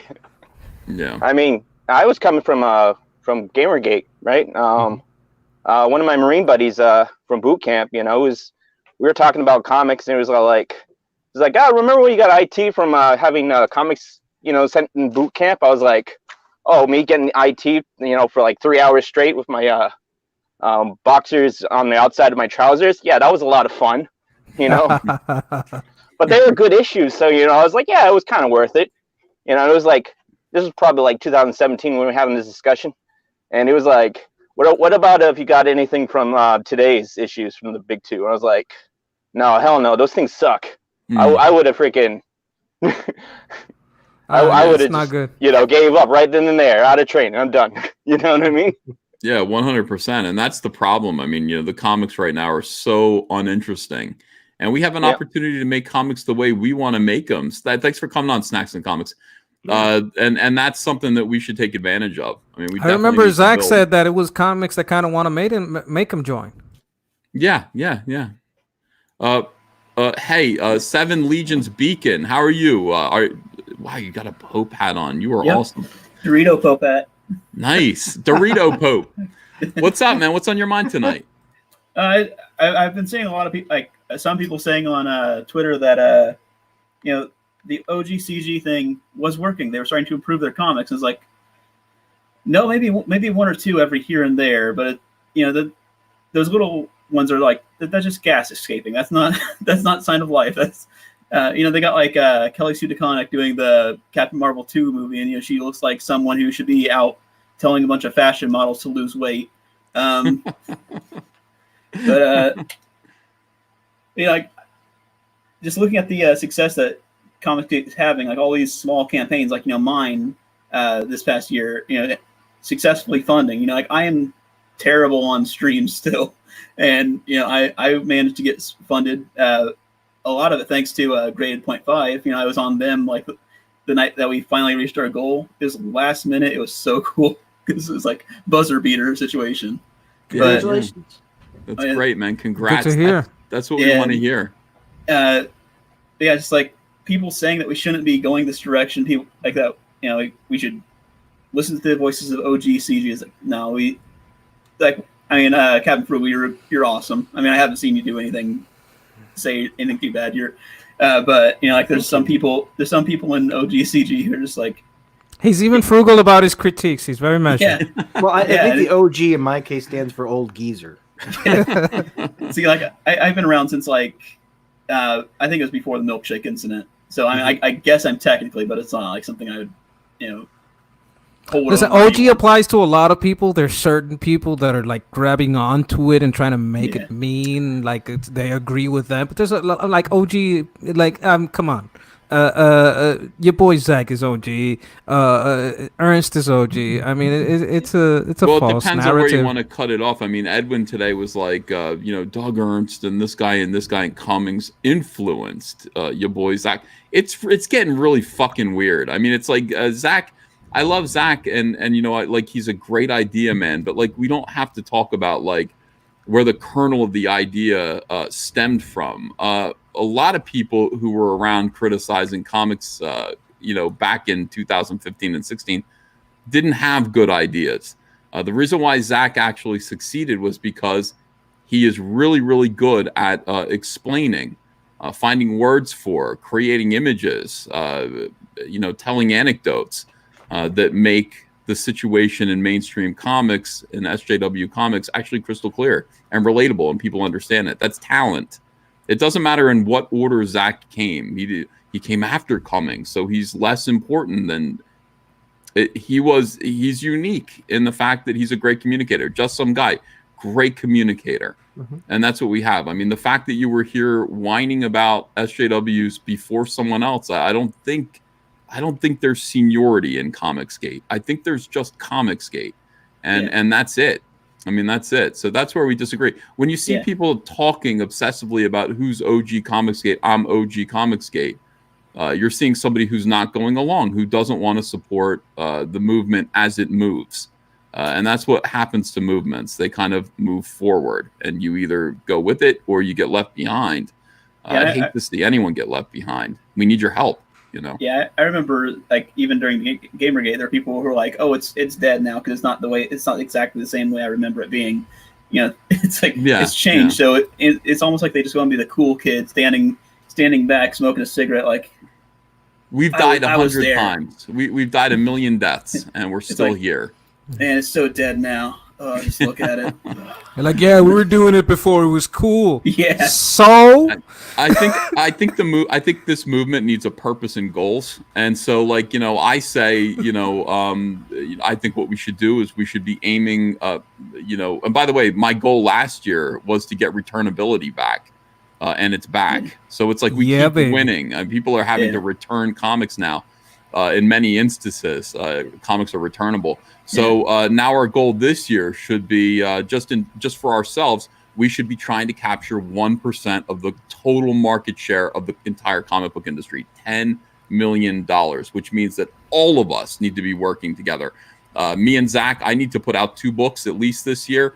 Zach's got to put out 2 or 3 comics. He's got a big one lined up, and we need to be supporting everyone. Everyone needs to contribute to that $10 million overall market share. Thor Odinson, I hope he's keeping track of all these books that come out in this year, because I think GAT has a long arc planned for Vestige. I think CG Jumpstart is also going to do great. That Huerta cover is also beautiful on there. 7 Legions, of course.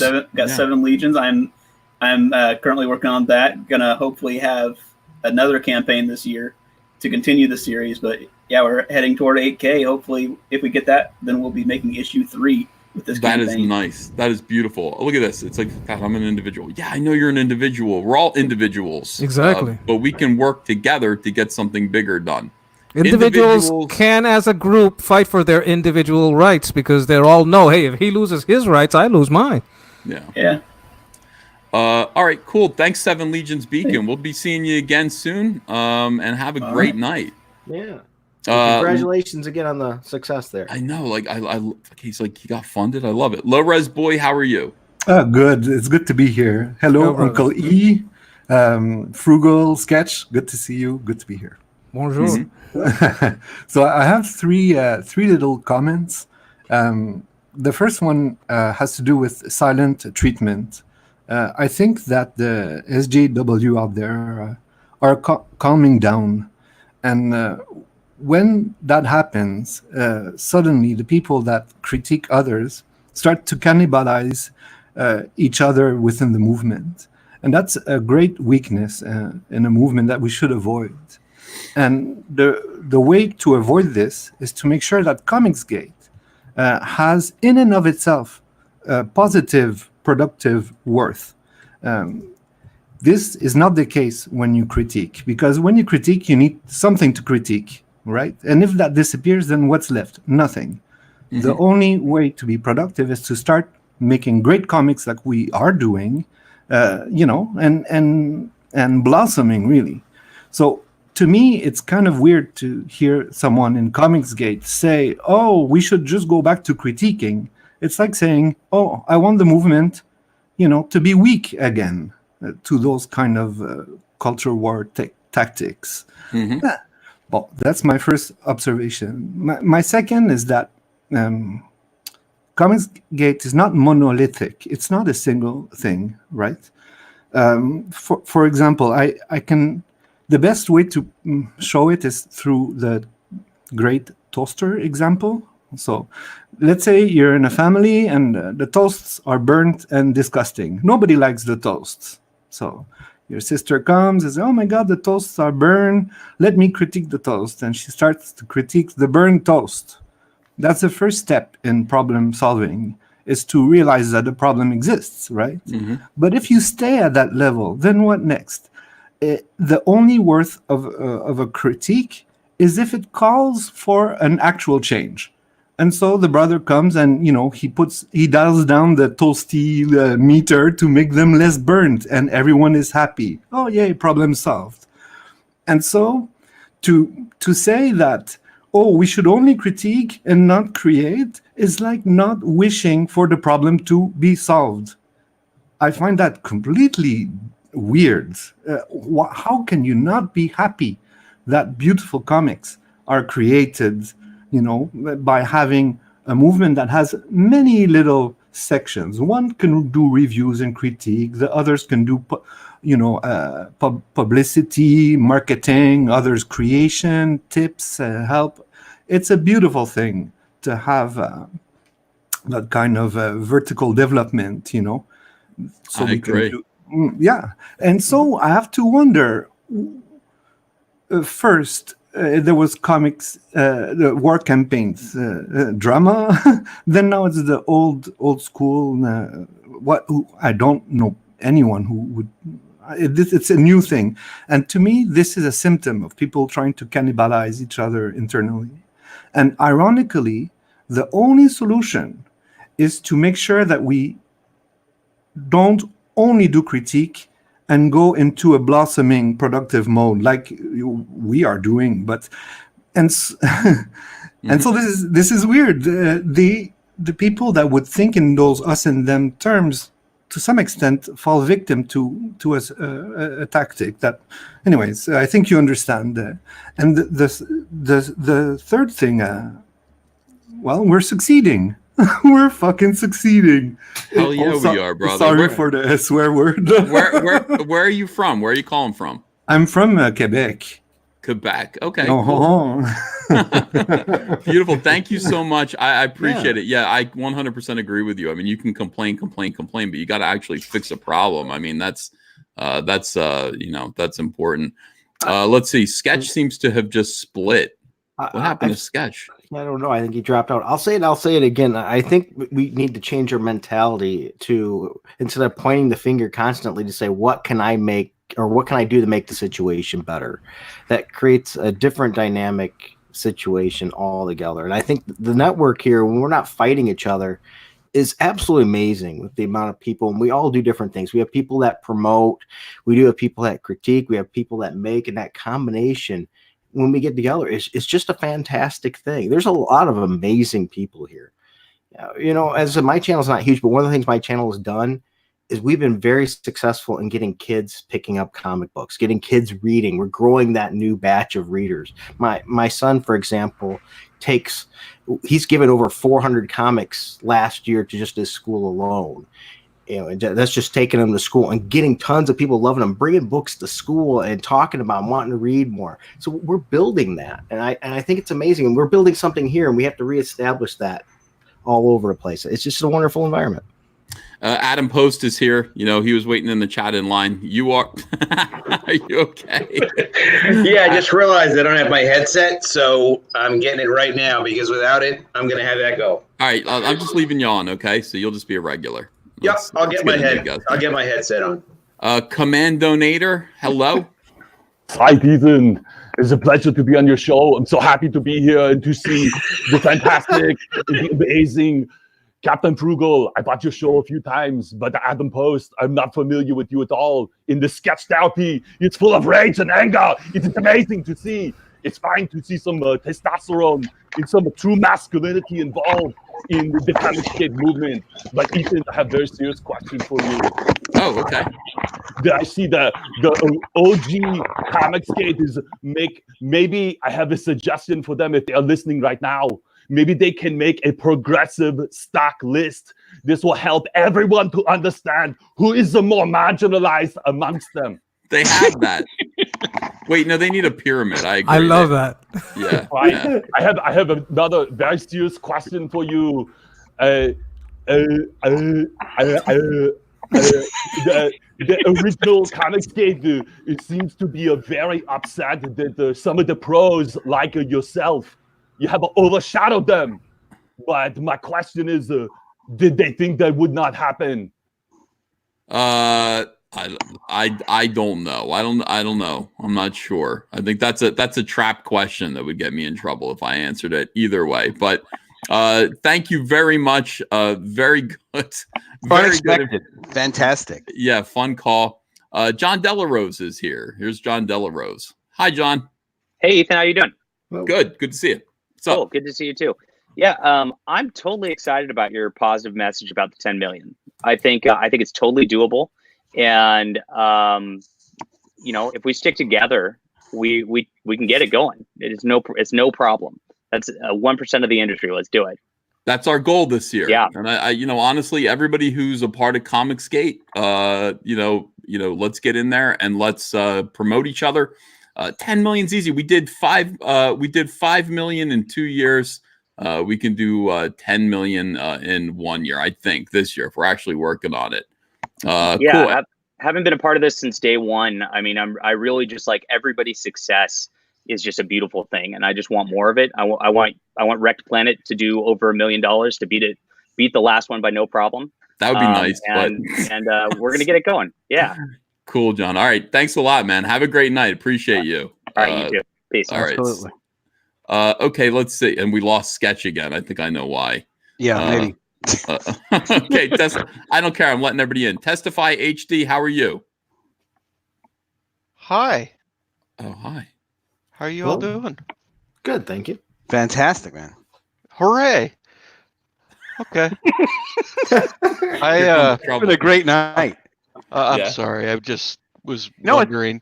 I sit and I listen to all these streams because I have a surgically repaired back and not much else to do. But Nice. Good. what I don't get, what I don't get is if all these people that are now doing their own thing are doing their own thing, why do they keep coming back here or trying to act like they're better than us or want to be as good as certain people? I get the whole thing to strive to be the best, but they're not the best. What the hell? I honestly, I think that what we're doing is the most fun, and I think that's what it is. Then have fun.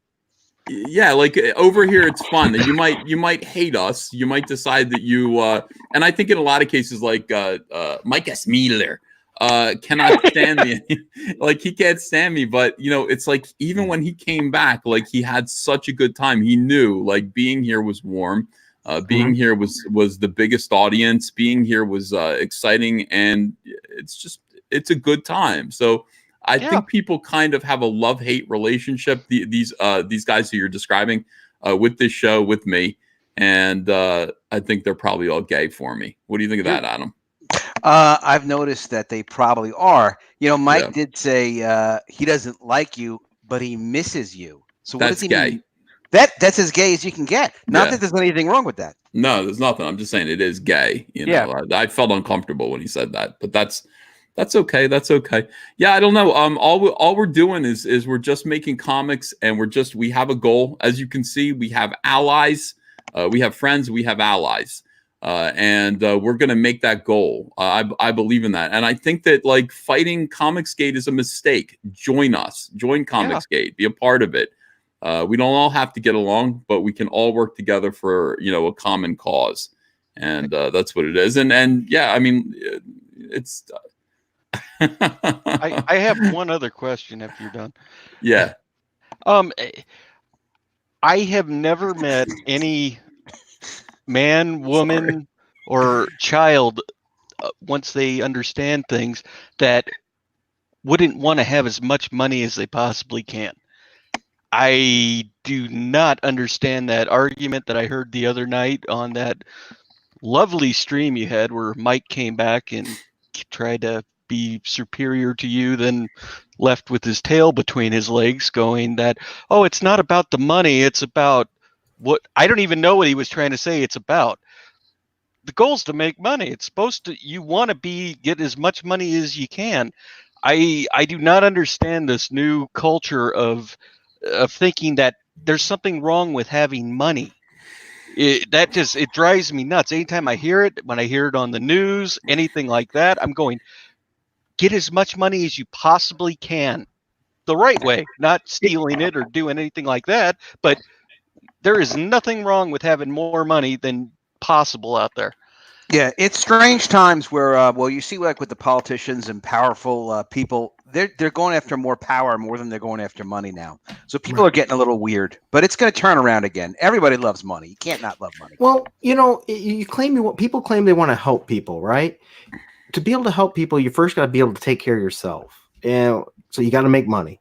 And more you make, the more you can help, if that's the way you want it. So I always hated that thought that money's the root to evil. As the biggest bunch of crap I've ever heard. It just means you're able to do even more of what you would normally do. So make all the money you can, man. Bless you for it. 100%. Yeah, I think that's it. I think there's and by the way, hello, John Malin. Welcome. Hello, Ethan. Hello, hey, John. everyone on the panel. Good to see you. Hello. Yeah, I think there's a kind of idea that's rooted in communism. That, like, you know, money is bad, and by the way, if you seek money, you're evil, or there's something wrong with you. You're greedy, or something like that. Here's what these guys do. I mean, these SJWs, they sit there and they, you know, they work really hard on a project, and they go, "We're not looking for money for this. We're not looking for profits." They work their balls off on, you know, what was that book that they put out? The Deadbeats. And don't make any money from it, and then they congratulate each other because this wasn't about the money. Well, something better fucking be about the money. Excuse my language, because I know that you're going to go to GoFundMe when you need when you're behind on your bills, and you're going to go begging for money. The time that you're supposed to be spending earning a living for yourself, engaging all that time in what you consider to be a charitable endeavor, which is you giving away your art for free, the most frivolous, arrogant bullshit in the world. It is they're so afraid, irresponsible. Yeah, they're afraid to shill for money when they don't necessarily need it, but when they're at their darkest hour, then they're happy to shill for money, and it's the most embarrassing time that you'd want to shill for money. Exactly. So shill for money when you are, you know, not desperate, and you know, let people buy things because you're excited about a product or excited about whatever it is you're trying to, you know, raise money for. When you're at the bottom of the barrel, and now all of a sudden you're okay to shill. Like, yeah, it's like, all right, you're exact. I'm just, my mentality is, I keep seeing this other thing, and I'm going, I am not in any way, shape, or form an artist. I love entertainment and things like that. I know comic books. I love all that stuff. I respect anybody that can do the art and write and do things like that. But what I don't understand is you got into something being ComicsGate, and then it seems like some people got really big heads and thought that they're going to take everybody with them. And then when nobody went with them, they're going, well, what the hell? I thought I was so great. And then they keep attacking, think they're going to get the people, and then they come back trying to wonder why we were not going to let you back with the way you've been, because they're just going to do it again. I do not get that mentality. Well, sometimes people don't know what they had until they lose it, and then they start to wake up eventually. The don't what's it called? Don't bite the hand that feeds you. I'm going, how do these people? They're all these, you know, love religion, things like that. I went to religious school forever. I believe in all that stuff, but I don't think it's a selling point to the general public. You might get some, but that isn't everybody. Why, you know, segregate yourself, basically? Yeah, you know, we're very upfront about that. We are trying to make money here. Graveyard Shift Volume 2 is now $56 away from making it to 47,000. So we're just looking for a couple of backers to push this over the ledge to 47,000. And in the meantime, Monster MD is just cleaning up. Look, last time we looked at it, just passed 68. Now it's at 68,000. $11. This book is totally awesome. Make sure that you support this one as well. Just look up beautiful book, Monster MD and Graveyard Shift Volume 2, Andrew Huerta variant, and back. Make sure that you get a copy of these books. Thank you very much. Yeah, and I just feel better like when like someone does get to the point of doing these GoFundMes, or you know, like they're really at the lowest part of their life. I feel better giving to those when I know that these people gave it their all and failed. Like You know, that feels great to me, to be able to be like, look, I know you gave it a shot. You gave it everything you had to succeed. And now here you are, rather than people that never tried at all, or never pushed at all, or never tried to put on a wig and a pair of sunglasses or a Dorito hat, Dorito Pope hat. I mean, those are people that are trying, and I respect that. Yeah. And those are the people I don't want to see fall behind. I don't either. Thank you so much, Testify HD. We'll see you again soon. Thanks for being here. All right, we got George Peter Gatsis, who's going to entertain us. He's got hey, George, how are you? Greetings, everybody. Hail EVS. Hey, George. John, Frugal, Adam, and Sketch, if he jumps in. Greetings, Sketch. I think he left because of reasons. Yeah, reasons. I have a question, and it's not about politics or dynamics. It's more about sustainability. These high numbers which are great to strive for. I would love to back. I got at least 10 books on my list at minimum. There's a lot more. I don't have my list with me that I would want to back here in ComicsGate. But I've done the numbers, and the minimum on these 10 books, it's about $250. Sure. And the rest of the books that I want to back, it's north of $700. Mm-hmm. My question to everybody here is, because I have repeatedly asked publicly, John, Ethan, and others, when are you, what is your plan on having a collection? This collection that you talked about, Ethan, regarding your early works, that's something I can back. Me, from a customer point of view, is that I can back that because it's a complete collection. I can have it.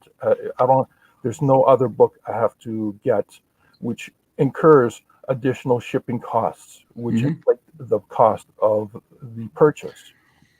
So if you put out, say, 3 or 4 Cyberfrog books and collect them into a single volume, I can back that.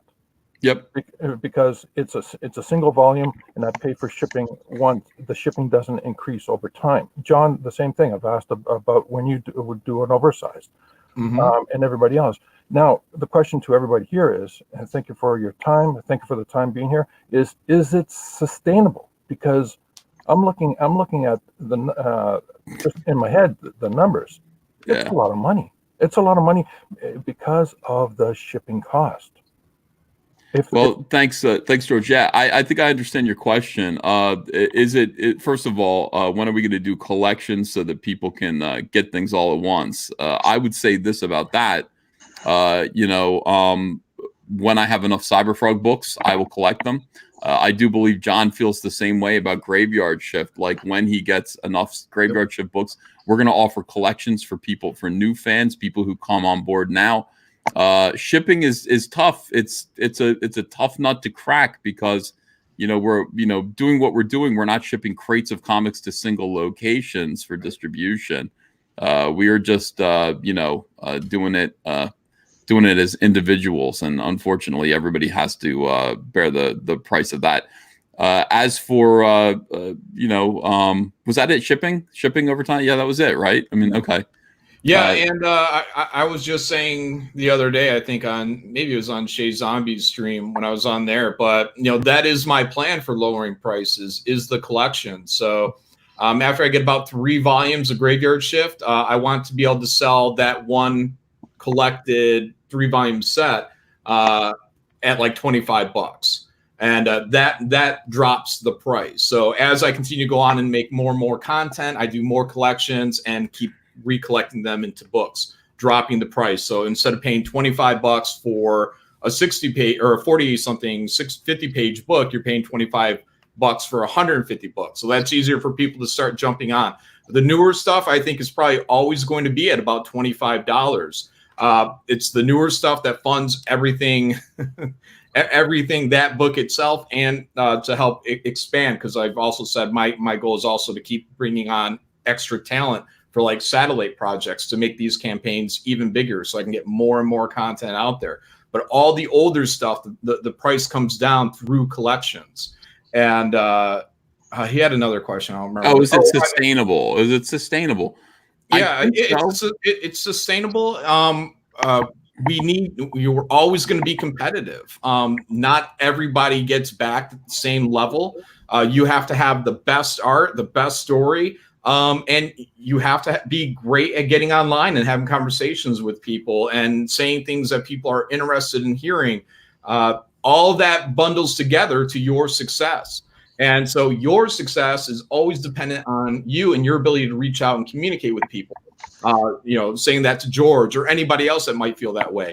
We're all competing, and the goal is for everyone to keep expanding. So, Ethan has already covered like Star Wars, and now he's kind of looking for the next thing.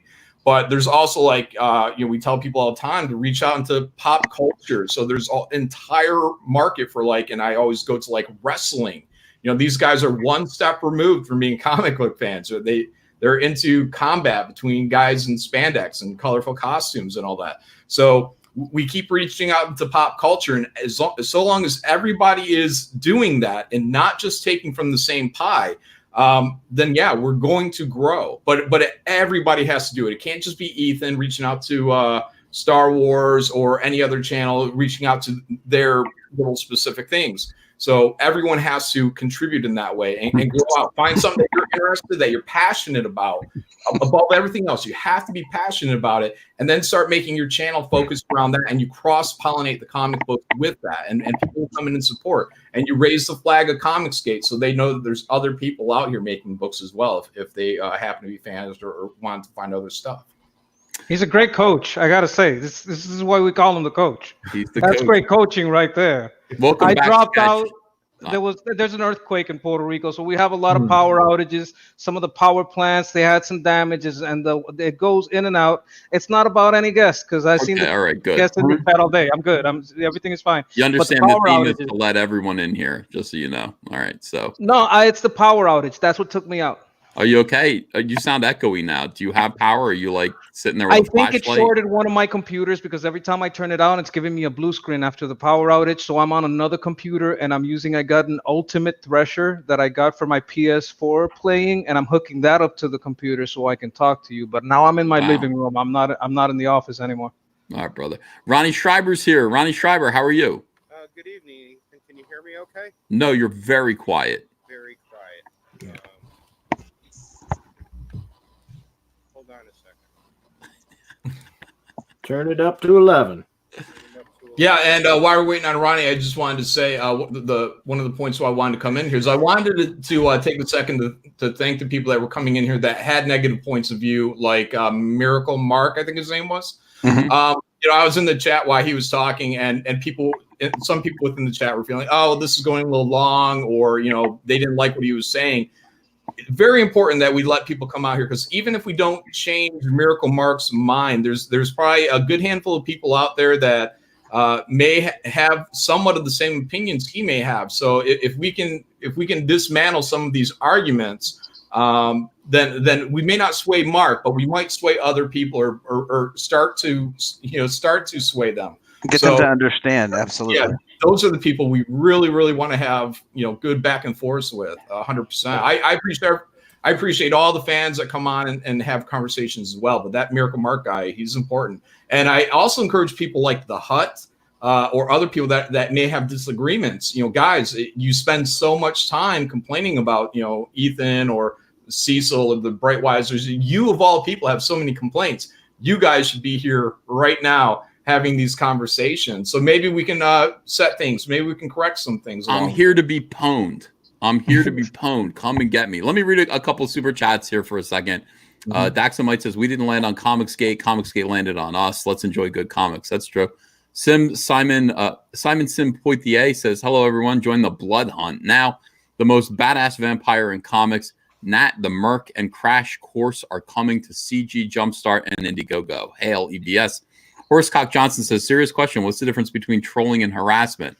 Sorry, I'm not internet savvy or very smart. Forgive me if I seem like an ass. I think they're both the same, honestly.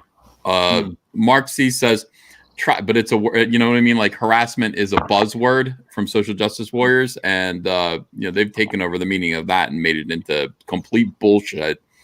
Trolling is something everyone understands. Mark C says, tried to get an OGCG voice in here yesterday. He still feels pretty bullied by you and Malin when you debated. Good.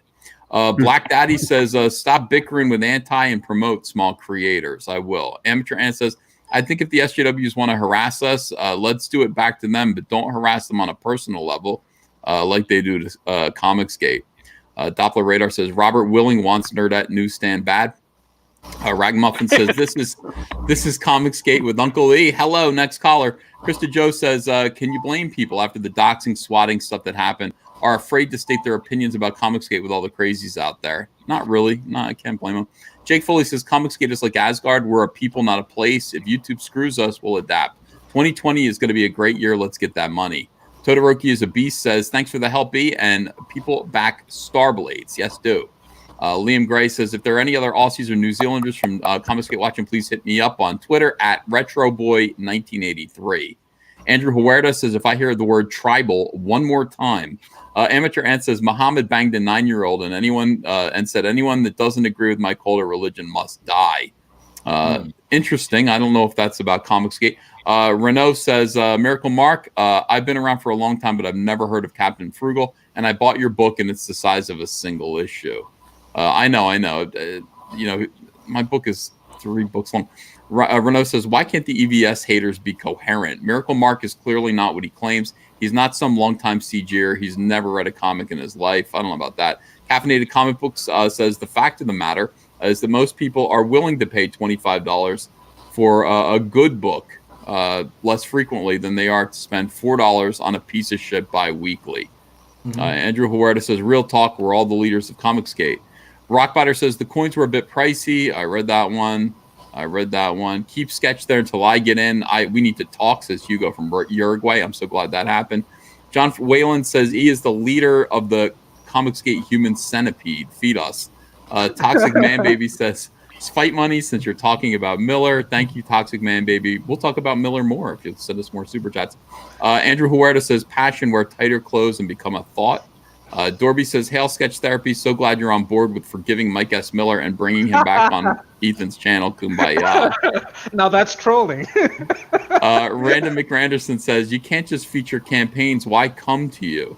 JC says, Sketch is a fucking prick. My type of people. Steps in Gold says, is your dick skin showing Uncle E? My dick skin? I hope not. Simon Oliver says, Sketch is a better asshole than Robbie Rodriguez. Let's see. Sean Davis says, Pillowman and In Demand. Pillowman and Blanket Boy in demand on Indiegogo. Hashtag ComicsGate. Yes, I am Dwight says, merit over tenure. Dorby says, ComicsGate was a negative smear from SJWs intended to be a badge of shame to shut down criticism until Ethan said, screw it, I am ComicsGate. Right, that's how I remember it, but, whatever. Alistair Tester says, I wish I could see the alternate universe where Cyberfrog teams up with Spawn or the Wildcats. It could be the best Image comics ever. Could still happen. Tungsten XCE says, where else can you get this type of interaction with creators and fans other than ComicsGate? To a great 2020. Looking forward to seeing more great works from passionate creators. Andrew Huerta says, bring back Dutch. Amateur Ant says, I backed a bunch of ComicsGate projects, not because I like comics, but because I want to destroy the SJWs and the outraged cancel culture mob. I've started to like the comics, though. LOL. Dorby says, love of money is the root of all evil is a Christian idea. Timothy 610, a.k.a. a Mammon. Jeff Stark says, great stream, guys. I don't mind paying $10 shipping because the comics come well protected. Beautiful. What is that noise? Ronnie. You hear Ronnie? Sorry, gentlemen. Fighting the microphone. I'm all caught up on super chats. What can we do for you, Ronnie? How you doing? Can you hear me okay? No, Ronnie. I'm sorry, pal. Go ahead and say it anyway, and I'll, if it's quick. Wait. How about now? That's better. Okay, good. I'm just an old Jewish grandfather who hasn't bought a comic book since Howard the Duck. But I found out about your boy, and then from him I found out about you. And I figured this is one way to fight the culture wars with my wallet. I'm working on a script for a Ford versus Ferrari graphic novel, but I got busy with some other writing obligations. I can plug myself. I write for Haggerty.com. And you made an awesome patch. I can't wait to show people. I hope people like it. I hope you like it. I'm getting it. I'm gonna get it tomorrow. Hopefully, it'll be in my PO box tomorrow. Nice Cyberfrog patch. It's doing embroidery is probably a lot like at least embroidery design is probably a lot like coloring comic. You know, you're working with a limited palette of colors. I can't do hairlines very well at all. Sorry about his jaw. That's the best I can do. I'm sure. I think it looked pretty good from what I can remember. I'll when I get it, I'll show everybody. It's gonna be great. And also, John's got one of his logos on a knit cap waiting for him at the Fowlerville post office. Oh yeah, cool. That's awesome. Nice. Well, thank you. Appreciate that. Cool. Yeah, I'll get out there. I'll check it out. I think you sent me a message or something, right, Ronnie, to check my PO box. Yep. And okay, yeah. I'll get out there. I'll scoop it up. Thank you. I figure maybe I can scoop up some of that cash grab dollars by making merchandise for you guys. So, can you mass produce them? I got a 4-head embroidery machine about 10 feet away from me. So, Sweet. Let's say I want 10,000 of them. Then I'd have to contract. Then I'd have to contract with somebody on a per 1,000 stitch, and I'd probably just make a deal with you and have you do it. Yeah, that's the thing. Like, we would need to order like in that kind of numbers. But it's I would be I'd be interested in talking to you and seeing what we could do. It's still send an estimate.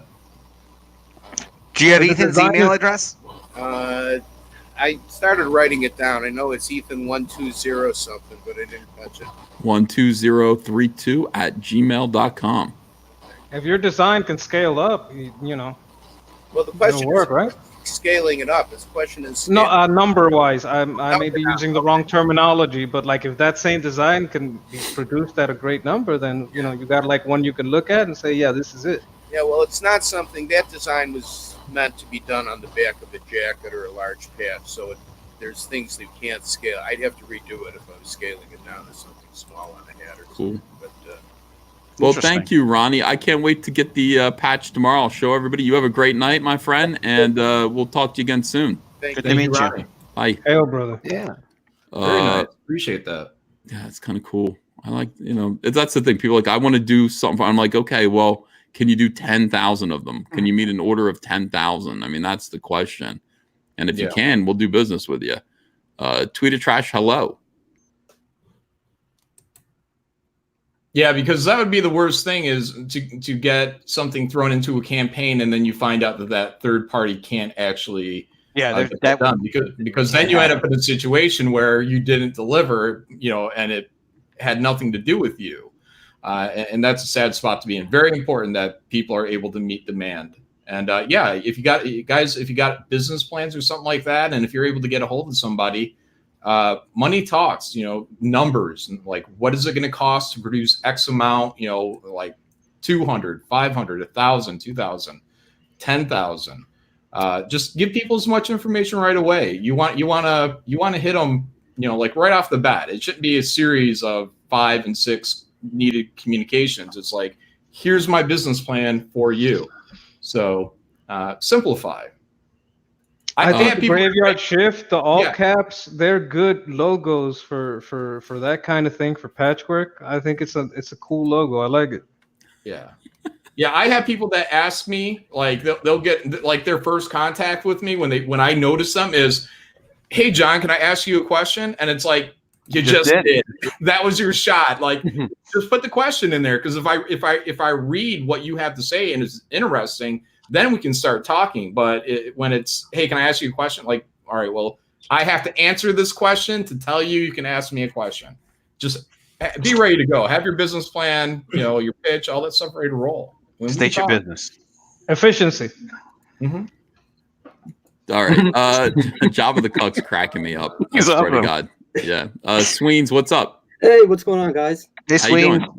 I'm doing pretty good. I just wanted to come in and thank everyone within. Oddity also looks great. I was checking out that project. Oh, thanks. I appreciate that.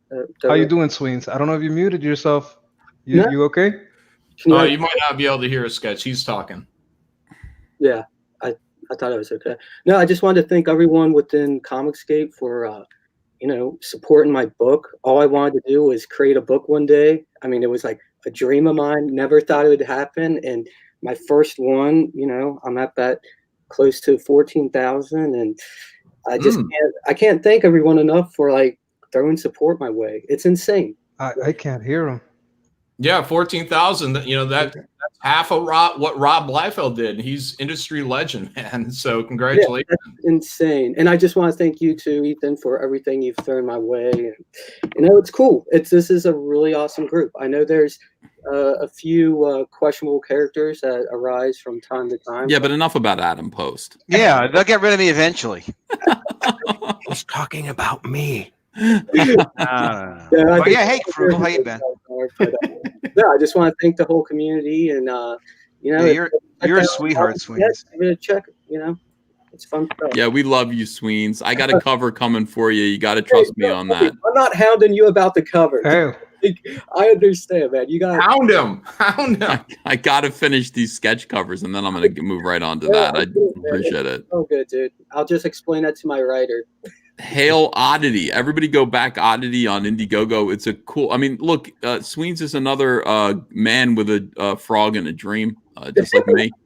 And you should go back his comic as well. Sweens, have a great night, pal. Yeah, you guys do. And congratulations. Keep it yeah, he and Doc Swift with the Frogs of War. Yeah.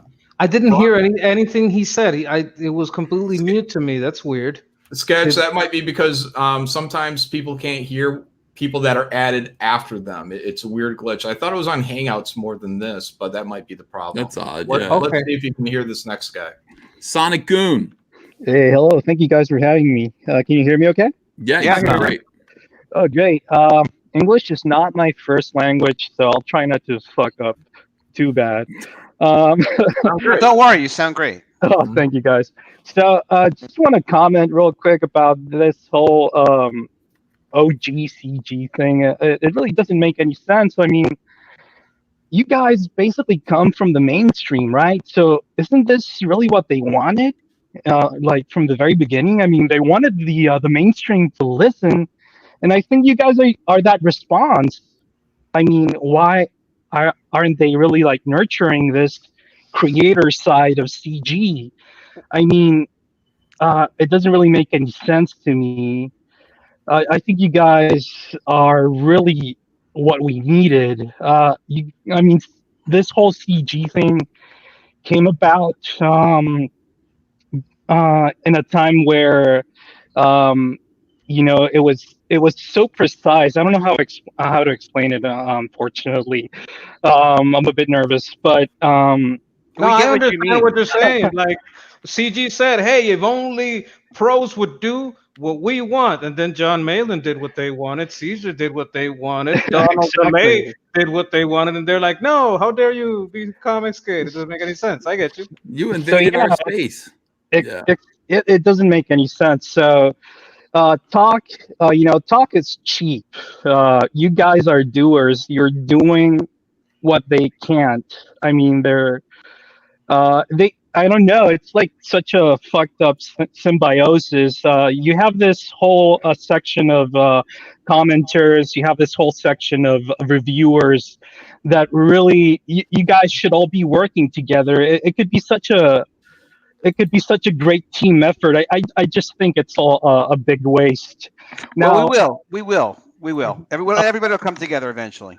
Another thing, not everyone. I mean, everybody who matters. Everybody who matters. There you go. Another thing I wanted to mention. Excuse me. This is just a bit more business related. I've unfortunately been watching you guys for a couple of years now, and I've been wanting to back a lot of your projects, but I've been unable to use Indiegogo for whatever reason. I've had some issues with, I don't know, my bank or Indiegogo. They just don't get along. Indiegogo's customer service, unfortunately, hasn't been really that good. And my bank is telling me that Indiegogo is blocking my my payment methods or whatever. So I wanted to ask you guys, have you ever considered like opening up another type of online store for people that have issues backing you on Indiegogo? Yeah, I think about it all the time. But I mean, you know, honestly, if you can use PayPal, you know, you can get a hold of me. I'll you know, at this point in the campaign, like I've got, you know, Cyberfrog books. They're all going to be shipped on Wednesday. You can reach out to me via email and say, hey, can I get one of those books? And I'll probably go ahead and send you one. It's okay. By the way, look at this Graveyard Shift Volume 2, the Andrew Huerta variant. All I asked, I just want you guys to bring it to 47.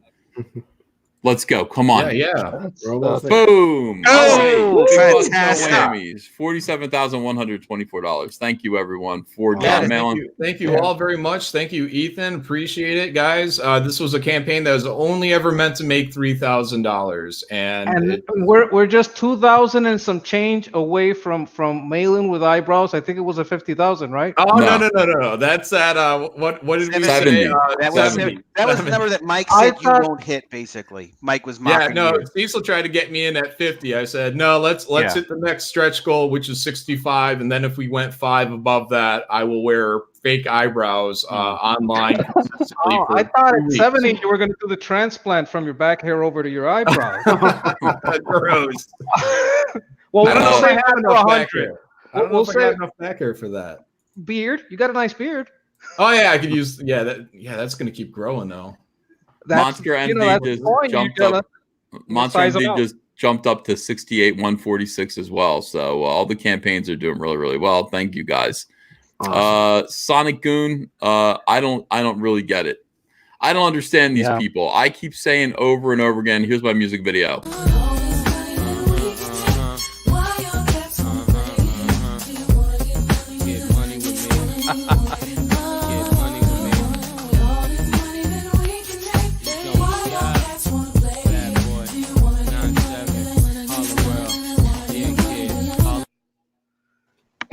Okay. Yeah, I don't understand it. I don't really get it, Sonic Boom. But you know what? These people make their own destinies, and we make ours. I think we do a lot better when we're working together as a team, don't we?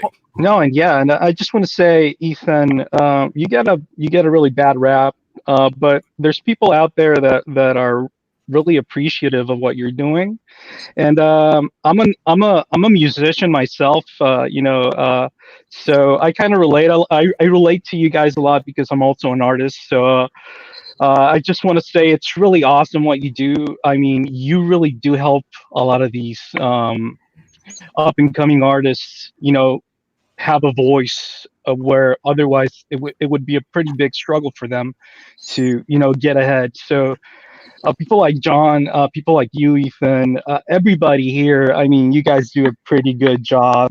It's amazing. I just want to say I hope you guys know how lucky you are to be doing what you're doing. I mean, you guys you're living the dream right now. Yeah. I mean, guys, don't squander this. Don't fuck it up. Don't betray your fans. I mean, we're here for you guys. I'm a pretty big fan of the Jack Show, John. You guys. I mean, every time you guys stream, you make my day. Otherwise, I mean, just keep let me doing what you're doing. apologize for the terrible behavior of sober Cecil. We're gonna try to fix it. God damn it. I don't even know. I mean, ruining our show. He's ruining it. He definitely is. He's just an embarrassment right now. I don't know what to say. There will probably be an intervention at some point. So we always deal with our own. All right. Thank you, Sonic Good. You have a great night, my friend. Thank you for all your support. Bye. Let's see. Sketch Therapy's in there. Grand Admiral Thrawn. Hey, that guy's got a beard, man. Look at that. Yeah. How's it going? You guys hear me? Yeah. Awesome. I'm always here. I'm always in the chat, but I don't get to type very much because I'm disabled and it's hard for me to do it. But we're glad you're here, man. Good to have you. I'm a transplant into this. I haven't done comics since Spawn #1 and Pit and Savage Dragon. That's the good days. Yeah, the good days. Yes, that was the good days. And I found Ethan through Fandom Menace, and from Fandom Menace, he brought me into this whole ComicsGate thing. And now, much to my wife's disapproval, I'm waiting for a bunch of comics to show up now. That's how I got here. Yeah. So I don't see any of those people doing that. You're bringing in people and sharing everybody else's ideas with your crowd. You know, you don't see McDonald's selling the neighborhood grocery, you know, the neighborhood stands burgers at their store. You know, you're expanding the entire brand, and that's, how can that be bad? You know?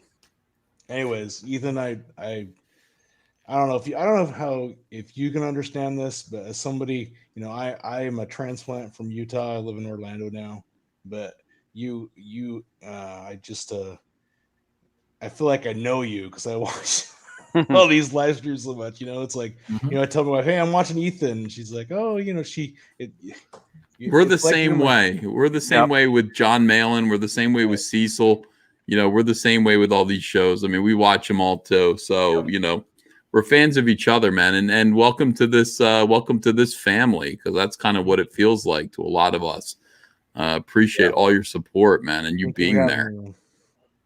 I always love to hear when there's, you know, somebody from the 90s, because I'm a firm believer there's an entire generation of fans that, you know, bailed out in the 90s, but now they've had their kids, their families, they're sitting back, they got extra money in their pocket. Let's bring them all back. We got to find them, and that's why reaching out further into pop culture is what we have to do to locate these people and bring them right back and say, look, guys, remember when comics were a lot of fun and big, dynamic action and beautiful colors and great execution. That's what we're trying to do here. And yeah, I'd love to hear when there's someone that came from the 90s and dropped out and now they're back. You know, I heard about Richard C. Meyer through Jeremy the Quartering, because he put a lot of heat on some of the comic book stores that weren't selling his book when it was first coming out. Yep. And that's kind of another route I got through, you know, Jawbreaker out. But I have that same, you know, I'm watching all these comics and I'm watching all these things that they're doing to him to ruin them. Even my kids see it. It's weird to me, you know. I showed them what they're doing and they're like, "What is this guy?" You know, my kids didn't want to see the new Star Wars movie, and I didn't tell them not, that's bad. because they know, you know, they have. Well, it should have started with the Timothy Zahn arc, in my opinion. That's where they should have gone. And I'm always glad to hear people from the Fandom Menace and from other fandoms, like gaming fandom and movie fandom, that are going through the same things, find a little bit of a reprieve in ComicGate, because they can't go. I mean, they could support a fandom fan film. That's also good. But here we have a product for you. And if you're mad at all these people ruining your hobbies, well, you know, right here we got something you can hold in your hand and rub in their faces. It's good that you found something that you liked again. That's awesome. You're welcome here, pal. Thank you so much, Grand Admiral Thrum. We'll see you again soon. Thanks for coming on. Thank you, guys. I gotta get going. It's getting late, and I gotta get up at 5 in the morning. So have a great one, Frugal. Thanks for having. Thanks for having me on. I appreciate it. I really do. Yeah, we're happy to have you here. See you later. Hail, Captain Frugal. Yeah, nice to meet you. You don't have to hail me. Just let's work together and have a great day. Have a great one. Can't stop us either. That's right. All right, have a good one. Hail, Frugal. Hail. Hail, motherfucking Captain Frugal. Legendary Captain Frugal. Testify. Testifies back. Watermelon What's up, man? Platypus is in the chat. I just want to say hi to Watermelon Platypus. Love that guy. I wish he'd come in here. I know he loves you. He probably will, man. Yeah, he loves hopping on streams. I think he likes to do it when he's drunk. So hopefully he's been drinking. Yep. Someone's got to make up for sober Cecil. I mean, someone's got to pick up the. Yeah. He was going to name his kid Ro. I remember that. Yeah, Watermelon Platypus. Yeah. Testify HD. You're back. What's up? Hi. Hi. Yes, I'm back. I didn't have the pleasure of being able to say something to Sketch, but Sketch Therapy is what caused sober. He caused sober Cecil. Oh my God! It's all me. It's all on me. He blamed you.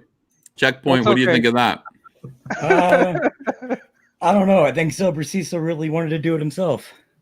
Yeah. Oh man, I don't think I could stop Cecil from drinking. He's showing tremendous willpower. It's gonna take a lot of peer pressure to destroy his willpower and his health. But we can do it as a community. So I think he stops drinking once a month to prove to himself he's not an alcoholic. We can get him back on that wagon. Yeah. Oh man. What's up, Checkpoint? Yeah, Sketch. You don't have me blocked, do you? Maybe, I don't know. I block people at random if some comment Well, that I don't like. Oh It's yeah, Mr. Free possible. Speech over here can Hey, it's my unblock me. platform. Free speech is out on the public square. On my house, I say who talks. In my All right. house, I say who talks. Right. Hey, look, you can have all the free speech in the sidewalk you want, but in my account, in my house, in my driveway, I'm the one who gets to say who talks and who don't.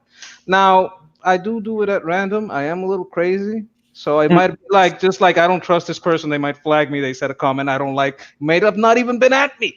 And I just No, might no. randomly block you. I don't know. I mean, if you can see me in chat, I haven't blocked you, but I haven't been Yeah, I tapping in can't the see chat. you or Watermelon Platypus. And I'm thinking, is it a Google conspiracy to keep us separated? We're both libertarian, I think. Pretty much, yeah. I'm pretty much in the center. There's good.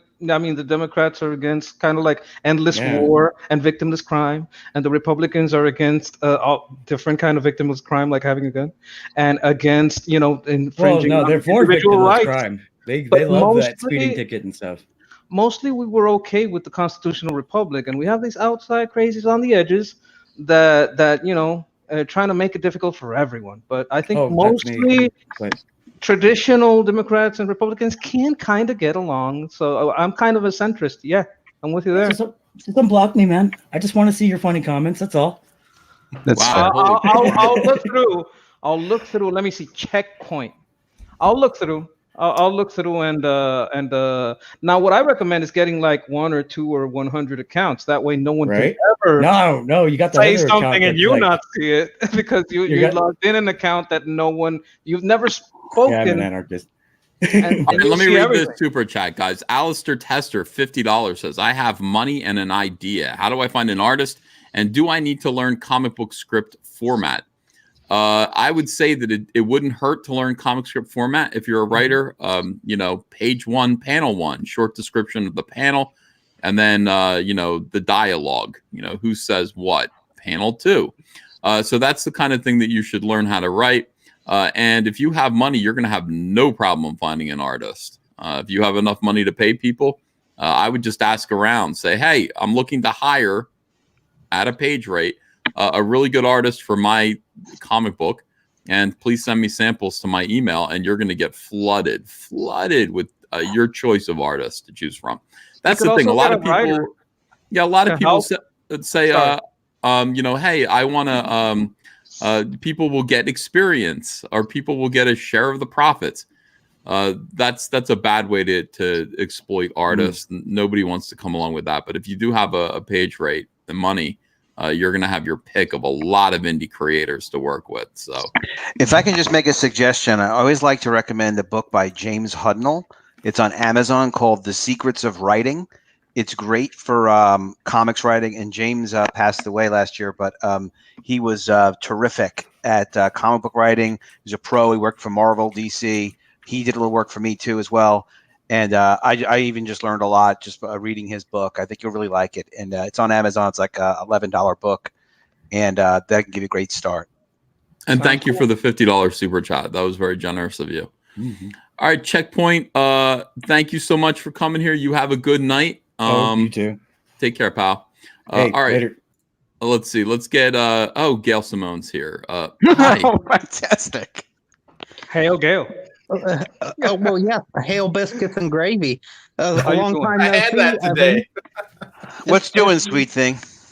It's been like 6 whole hours since I talked to you last. This is great. We're finally friends again.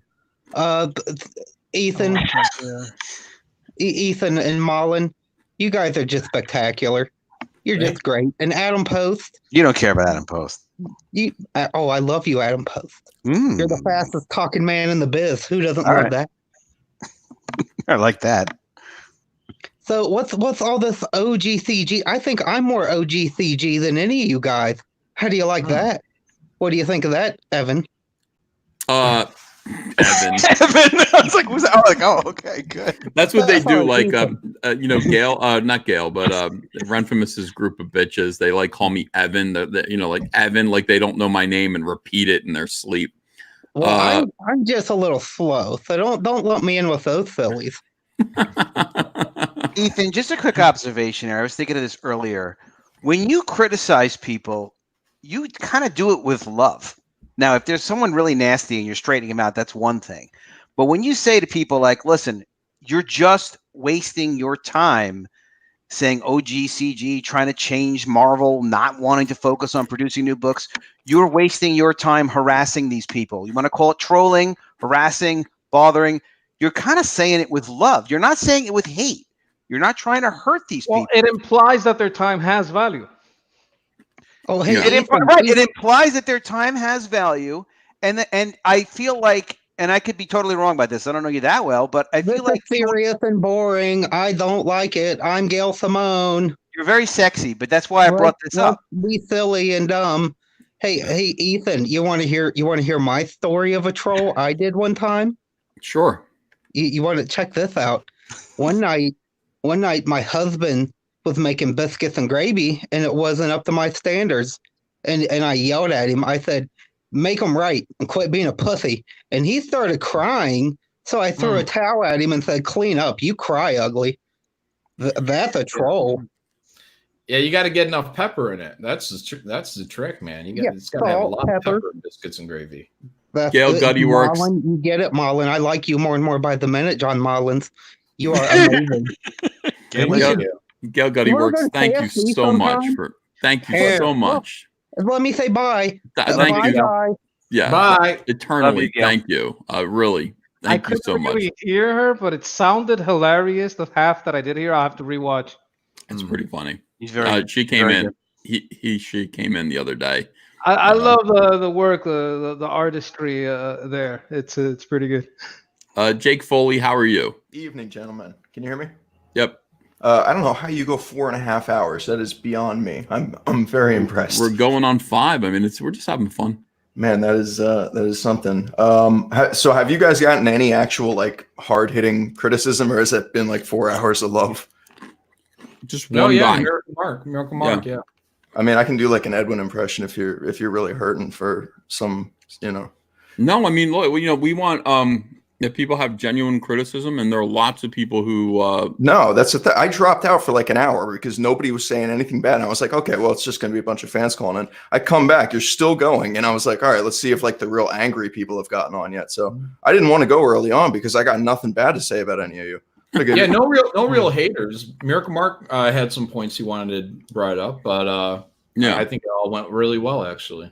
Are you going to be Miracle Mark wind up agreeing on some point, and he was agreeable. He wasn't like really like mean or anything, right? Yeah, the only thing he seemed hung up on was that he considered Ethan to be the leader of ComicsGate, and I mean that's his own. It's hard to get mad at that. That's his opinion. I mean, like I can be the leader of ComicsGate to Jabba the Cuck. Like he can be like, Ethan is my leader of ComicsGate. That's fair, but I'm not the leader. I'm not everybody's leader of ComicsGate. That's all. I get it. Are you going to be doing these call-ins, a couple more times throughout the year? Do you think? Yeah, lots of times. I like them. They're fun. I was gonna say I never had any kind of need to get a camera before, but I feel kind of weird because I don't even have like a Streamlabs account. So I type in my name very, very quickly and forget to put a space in and forget to put an avatar up. But you're good. In, so you want something clever too, like a nice baby YOLO. Oh yeah, I'll get something good. And here's the thing about Sober Cecil. You got to look at it like NoFap. It's a good thing. When he gets drunk, he's gonna get real drunk. He's going to be like crashing through windows and ripping sprinklers out of the yard and stuff like that. It's worth the 2 months of his horrible timing because his jokes are still good, but his timing is gone. That's the thing I noticed. Yeah. Yeah, I know. We're excited about him being inebriated and fucked up and a disaster again, because he's a different kind of disaster right now. So anyway. Jake, do you have a question? People are like, do you have a question? No, not really. I just wanted to see what the status of the stream was and if you guys got any real haters that I need to go back and look for. So go back and watch Miracle Mark. He was as close to a hater as we got. Well, yeah, you got about 20 minutes too. Have a good one, guys. See you later. Yeah, we get some. Mostly, it's people who were nice to us. I'm gonna let people who haven't been in yet in here first. Dwight Senek, how are you? Hey guys, can you hear me all right? Yeah, you sound good. Awesome. So I'm going to try to keep this brief. Ethan, I've been talking to you about my board game. I'm not here to plug it.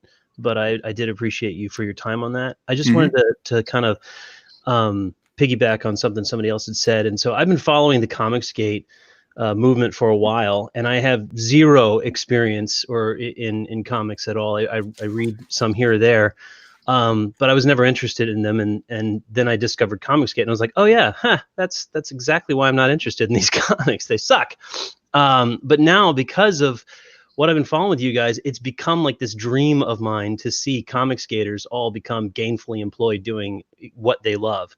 And so, like right now, we have these artists, and I could be misrepresenting what's going on. So step on me if I do. But what I see is these artists that are, you know, running these crowdfunding campaigns for individual projects, and I just can't help but think, like, wouldn't it be a beautiful thing to have a publishing giant like Marvel, owned by ComicsGaters, incubating comics and content to dominate the market space? And I think that's what you guys have kind of been talking about. And pardon me, I picked you guys up while I was driving down the road, and that's where I do believe all this is going to go ultimately, because you guys are doing some incredible work.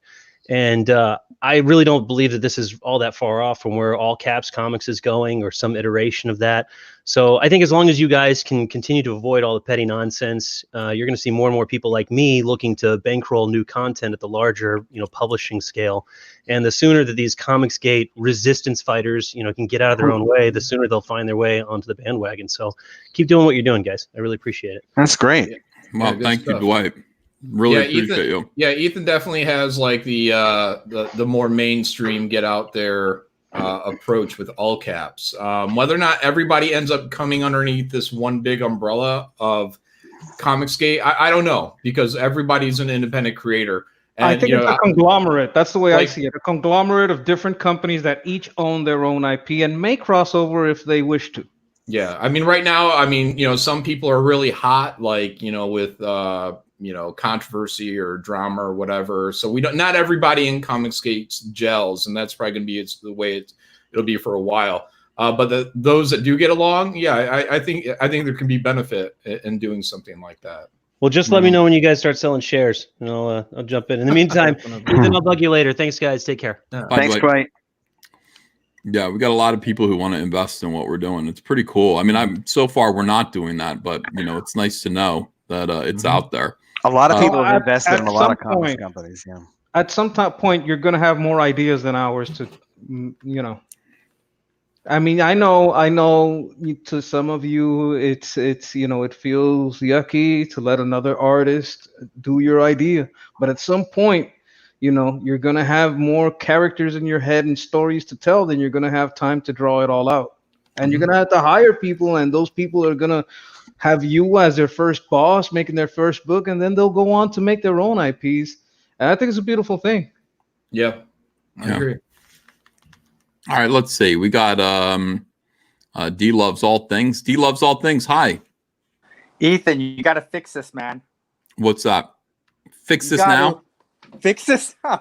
Fix this now, Ethan. No, it's Cecil. First you guys got him sober. Now he's talking about getting a job. He's not as funny as he was before, and he's almost out the door, it seems like. Once he gets a job, I think he's gone. And it's because, I think this whole diet is so that he could look good in Miami in a Speedo. Yeah, friends don't let friends get sober, man. Well, I mean, when he gets a job, is he going to stream anymore? Look, when Cecil's out, I'm out. I'm leaving ComicsGate. If Cecil leaves, I'm out. I don't think Cecil's going to leave. Closer to me. I really Is he going don't. to be streaming? What, tonight? No, when he's working, when he gets his job in next month. I don't know. You know, look, here's the thing. He's launching his comic book campaign, and you know he intends to make a lot of money with that, and then build his comic book. Like, you know, he's starting to see, and I guess it's all going to depend on how successful the comic book actually does. But he's starting to see that there's money in this, there's a future in this, and you know he's gonna give it a shot. So I don't think he's going anywhere. I think he actually is real ComicsGate. I think Cecil actually is loyal. That's the other thing. I know. I mean, you already got rid of Mike. You got rid of Mike. You got rid of Doug. I didn't get rid of you. Got rid of themselves. You got rid of Nasser. I got rid of him. They all got rid of themselves, man. Yeah. To be fair, like I would never have. Well, did I get rid of Mike? Let me think about that. No. No, Mike said he's not ComicsGate, and his exact words were, it was war campaign. But no, nobody can get rid of anybody from ComicsGate. Ethan can get rid of anybody he wants from All Caps or ComicArtistPro Secrets, like this platform and all that. But ComicsGate is an idea, so nobody is kicking anybody out from an idea. Now, Mike and Doug both removed themselves from that. They stated as much.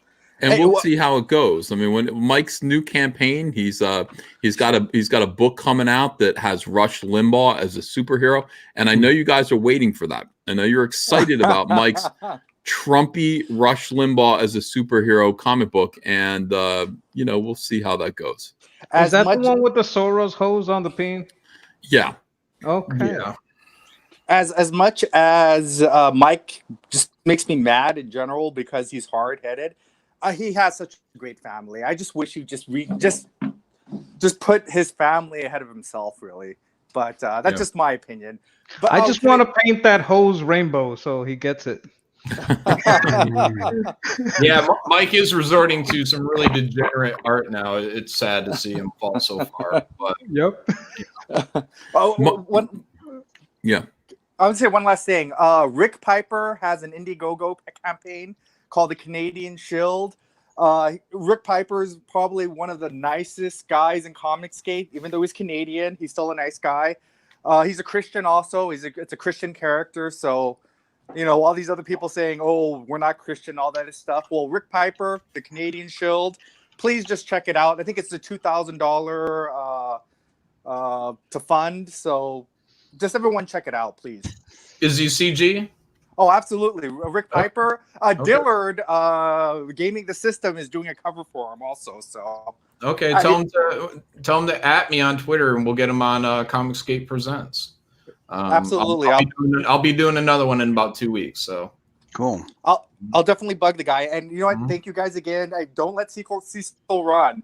I have a feeling he might just disappear. I'm more afraid of that than anything else, actually. we just need to make Cecil a lot of money when Cash Grab comes out and convince him to stay. I think he'll be around if he's doing 100K plus. So definitely. Maybe not. I don't know what that other job pays a year, man. But yeah, it was supposed to be a good salary. I don't know. He might be able to do both. I mean, what's the difference? This is the kind of thing you do anywhere with a connection. Yeah, dude. Well, ComicsGate doesn't require the sobriety, though. Exactly. He was barely streaming before that, though. I mean, can you imagine him working a job, trying to drink and stream and make a comic book at the same time? No, but his job is to drink. The new job is drinking. That's part of the job. He knows how to pick them, I gotta say. Yeah, he's good at picking jobs. Let me see. Drunky McGaskill says Ethan purges more people than Kim Jong-un. Daddy's belt. Literature Devil says same haters who obsess over Ethan's every tweet will miss, quote unquote, this 5-hour live stream open invite. Yeah, probably, Conveniently miss.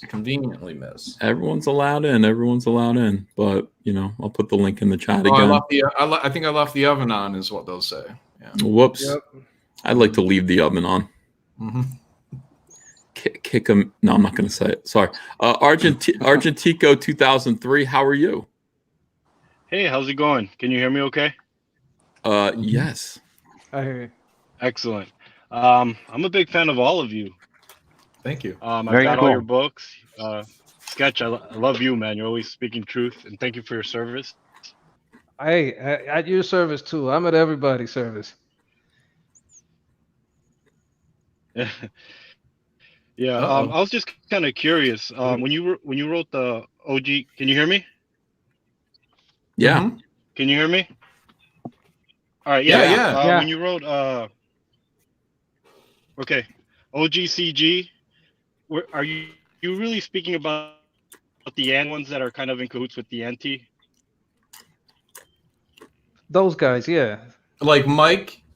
There's like some specific people that we think of when we say OGCG, and it's the people that have always been hounding us. It's not people that do a review or whatever, been doing that for a while. It's the people that are in cahoots with other people that are making books, and they don't, it's a very hypocritical thing. And it's like, I don't know, 4 or 5 people.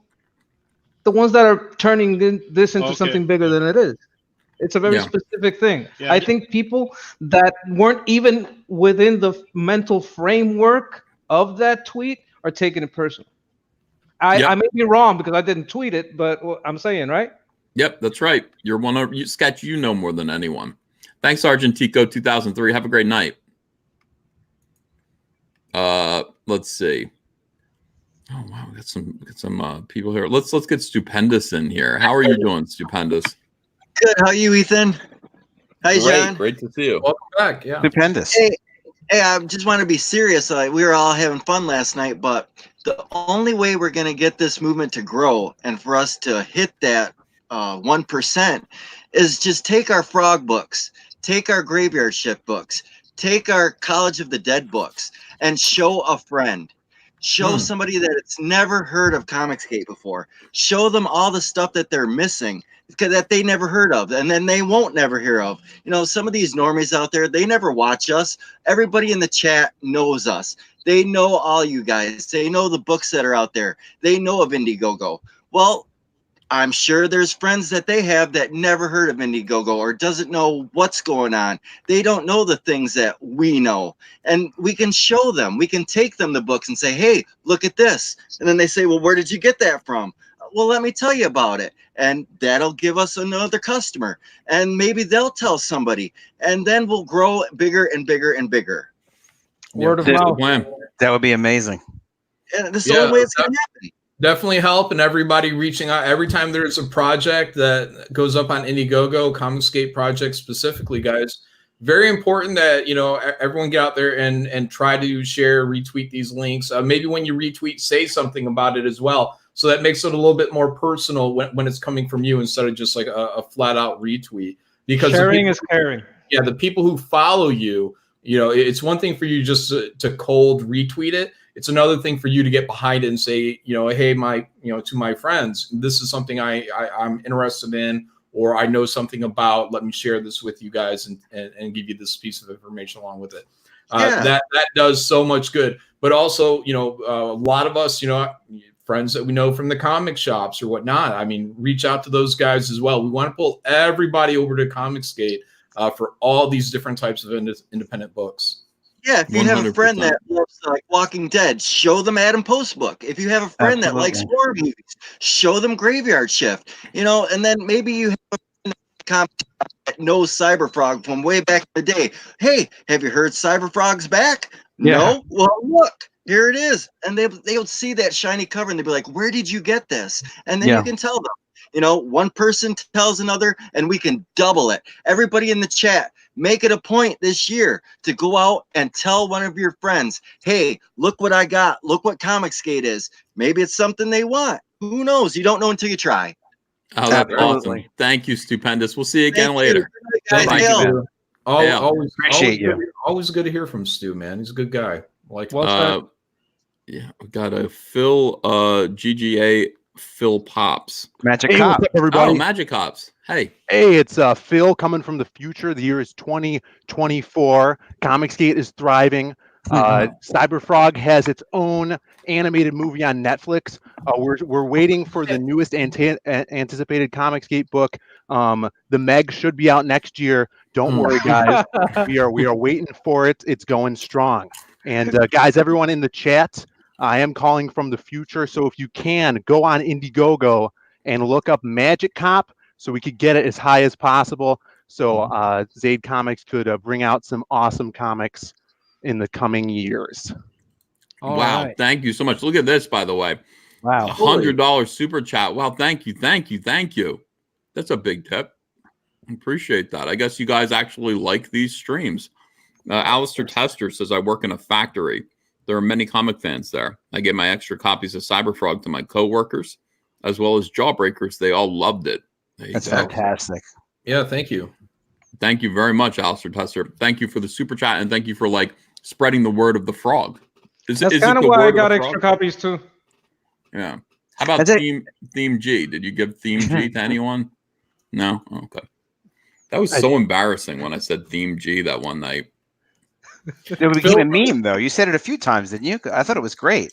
Yeah, at first it was an honest accident. I looked at it and said, Mike's got a book called Theme G. The Meg. What's the Meg? Phil from the future. How's our good buddy Mike doing in 2024? Good question. Well, I mean, he's still not going dancing with his wife. Oh no. Other guys are taking care of that, but that's he's still trying. His newest campaign is actually the Meg 24 pack. It's 24 different comics that you could get with the Meg and the rest of his things. But he's still going at it. Just different covers, right? What about the restaurant? Is he still selling Mogwai meat? Yeah, he's doing Mogwai, and he's also switched over to Baby Yoda as a big thing he is selling. Oh, that's harder to make the meat. With the Mogwai, you just drop some water on it, and you got something to fry. well, Edwin is now one of his writers as well, and they've teamed up with Ben Hennessy. Oh God, where's Bitcoin at right now? Yeah, it's actually going strong. It's at 3K. And it's the highest it's been for the last 5 years. Wow. Good. Amazing. Yeah. And by K, you mean like literally the letter K, right? It's not worth anything. Yeah.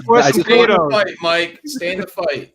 I just wanted to say, guys, I love the fact that now we have because when I first got into ComicsGate, it was hard to explain to people what ComicsGate was. But I love the fact that now we are a network of creators, and this show shows tonight that the fans are within the network as well, because the fans can come on and interact with the creators, and maybe they have some things they can contribute besides money to ComicsGate. We have animators and people with their own skills that can come on and help out creators and be creators themselves. So I think ComicsGate is going great, and I know 2020 is the year for ComicsGate because I've lived through it, because I'm Future Phil. Yeah, I love it, Future Phil. Thank you for being here, pal. We'll see you again soon, my friend. Hail. The book is Magic Cop. Argentico 2003, thanks for $10. Says my headset is messed up. Just wanted to say love you guys. In my opinion, some fans didn't realize your comments were aimed at anti-ComicsGate. Keep up the good work. We'll keep supporting you guys. You awesome. Thank you, Argentico. Too kind. I think it's like the body of Christ. Some people are good at preaching. Some people are good at different stuff. Some people make the music. Everybody's good at different things, but they all work together, kind of. I don't mean to get religious, but it's like a good example. Well, that's what the community's supposed to do. Is everybody does what they're good at. And somebody might be good at making music for the sale videos when you make that little clip. Some people good at animating stuff. I mean, I don't know. Some good writers, promoters, on-air personalities. All that helps. Hey, Ghost of Henry, are you doing dental work? How are you? Oh, hello. Hello there. Welcome. Can you hear me? Yeah, we can hear you great. How you doing tonight? What's going on? I'm doing fine. I just wanted to wish you an excellent 2020 and say to you guys, keep doing Ghost of what Henry, you're doing. there's not a hooker to your left that you're torturing or anything, is there? We heard a drill. No. What are you doing? What is the drilling noise? Drilling? I can't hear it. Oh, okay. Great. Listen on playback. You didn't hear nothing, John. You didn't hear nothing. There is no drill. Nothing. No witness. Ghost of Henry, we love you, man. Have a great night. Good to see you. Bye-bye. Thank you. Thanks. Yeah, definitely questionable. Killing somebody. He's hiding something, right? He wrote a really nice tweet the other day. Drill. There's no power drill. Yeah. I couldn't hear him. It did that glitch thing. Yeah. Fascinating. The good guy. Watermelon Platypus is here. Hello. Well. Hello. How are you? Great, man. I love your avatar today. Big fan. Yeah, Rod Sterling. I've had that for my Google account for a while. Back to the original topic about OG, CG, and CG. I think once you differentiate yourself from being ComicsGate, it's breaking the purpose of it. It's like when someone says, I'm for justice versus I'm for social justice, or I'm for racial justice, or I'm for climate justice. It becomes the opposite of justice once you have a modifier in front of it. There's no reason, if you're ComicsGate, there's no reason to differentiate yourself and say, I'm OG CG. I'm different from ComicsGate. Those people are trying to say they're not ComicsGate anymore. That's right. That's all it is. They decided to be left behind, and maybe that's okay. Maybe that's all right. Well, here's the sad thing is a guy like Mike Miller. He's ComicsGate, whether he likes it or not. And I told him this months ago. Are you CG? He says no. Well, too damn bad in my mind. In their mind, in the article's mind, you are ComicsGate. When they write an article about Doug Tenaple, who's It's further ComicsGate. yeah. By the way, you have this on your name. Are you going to be with us or against us? Do you have any allies? Do you have any friends? The GIF is so intense. I love it. Yeah. That's true. He had allies and he had friends. Like you are ComicsGate. You're ComicsGate to the SJWs, but not to the customers. It's the worst possible place to be. That's Mike. Mike is ComicsGate. If he tries to get a job, they're going to be like, "Fuck you, you're ComicsGate." But if he goes to the fans and says, "Please give me money for my Trump book," they're going to go, "Fuck you, you're not ComicsGate." Yep. So I mean, it's the worst. The best he can hope for, which is useful idiot. The best he can hope for is to be their useful idiot, where he goes, "Oh, I'm the bad comics. I'm the Republican who hates other Republicans. You got to let me on CNN." That's the best he can hope for, but he's still their useful idiot at best. They still hate his guts, and they're still going to turn against him. They're still going to ruin him any chance they get, but they'll use him. I don't mean to pick on Mike or talk about Mike in general. I just mean anyone who says, "Oh, I'm Turbo CG. I'm whatever CG, Cherry CG, or whatever that crap is." Sorry, guys.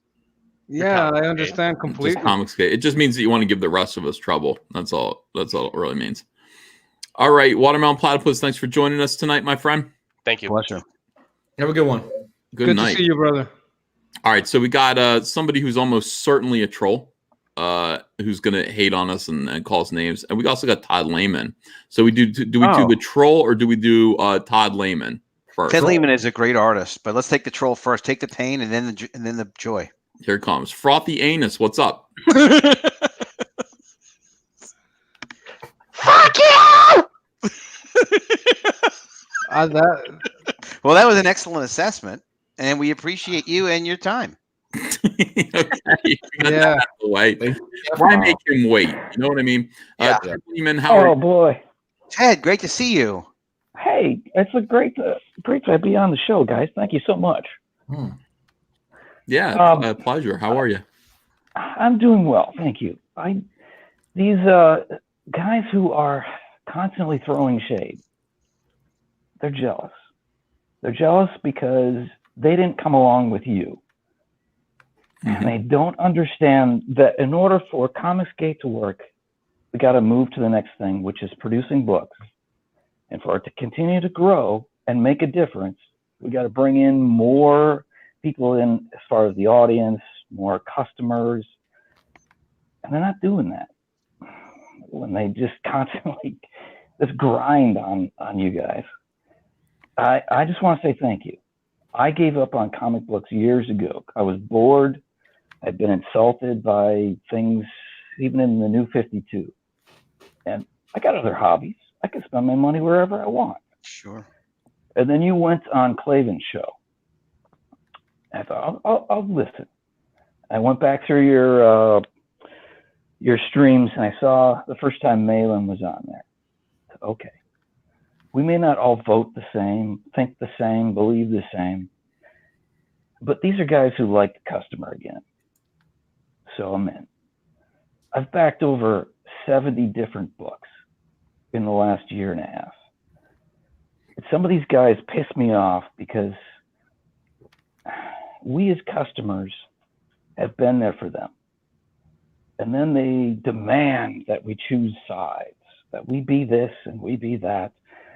And I go to church most weeks too. But not everybody at church believes the same thing as I do. My pastor's son is gay. He's got things he's got to deal with that. Can't we just treat each other as equals? It's frustrating. Well, some are better than others, though. I mean, that's the main problem with treating each other like equals. I mean, clearly, Spartan Scotsman, for example, is better than Nasser, and I just have a problem with the basic idea of equality in all instances. So, I don't know if we have to do that, but we can be good to each other, and we can look out for each other as brothers and sisters, and make this thing grow.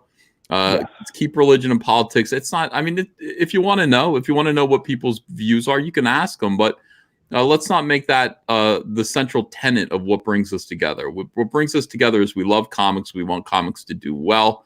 We want indie comics to do well. We want indie creators to do well. And that's it. That's what brings us together. Everything else is just a coincidence or a reason to divide, and there's no reason to bring it up. So, I love it. Ted Lehman, you're one of the best artists here in ComicsGate. I loved your Cyberfrog piece, man. Oh, thank you. I appreciate that. Fucking beautiful. I'm going to put you to work. I'm going to talk to you a little bit later. If you have time, I don't know if you want to do some playing cards, Cyberfrog cards. That would be an honor. Yeah, I got to get these done. I got to assign these out. You're really great. I'd love you to do that. Thank you very much, Ted. You have a great night, and we'll be in touch. Bye-bye. Great to see you. You know what? I've been wanting to get into one of these card games, and especially after talking to Jeremy, he's been talking about other companies that start making these, these playing games that are about like playing against each other. And there's a lot of, companies popping up that have these game systems that are pretty cool. And man, I wish I could talk to him about how to do a Cyberfrog game that's like easy to pick up, because some of these card systems are very complex. That's easy to pick up, but what did they say? Expandable. Yeah, I think it sounds wonderful. I think it's a good idea. Yeah, great idea. Let me catch up on these super chats, fellas. By the way, love of money is the root of all evil. It's a Christian idea. Yeah, it's the love of money. It's not money itself. And I think that's that's above all other things. I think it also said give unto Caesar what is Caesar. So yeah, there's that. Is Caesar allowed to love money? Let's see. Vince Garrett says, "Sorry, Uncle E, I have no ball busting comment for you tonight. But here's $5 for your next forehead polishing. Made that gleam like a human sunbeam." These people pay just to like insult my forehead and everything about me. Cole Commander says, "Proud supporter since day one. Cyberfrog was my first comic, followed by Jawbreakers and Graveyard Shift. Keep it up." Thank you, Cole Commander. Sebastian Anon says, "Sober Cecil is Herald of Evilactus." Like that's EVS Galactus. Literature Devil says, "The real haters are probably too busy to go on." That's right. I got that. Phantom Boomer says, "Drilling sound. Is it safe?" And Testify HD just became a new member. Now, Cass Michael is saying that I missed his super chat. I'm going back, Cass Michael, because I thought it was new or something like that, and that's why I didn't read it yet. Let me just see if I can find it for you. I feel like I read all the super chats. Oh, Cass Michael says, "Mainstream Comics says sales are down because people just don't buy comics anymore. ComicsGate comics sales prove them wrong. Get shareholders involved and leads to change." That's right. Jake Foley says, "Roses are red, violets are blue. Give Sketch the names. Woo, woo, woo." Yeah, Sketch knows. He doesn't need the names. He knows. I know who they are. Yeah. Violent Science says, "I think this is bothering people because by calling other people YouTubers harassers, you're taking..." Oh, I read that one already. Okay. Yeah. I think we're caught up. I think we got everybody there. So thank you guys for super chats. And let's get back. Let's see who we got. Sharkhead. Hey, what's up, guys? Hey, Sharkhead. Oh my God, I can't believe I'm on here. But I think it's really awesome what you guys are doing. And I think the fact that OGCG is not really getting what's going on. Sorry, I'm a little nervous. I've never been on one of these things before. You're doing great. You have a great voice too. Oh, thank you. Yeah, so I think that you guys are doing great. And oh my God, sorry. Okay, so basically what I wanted to come on here to say was that there's a lot of us in the chat who also want to be creators. I'm one of those guys who has been learning to draw for a while. And I really want to thank you guys for making way for the rest of us who are going to be part of the next wave of CG creators. Like, you guys are just part of the first wave. Like, I hate that OGCG is making a big deal about how they're not getting all the attention, and that because you guys are going to make way for everybody else is what I'm trying to say, I guess. So thank you all. Yeah, absolutely. Just building the industry, and everybody's welcome to join. Yeah, everybody's responsible for their own channel. If they're not getting the views or the respect they feel they deserve, then it ultimately lies on them. It's no one else's fault or problem. That it's not. Ethan can't be held responsible that he's more charismatic than the next guy. It's not my fault. Yeah. It's not. Elvis didn't want to be born like that either. But the truth is, it's a lot of work. You try, you take feedback, you try, you work, you keep trying again. I do my best. All I want to do is help. Let's also be real about the risk to reward, because if we look at it, I mean, this trust fall, there was a lot of risk involved. I mean, you're basically leaving DC, leaving the and it's true, you were kind of like they started blacklisting you and all, but I don't think they're recognizing the risk.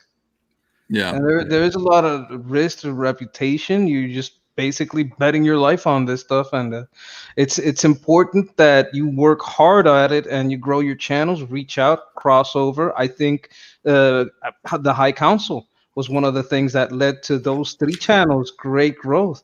The Jack Show, when they get together, those channels have helped each other grow. Am I right? I mean, has the Jack Show improved overall subscription per month? I would say. Do you Yeah, think I mean, if you look at like Kelsey's channel, I think he had 300 subs when he started doing the Jack Show. Now he's, I believe, over 2,000.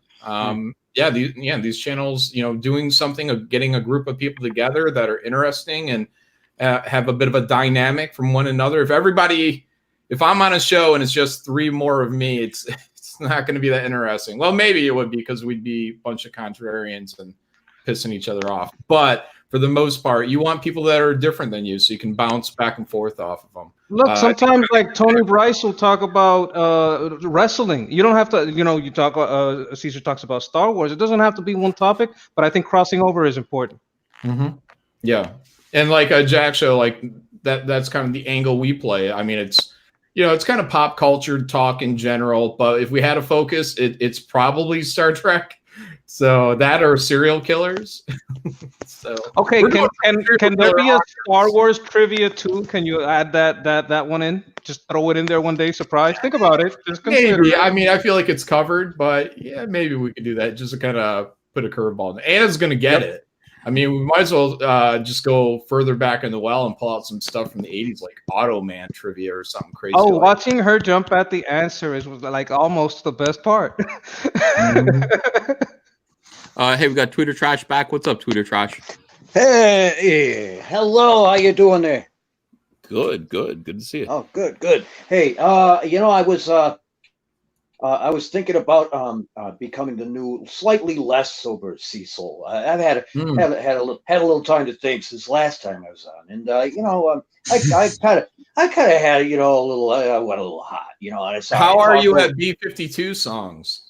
If you see a faded sign at the side of the road that says 15 miles to the left, yeah.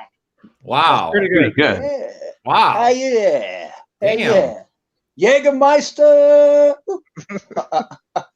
Yeah. Just need you to change your name to a C. Then maybe we can just put you in for the Jack Show. Oh yeah. Yeah. I could be like Queeter. Queeter Trash. You do that, man. You might have a spot. Yeah. We'll see if Silver Cecil can change this around real quick. I'll work on that. Hey, I did want to just say, by the way, I didn't get to say thank you. Ethan, thank you for doing this, by the way. I mean, not only are you giving creators voices, but you're giving us voices too. And that's honestly all I wanted to come on and say was just thank you. I appreciate it. You're welcome. Right. So yeah, I think I might go drink a little bit more there. This is kind of fun there. Hey, Cecil, you don't know what you're missing, do you? All right, see you later, Twitter Trash. Thanks. Have a good one. For goodness Look, sake. I wanna touch on that a little bit and say thank you too, not just for making the comics, not just for all that stuff, because sometimes when we're over here and we're watching ourselves get called crap because we don't like a movie, or get called crap because we don't agree with some stuff, and we say, you know what? No, I'm not evil. That movie sucks, or I'm not evil. That comic sucks. and you have all these people, you know, raining down on you and telling you you're nothing and you need to be canceled and all that stuff, you know, watching and getting a little bit of that catharsis that comes from you just firing off that trebuchet, that feels so good. I can't describe it. I mean, I sometimes say, I remember I long ago I sent a super chat to Anna about this. She felt like very guilty and like I have to do something because this person gave me a super chat. You don't understand. It's gratitude. This person is glad that you said with your voice what they had in their heart and could not take to a lot of people. So we appreciate that, and I just wanted to add myself to what Twitter Trash was saying and say thanks for you know being yourself, staying strong, and you know saying what you think and mean. So Yeah, a lot of that missing out there. Door Good kickers, time. mother effers. What's up, Scott? Hey, Hey guys, what's going on? Adam, John? See you, man. Yeah, long time. Yes, sir. You know, Ethan, you've you really tapped into something about, and it really allows to show the confusion between OG ComicsGate, which they have a totally they have a totally legitimate point, but at the same time, you're right, they're ineffective at this, and they're confusing ComicsGate with your audience, and they think that I can't remember who it was the other day, Rumble or somebody like that was saying, "Oh, Ethan should delete his channel." That's because they don't want anybody to have success. They see success and they think it's built on their backs, but they don't realize it's built on your hard work, and they think they have a right to your labor. Yeah, I know. I don't think I got anything from Rumble Terrier. I don't think I took anything from any of those guys. If anything, it's like I'm offering them, or I was offering them, some of what I already had. But those guys are very, very strange. It's very frustrating to be a 27-year veteran of the comic book industry and have and come in and sell a pretty good amount of comics based on my own kind of clout, and then have a bunch of very strange YouTubers say that you stole their audiences from them. Or the money that they were going to make from their crowdfunders. It's very, very strange. It's hard not to get angry at that and start saying mean things. But I'm the human sunbeam, and I don't say mean things. I just try to kind of, I do a lot of think it's mathematically bullshit. I think if you take the math of everyone they had and you add them all up and you take all of your growth after that, it would still be more than all of them. So yeah. You are you taking from them? Or are they just jealous? They're just jealous. Are we something they had? I don't think I was something they had. They're jealous guys in our town. There are jealous guys in our town. Victia says, I'm pretty sure it's 28 by now. No, 1993. So it's now officially 27. Well, they also totally disregard the network effect that you brought. You had your own fans when you started your channel, then you became ComicsGate, then you kind of started to grow that, and you had your own growth that was separate from ComicsGate after you came in, and then you had the fact of Fandom Menace, and I mean it was just almost exponential growth from the original ComicsGate, and they can't take credit for that. No, I don't want to think too much about them. I really, all I really care about is just kind of moving forward, and going from here. I mean, I think what everybody needs are common goals, and everybody needs to work together. And if we're in it for a common goal, and that common goal is 1%, 1% of the market share of the comic book industry. That's our common goal. We're going to all get there together this year. Now, if we have that, I think that's going to bring people together. We are the 1%ers. We're going to be 1%. We took 1%. Can you imagine when we do that? In the direct market, I'm going to guess back in 1992 when we had our old black and white comics company, we got up to like 0.087. We never made it to 1%. Like Dark Horse was at, I think, 5% or something like that back in the day. So we put out a lot of comics, and it was not as big as it is now, the industry. It's totally doable. It's totally doable. Just got, like you said, work together. We're all the 1%ers, support each other, help each other do things, get it done, get them out, and move on, do more stuff. Bring more people in. Speaking of supporting each other, hey John, I just want to say congrats on the campaign, the relaunch, man. That has done phenomenal. I was on vacation when you dropped that, and I just was checking on my phone and just saw the, it was just I didn't expect you to do that in the first place, but then I didn't expect to do it. No, I'm all for Spite. I kind of want a Spite cover for Vestige by Melee. We'll see. We'll see. Well, let's have a look. Let's check in on Graveyard Shift, shall we? And let's just see, how we're doing. So we're at 47,124. Let's just see a little bit of growth here. Come on now, bring it on. Yes, there we go. A couple more backers. Moving. 47,194. Well, they really want to see those eyebrows. I mean, that beanie, you pull it down so low. Yeah, well, that's how low it's got to go to cover the eyebrows. You got to cover the bald spot, right? Yeah, but you got great hair. Oh my God, if I had your hair. It's all right. It's all right. It'd be out all the time. I'd be flaunting it, just waving it in the air. Dude, are you kidding me? Maybe when I get the eyebrows, maybe I'll go hatless and I'll comb this mop that I got. Look at that! Look at that! That's we'll see. You look like a freaking homeless guy with your head off. Yeah, I know. Yeah, because I don't comb it. Yeah, I should just buzz it all off. But Scott, you want to stick around? Yeah, I'll stick around, man. All right, cool. Here comes Death Metal Hero. How you doing?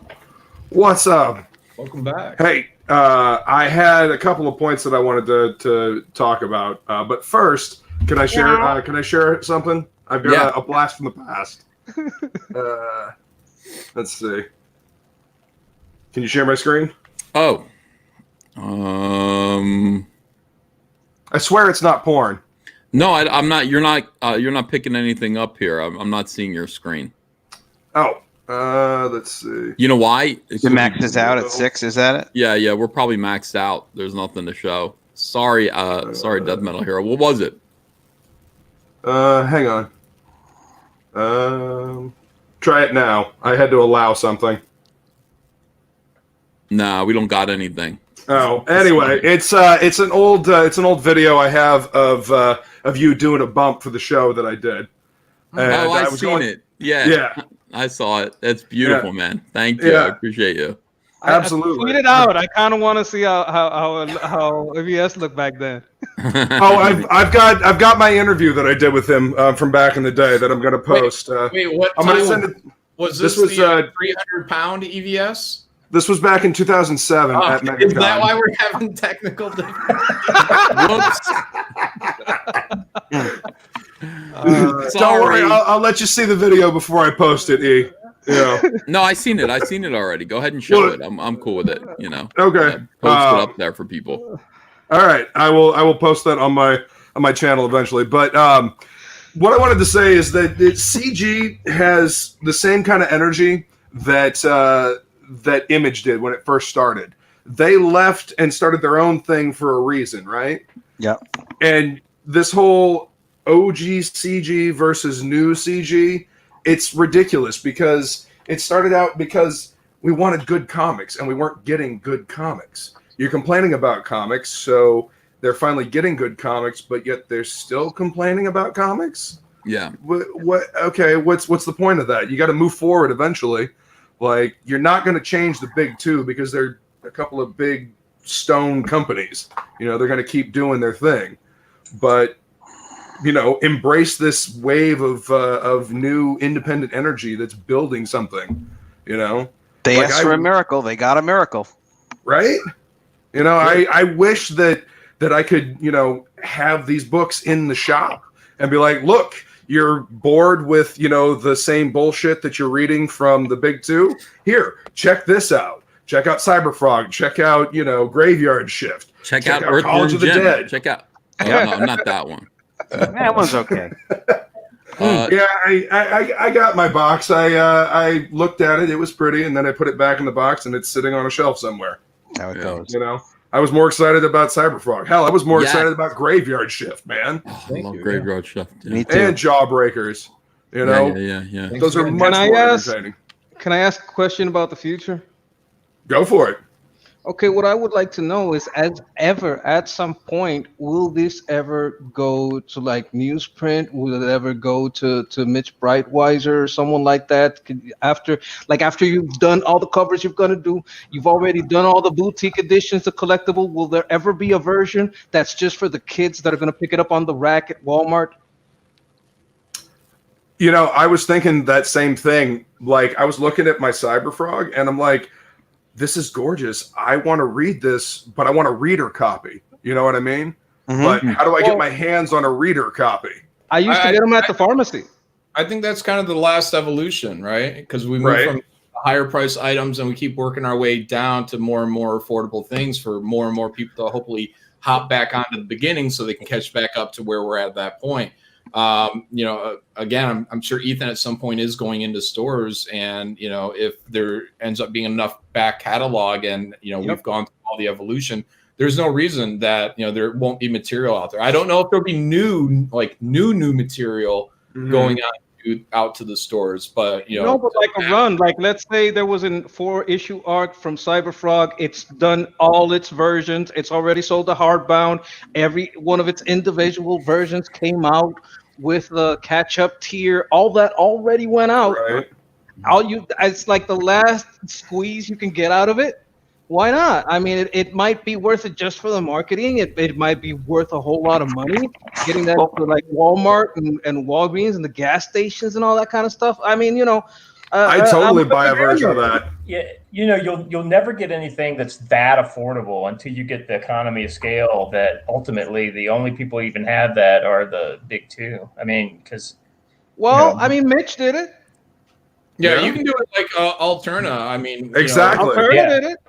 So well, I mean, they're doing it, but they're like, only in comic shops. Yeah, there are things set up to where we could do that through, you know, people that are I'm already. talking future. I don't want to put pressure on the model that's here now. Yeah. All right, Death Metal here. I'm gonna move on, brother. I got like 3 more people here waiting that I've never seen before. One last thing. You're Okay, a big personality, and that's the reason why people attack you. People are always drawn to big personalities, and you were a character back then, you're a character now. That's why people attack you, man, because you're a big personality, and you draw people in, and you're not giving them what they think they deserve, so that's why they attack you. Keep doing your shit, E. All right, brother. Take care. Take it easy, brother. Good to see you. People will love you for it, and they'll hate you for it. It's crazy. All right, let's get Patrick Thomas in here. I haven't seen him before. How you doing, Patrick? I've been on here a bunch of times. You have? Yeah, absolutely. Tonight. Oh, okay. Hi. I'm Oh sorry. no, well, not tonight, but I mean, I've been on your show a couple times. I've been on John's show. How you doing, John? Good. How are you? Doing all right. Good to see you. What are you guys chatting about? You get to pick. You came in. It's an open platform. We're here to listen to the Speak to people. Caesar. Yeah. We want to hear what you guys have to say about things. 100%. Well, I mean, I'm just kind of looking to the future. I mean, I crowdfunded Johnny Phantasm. John, did you ever get your copy in the mail? What is it? Oh, Johnny Phantasm. Yeah. Because I got the little pod thing laying around somewhere. Yeah. Oh, the poker chip. Yeah. Right. Right on. Well, yeah, we're working on the new one that's going to go live in September. It's called Johnny Phantasm Halloween 1985. Nice. So that's what we're jamming on right now. And what's interesting is that last book that we just did, the Johnny Phantasm 1977, got picked up by Caliber Comics. And Caliber Comics is going to be putting it out. So I'm pretty stoked on that. Isn't that a Michigan company? Absolutely. Way back, yeah. Yeah. They did a book called The Crow. You might have heard of it. Gary Reed, right? Yep, Gary Reed. Okay. He passed away, but the company is still going. And oh, fantastic. Yeah, they were stoked on how our book turned out with the crowdfunding, so they scooped it up. And again, like we're working on a new story that's gonna be coming out, and like one of the things that we're looking to do is like the alternative newsprint thing, just because we want to get the books in kids' hands. Sure. We want to build a future. And then, when you do a graphic novel, then you can make it all glossy and nice and all that. But we want to do cheap comics for kids. Make them affordable. Yeah, absolutely. All right, Patrick, I need you to, when I say go, I need you to snap your fingers, okay? Okay. We're going to see if we can make this this campaign jump, All right, and you can do it. You're magic. 1, 2, 3, go. Boom. Oh! Great job. Great job. Thank you, Patrick. Yeah, man. 47,000. That's pretty exciting. Yeah, that's what we do around here. Awesome. Who was that cover artist that was on that book, John? Andrew Huerta. Andrew Air Huerta. Is that the Joe Madureira of ComicsGate? The Joe Madureira on crack of ComicsGate. Yeah. Yeah. No, he's next level Joe Mad. Joe Mad hasn't gone this far. Yeah, right on. Hey, Joe Mad plays it safe. Andrew Huerta does not. Ethan, I got my Sciver Pro book about a month or so, and it came out really well. Good job.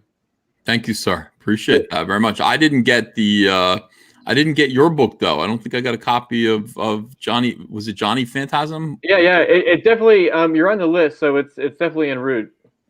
Okay, good. I can't wait to see it, man. Yeah. Check it out. I want to know what you think of it. But yeah, I mean, I've been on your show a couple of times. Have I seen you before? Yeah, like not on camera. Oh, not on camera. Oh, okay. Yeah. Well, when that whole Mark Wade situation was going on, I was on your show a couple times when it first started, like the whole Mark Wade thing. Oh yeah. That was horrendous. People are saying that you look like Dan Bilzerian. Is that good? Well, Dan Bilzerian is somebody who gets a lot of chicks. Oh, well, okay, I'll take that. You can look him up. He's he's quite a character. Can I ask Multi-millionaire. Are you an artist, Patrick? Oh, absolutely. So you did your tattoos? I designed most of them. Well, I would say I designed maybe like half of them. I like a lot of my buddies do tattoos. So, like when I was like 20 or so, I had a choice to go to school to learn how to draw comic books or learn how to tattoo, and I went to the Joe Kubert school. I think that's like the ultimate, expression of love for art that you can do. Just tattoo something on your skin forever. I think that says, there's a love for art there that I think is special. I see some wonderful tattoo art, and I'm going to check out that book. Sounds cool. Sounds very cool. Yeah, please do. Johnny Phantasm.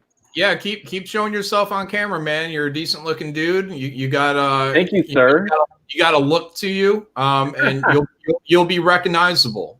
Well, I would. Yeah. You know, it's funny, John. The last time that we spoke, you were doing the icon thing, and I have to say, you look exactly what I imagined you'd look like. By the way, Anna is in the chat swooning. That Star Wars girl is swooning over Patrick. Oh yeah, you're her type. Yeah, you got a hairy chest and hairy legs, and well, I guess hairy legs, hairy chest. I have a hairy chest, but my legs are shaved.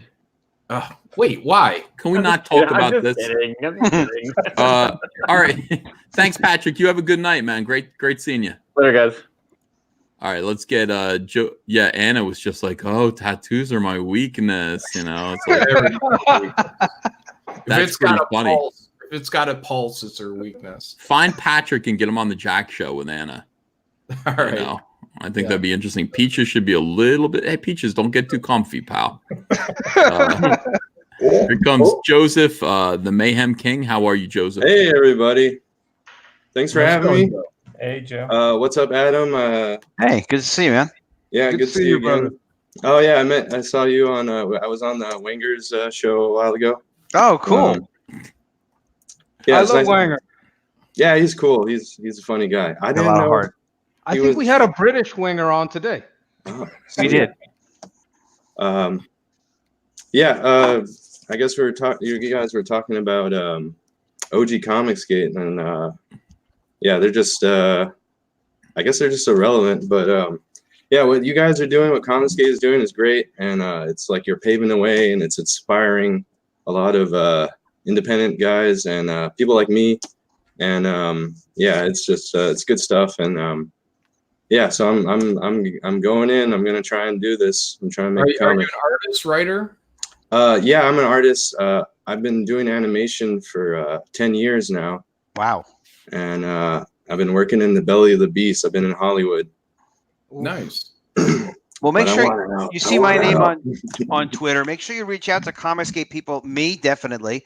other guys as well on Twitter. Scott's a great guy. He's on Twitter. Scott, I don't know what your Twitter is, but just go search hashtag ComicsGate. Follow those people. I don't know if you follow much of us now or not. Wait, are you Joe King? Yeah. You're Joe King? Yeah. Okay, I know who the hell you are. Okay. Yeah, we were on a show together already. So you know who we are. We're kind of pushing you in and getting you integrated with us. Oh, yeah. Good. So, Get on more shows. Talk more about your stuff. Yep. He has a great animated short video. It's not queued up or anything like that, but it's very, very cool. With these cows are killing people and stuff like that with guns. It's very, very cool. Crossing the stream is very important. Yeah, crossing the stream. So you've been seen in a on few each other's places. show. Get yourself. You'll find what is your subject. You'll find who is your partner, and once you do that, cycle people through. Yep. Yeah, and I'm trying to follow the footsteps of you guys. So yeah, be yourself. The first 20 shows you're on, you're going to sound uncomfortable. Look at Ethan's early interviews. Nowhere near as it was terrible. Cool and amazing as he is now. No, seriously. I mean, he's developed the persona and how he sounds. He's put a lot of work into it. That's called the ASMR era. Yeah. And I've gotten a little better as time has gone on too. We all do. It's just you got to be out there. You got to be doing it. Just get out there, do it. Yeah, for sure. It's just hard work. It's getting around and telling people about what you got, about your book, about what it is. People asking to show Cyberfrog. Here's Cyberfrog by Jay Lee. This is the cover to Wreck Planet. And I guess this is like another cover. I'm not sure what I'm going to do with it yet. I guess maybe it would be like the third printing of Cyberfrog Wreck Planet if we get that lucky. But this is the one that's going to go on the first printing. That looks so awesome. That's such a strong design. Yeah, it's awesome. I love Jay Lee. Great stuff. Yeah, Jay Lee's another legendary. Yeah, he should have drawn Graveyard That's right, Shift. right? Honestly. I mean, he's kind of famous though, right? Yeah. Lee? Hell yeah, he's a little bit. I'm saying. Yeah. I think it's beautiful. All right, let's see. Joseph, thank you for being in here, brother. Thanks, guys. See you on Twitter, brother. And let's get Joseph Ippolita in here. No, I don't see all these haters. All I see is a lot of people that are inspired. That's what I'm seeing. Let's get Spartan Scotsman in here. How are you, sir? Hey, guys. The colorist. Yeah. Well, I'm just sitting here with an oar in my hand, rowing the boat along, as we say, right? Well done. That's how we do it. I'm doing great. How about all of you? Mm-hmm.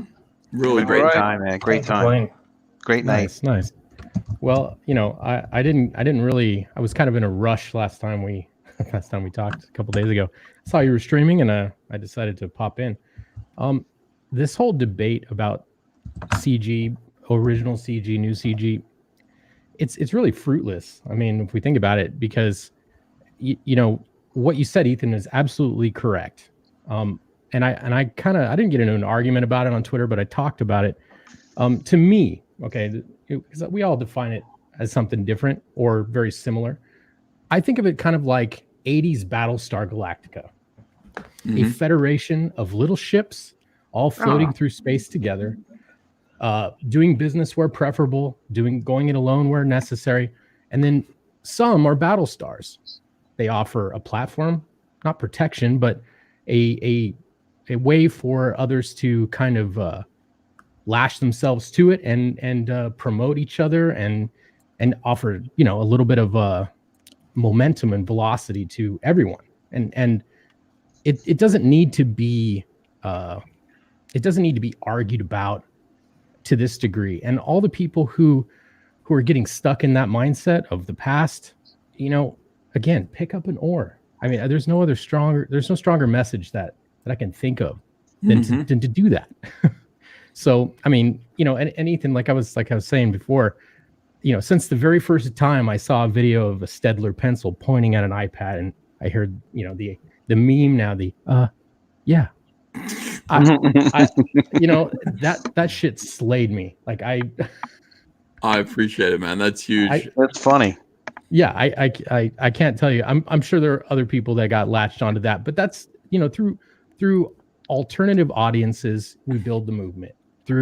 It's basically marketing, right? It's called lateral marketing. If you have a core competency, you try to expand your business laterally by reaching other markets. So an example, I do marketing design for a living here, but let's say you're a cereal company and you have breakfast cereal. You want to grow your business. Well, now you make cereal bars. Now they're offered in convenience stores. You've laterally marketed. You've gone to a wider audience. You've improved the product offering to more people, right? Without adding any new technology. It's all incremental cost. Absolutely. It grows at scale easily because you're not adding new technologies. You're just repurposing things that you already have. So for me, I'm changing my YouTube channel, by the way, from a repository for gaming videos from Twitch to I'm going to start doing coloring guides. Cool. So if anybody out there who wants to learn how to color, doesn't know how to start or doesn't know where to start, I'm going to start putting out guides for coloring anime, manga. I suck at coloring. Well, check out my YouTube channel. You're no Praetorian Sketch, that's for sure. You're no Pigeon. But yeah, it's something that we can all do. It's something that we can all do. It's not a complicated formula, really. It's really not. It's be consistent, be loyal. I mean, loyalty to me, I'm a Scottish man. I'm American, but Scottish blood runs deep, and loyalty is something that we value. Treasure. I value loyalty. I think persistence, consistency, regular administered beatings are something that I'm implementing from everyone who works for me will receive the belt. It's just to keep you in line, and then there are pop beatings, surprise beatings in between the regularly scheduled ones. A page out of the Liefeld book. Oh, shit. Just walk up. Oh, God. Start again. Love you, Rob. Just fucking around. All right, Spartan Scotsman, you have a good night, man. Thanks for coming. Thank you very much. Take care. Have a good night too. All right, we got a couple more. Headrock is here. Hello, Headrock. Holy shit! You made it, brother. Hey, Headrock. How you doing? That was it. He blew out his connection. His excitement, yeah. He was head rocked. We rocked his head. Oh, he had wrote in the private chat, if my ping AC cuts out, my internet will go, so don't bank on me. His internet was banking on him. I think it didn't work out. We gambled it all on Headrock. Yeah, it's okay though. David Pahikanen, hello, Hi. sir. Hey, how's it going, guys? Hey, David. How's it going? First of all, it was great to meet you all, especially Ethan. Yeah, sir. Great to meet you. Sorry, I'm a little bit nervous. It's the first time I've ever been on a stream. Oh, sure, but you're amongst friends, and don't think about the fact that there are 1,100 people on That's right. watching you. That's a lot. First time is Johnny Carson. Mm-hmm. Well, you know what? Honestly, I actually do feel like I'm around friends because every day while I'm drawing, I watch you guys. So, actually, you know what? You shared some of my fan art the other day. That was great. I did? Yeah. What was your name, David? Wait, what was your name on Twitter? Do you want to tell people? D. Kanan. Yeah, it's fine. Oh, right. Cool, man. Cool. Yeah. Great artwork. Where is it? You want to show people? Sorry. Yeah, I'm just going to show you real quickly. This thing. Yep. Oh, yeah. I remember seeing that's pretty beautiful. Yeah, I just kind of wanted to come on and introduce myself. Hopefully, you'll be seeing a lot more of me. I'm making a book right now, so. Are you? Yeah, I'm just not ready to, do the whole social thing just yet. I think I want to do. I have a few tweaks I need to do. Yeah. But you have a book like almost ready. You saying? It's not almost ready. I think maybe a quarter way through. Cool. Yeah. Well, don't forget the first step. Build up your YouTube channel. So that'll get you more comfortable talking on streams and interacting and building out your network. You have to have that marketing platform under you for when you launch, and then that network is going to really benefit you. So while you're working on this book and you have plenty of time before the launch, focus on getting your YouTube together. Yeah, I just got to get over the terror of being out there, Yeah, just it's only going to happen when you do it. Just get out there and start making some videos, do some live streams, and make some friends. Right. Gotta talk about what you know, man. Yeah. No, I have problems even taking selfies. I don't like. Yeah. I don't do Cameras that. in general. I tell people all the time, we are all comic book guys. We are all introverts, and we all have to get past it. Like, No, you're right. You're right. You actually, you know what? You're no calming me one's down right now. social awkwardness is unique here. We all have to get past it. Yeah, They all get it absolutely, too. They all get it too. And I you don't can make like it. you can make some videos that don't even show your face initially. You know, Well, you just you show know, your screen talk. That's all. true. That's true. Put up But an then, avatar or a picture of yourself that you really like. yeah, Doesn't even have to be. You could do like a describe an article on a subject that you're passionate about. Like, oh my God, they just started doing this new thing with whatever it is, comics, video games, whatever the subject matter might be, and just talk about it. You can even almost, read the article there, give your take on the article. Just, get started with one. You don't even have to publish it. Just, play it for yourself. A few of us on Twitter. If you want to hit one of us up, that's what I did with my first 2-3 videos. I shared it to people who are friendly to me on Twitter, and I said, hey, could you watch this? Tell me if you think it's okay. And they were like, yeah, it's okay. You might try this or you might try that. And I changed a little bit about what I was doing. And then over time, you get a little bit better. And then eventually you could be great at this. Great. But you just got to start with the first one and then reach out to people and say, hey, would you look at this? If you reach out to me, I'm going to look at it. I'll give you my honest feedback. Yeah, thanks, Adam. I appreciate that. 100%. A crowd that loves art, and we're also a crowd that sometimes like to watch the art happen, right? I'm not saying that drawing streams do great, but if you No, I know my brother actually tells me that. talk over it, and we know, yeah, this is a guy he's drawing, then that helps. It's a little bit of credit to watch you do it, even if they don't do well. But once in a while, just show them, yeah, I'm the man. I'm doing it. This is me doing my thing, and then you cover any subject you want. Right. Actually, my brother's telling me to do that as well. He's like, people like to watch you fuck up, so just do your thing. It's realer, and it also, a lot of us feel like we were part of making Cyberfrog because we watch the art, come to life and come, the colors give it that extra edge and all that happen. The same thing will happen with some pages of all of these books. A lot of us watch these books come together. And it makes us feel like we're, you might not care the first page, but after you've watched 10 of these come together, you kind of want to No, I hear you. And it doesn't mean you're going to do drawing streams all the time. It has to, some people can do it and pull it off. Like one person, for example, is Malin. He can do that. He can make a whole show about that. We got one. It was called Drawn Backhold. Did pretty good. And, we're still getting the general over some scat pornophobia that he had, and but he's gonna come out. He's gonna come back stronger than ever. I would tell people, like even the last guy we had on here, like having art involved streams is fine. I wouldn't necessarily make that the focus of them. Only because Ethan and myself, we're pretty competent artists. Like we could do just draw streams, but I'm not sure that they're the best for growth. It's great to pepper them in and let people be a part of that process, but reaching out into that much larger mass audience of pop culture is where it's really at. And then along the way, you show them your draw streams. You just pepper them in. I think that's the best way for growth. Good idea. The cat is cracking me up right now, Andino. They want to throw Sketch out because he's being too nice. David, great meeting you. Let us know how we can help you with your book. We're here. You got a family here, so stay in touch with us. All right, I will. Talented artist. Thank you. All right, brother. Take care. Hey, man. Hey, chat, watch. Someone say something stupid, I'm gonna be right on it. You guys, you gotta believe in me. Sketch for a guy with an M4 in your avatar, man. You're not living up to it. Well, they want a certain thing from you, man. I bet most of the time, Ganowitz was just a very chill dude. Hey, the indelible one. Welcome, the indelible one to ComicArtistPro Secrets tonight. Great to have you here. What's on your mind, sir? What's on your mind tonight? I'm just pleased once more with ComicsGate and everything that's going on. Now, I do want to make sure I'm not lagging. Am I lagging right now? You sound great, brother. You sound great. Fantastic.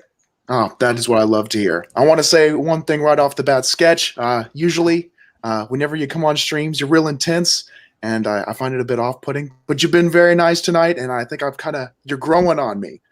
Dude, last 2 days I've been hearing Sketch, man. He's been coming off super great. Yeah. not just length. You got to have the girth too. It was Mike F. Mealer who said Sketch is a relentless troll. I don't think he is at all. Look, he's relented. He's a good guy. Everybody's enjoying him. Well, I mean, Mike's wrong again. You get what you deserve. I mean, Mike kind of earns his trolls. What's up, Indelible One? What do you want to say? What's your idea tonight? Well, I mean, idea-wise, I'm kind of fresh out, but I did want to ask you guys what y'all are kind of thinking. I know Malin is planning on writing at least one of his books coming up in the future, and there's a healthy amount of writers in the room. I want to know, what are you thinking of when you come up with a new storyline? What is the goal when you're coming up with the plot? The eventual resolution. What's the kind of mindset there? Hail Thunder. No, for me specifically is first, I want something that I can have fun doing, and then I want to find out what is the way that I can make it as commercial as possible. I don't want to put myself, like even Project Thunder, I don't want to put it just into where people view it as like a fantasy realm book. Superhero is a larger market. I believe that superhero fans are the majority of people in ComicsGate. It's just my view, because so many are exiting from Marvel and DC. So that has influenced how I've been designing the concept around Project Thunder. Above all, I want it to sell. I can't just make it for me. I want to make it for everybody else, and so I got to make it as exciting. I've talked about it before. You want to do the things that you think. Personally, I want to do the things that I think people want to see in a comic book in terms of the right amount of action, drama, and overall, an emotion by the end of it. So, John, you brought up a really good point about going to commercial. I mean, like for instance with Door Kickers, I was not thinking to be commercial. I knew that it would have I knew it would have an audience, but I came up with that before I ever came into ComicsGate. And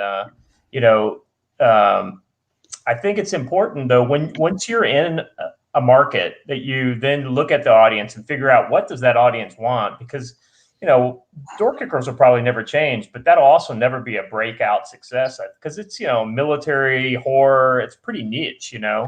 Everything has a chance, but yeah, I'm trying to make it as less risk as possible. Well, that's the reason why I've got another book that I'm not announcing yet, but it's it's a female superhero, and I think it's going to be a lot more compatible with the ComicsGate market. Yeah. Just be sure your artist is freaking hot fire, man. I mean, tell me about it. You want it to jump off the page, the execution to be, way above par. You do that, and you keep your presence out there. I think you'll increase your odds. Yeah, awesome. Thanks for coming in, the Indelible One. Thank you. Great to see you again. Thanks for having me. Have a good night. Have a good night. Headrock is back. Let's try Headrock again. Yes. There you are. Awesome. Hello from the moon. Hello. Yeah, well, I had 5 hours to think about arguments to bring up, but I wasted them all on the shenanigans in the chat. ComicsGate chat is the best fucking chat. Shout out to everybody, to Adrian Stone, to Wookie Sack of Shit, to oh my god, so many names, so many great people. Ethan, where is my frog book? I mean, I know I live on the moon, but it should be coming this week. I imagine it'll be coming this week. But I did want to say something about that. I don't like the fact. Well, maybe for your next campaign, you can change that. I don't like the fact that people who paid a long time ago to see the book get staggered out over a couple of months, 3 months, 4 months. I mean, when was the first delivery? November? Maybe before that. Yeah, maybe it was. Maybe even October. Yeah. So you got people who've been waiting for like a year and a half, and now they got to wait extra because the way you sort of arranged it to ship this later than that, and so I think it would be much better, because you get a couple of months where people are talking about the books and you're talking about the books and everybody's showing stuff. and it's spoilers all over the place. And I haven't got my frog book, and I already know the whole fucking thing. So that kind of sucks. That's no fun. So yeah, just think about that for the next campaign, dude. I totally will. I totally Okay. will. It's So not convenient, that's for sure. The whole thing did not work out. Fulfillment did not Yeah, work I know out it well. was a big mess. I know it was your first campaign. I'm not, I'm not complaining or anything. I'm just saying, think about that for the next campaign, and everybody else in ComicsGate should think about that. Sure.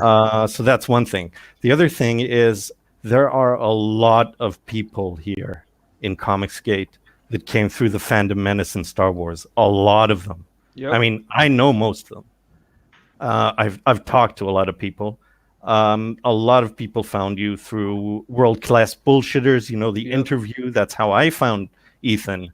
I heard the interview with Jeff, and one thing led to another. And I'm not a comics guy at all. I mean, I come from a country, well, the moon. I come from a country that has absolutely zero comics culture. Zero. There's in libraries you can find like Tintin and Asterix and stuff like that, like European stuff, but absolutely zero comics culture. And I found this, and I've already bought several comics, despite the fact that shipping is crazy. I mean, shipping to the moon is like $25. I mean, NASA can't match that, but still $25 is a lot of money. It doubles the price of a comic, and that's a big problem. So I gotta say, it's like a lot of people came to ComicsGate through Ethan. Anybody who complains about Ethan is like shooting yourself in the foot. You crazy people. I don't get it. Well, I'm just here to help. I don't want to hurt anyone. I think we disagree about stuff. People disagree with me, and I think they. Oh yeah, sure. Take some things personally, but I don't know. My intentions are good. I want everybody to do well. Thank you. Who is this? I'm sorry. I'm looking at people who are lined up. There was a guy. There was a guy in the chat who, like just a second ago, who looked just like Captain Cummings, but he was wearing a scarf over his face, but he didn't cover up the top of his head, and it was very clearly Captain Cummings, but. I did some research. Like, you can put a fake name in there, but if you hit the dots, you can see the person's real name. And it was a different name. And so I went to look up their channel on YouTube, and I guess it wasn't him. So I was kind of disappointed. I thought it was Captain Cummings coming to troll. Captain Cummings is not real. He's not here now. The guy He's left. not real.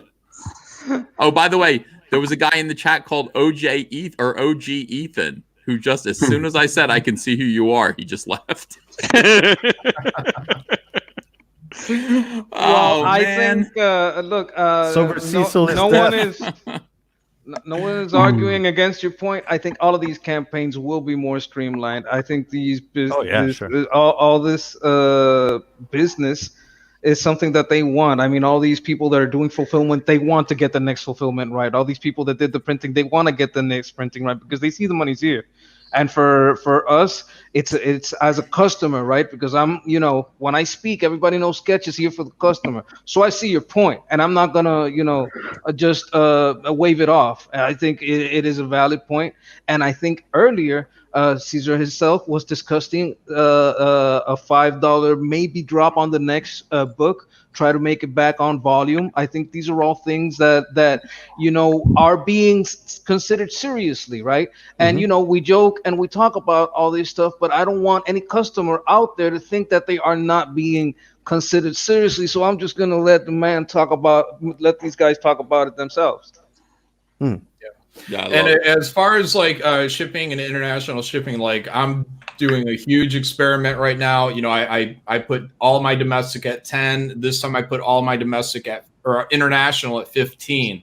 And I've maxed out the amount of stuff that I can actually put into these Gemini mailers. So I'm going to get a lot of information back on what the realistic charges are going to be as I ship to all these different countries, see if it's repeatable or not. If it ends up being what I consider affordable, then that's great. But right now, I think 15 for international flat. Again, for me, unless I'm just completely ignorant on some part of this, I think that's going to work. I'm going to try my best to hold at that. So, all right, Head Rock, we got to let you go. Have a great Thanks, night, brother. my man. Thank you, everybody. Good night. Okay, OG Ethan is back. All right. Hi, OG Ethan. How you doing? OJ, I'm doing all right. How are you? Good. I looked at you and I went, oh, like I actually was able to see what your real name was, and now I got it. Okay. Ethan. Yeah, it's Ethan. Okay. I have a problem with you coming in, taking my name, casting it all around the internet, and making a fool of Ethan. His name actually is Ethan, so I was like, you're like 40 years my senior. I'm joking. You're at least how are 40 you? years my senior. I'm okay. Just another fan popping in. I want to congratulate Malin too. You know, proving that Russian bots can fund campaigns. Congratulations, John. That's right. Proving myths all over the internet today. Yeah, I mean, these Russian bots for artificial sentient life, they keep giving me money, and I appreciate it. So it's the oddest thing ever, but you know, insanity, but they must love your work. I get it. I hope so. Yeah, thank you. But you'll see. No, thank you guys so much. You put on a great show all the time, Ethan, and I've been watching since I don't know, since Mike cried. That's for a while. Thanks, brother. But thank you guys. Oh, he is OG. Yeah, he is OG. Thanks a lot. See you later, Ethan. Bye. Thank you. Awesome. All right. I think we went through everybody in the waiting room. Let me read the rest of the super chats, and I can finally go to bed.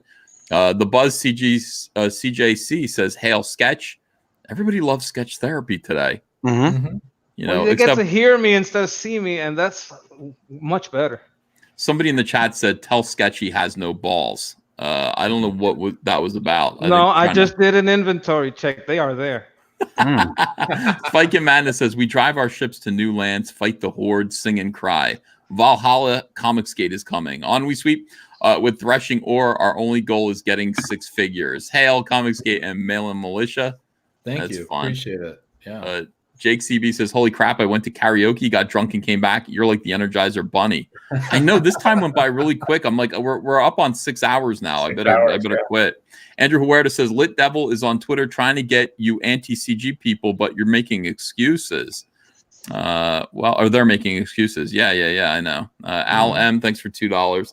No Time for Caution says, "Is OG ComicsGate complaining about Marvel any different than you complaining about Star Wars or Brie Larson?" No, it isn't.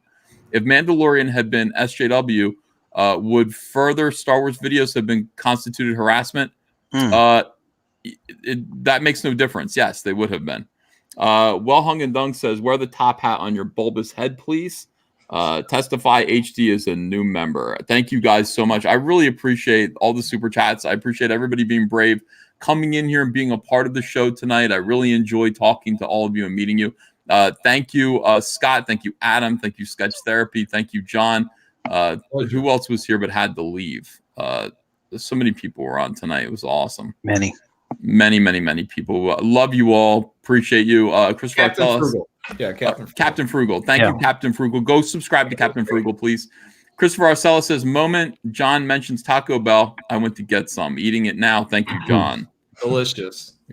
Yeah, Taco Bell has become John's meme. Do not forget to back Monster MD. Before we go, let's just go over this. What I love is when a stream ends and I go over and look at these campaigns and they grow a little bit. Monster MD would love to see this get to 68.5. I'd be happy seeing that tonight. If you haven't backed Monster MD, please do that. Graveyard Shift, Volume 2, the Andrew Huerta variant. Thank you for supporting this tonight, and I would love to see this also get to 47.5. Go over there and back that tonight on your way out. Love you guys all, and we will see you again tomorrow with another video. Adios. Yeah, thank you. Good night. Yep. Good night, everybody.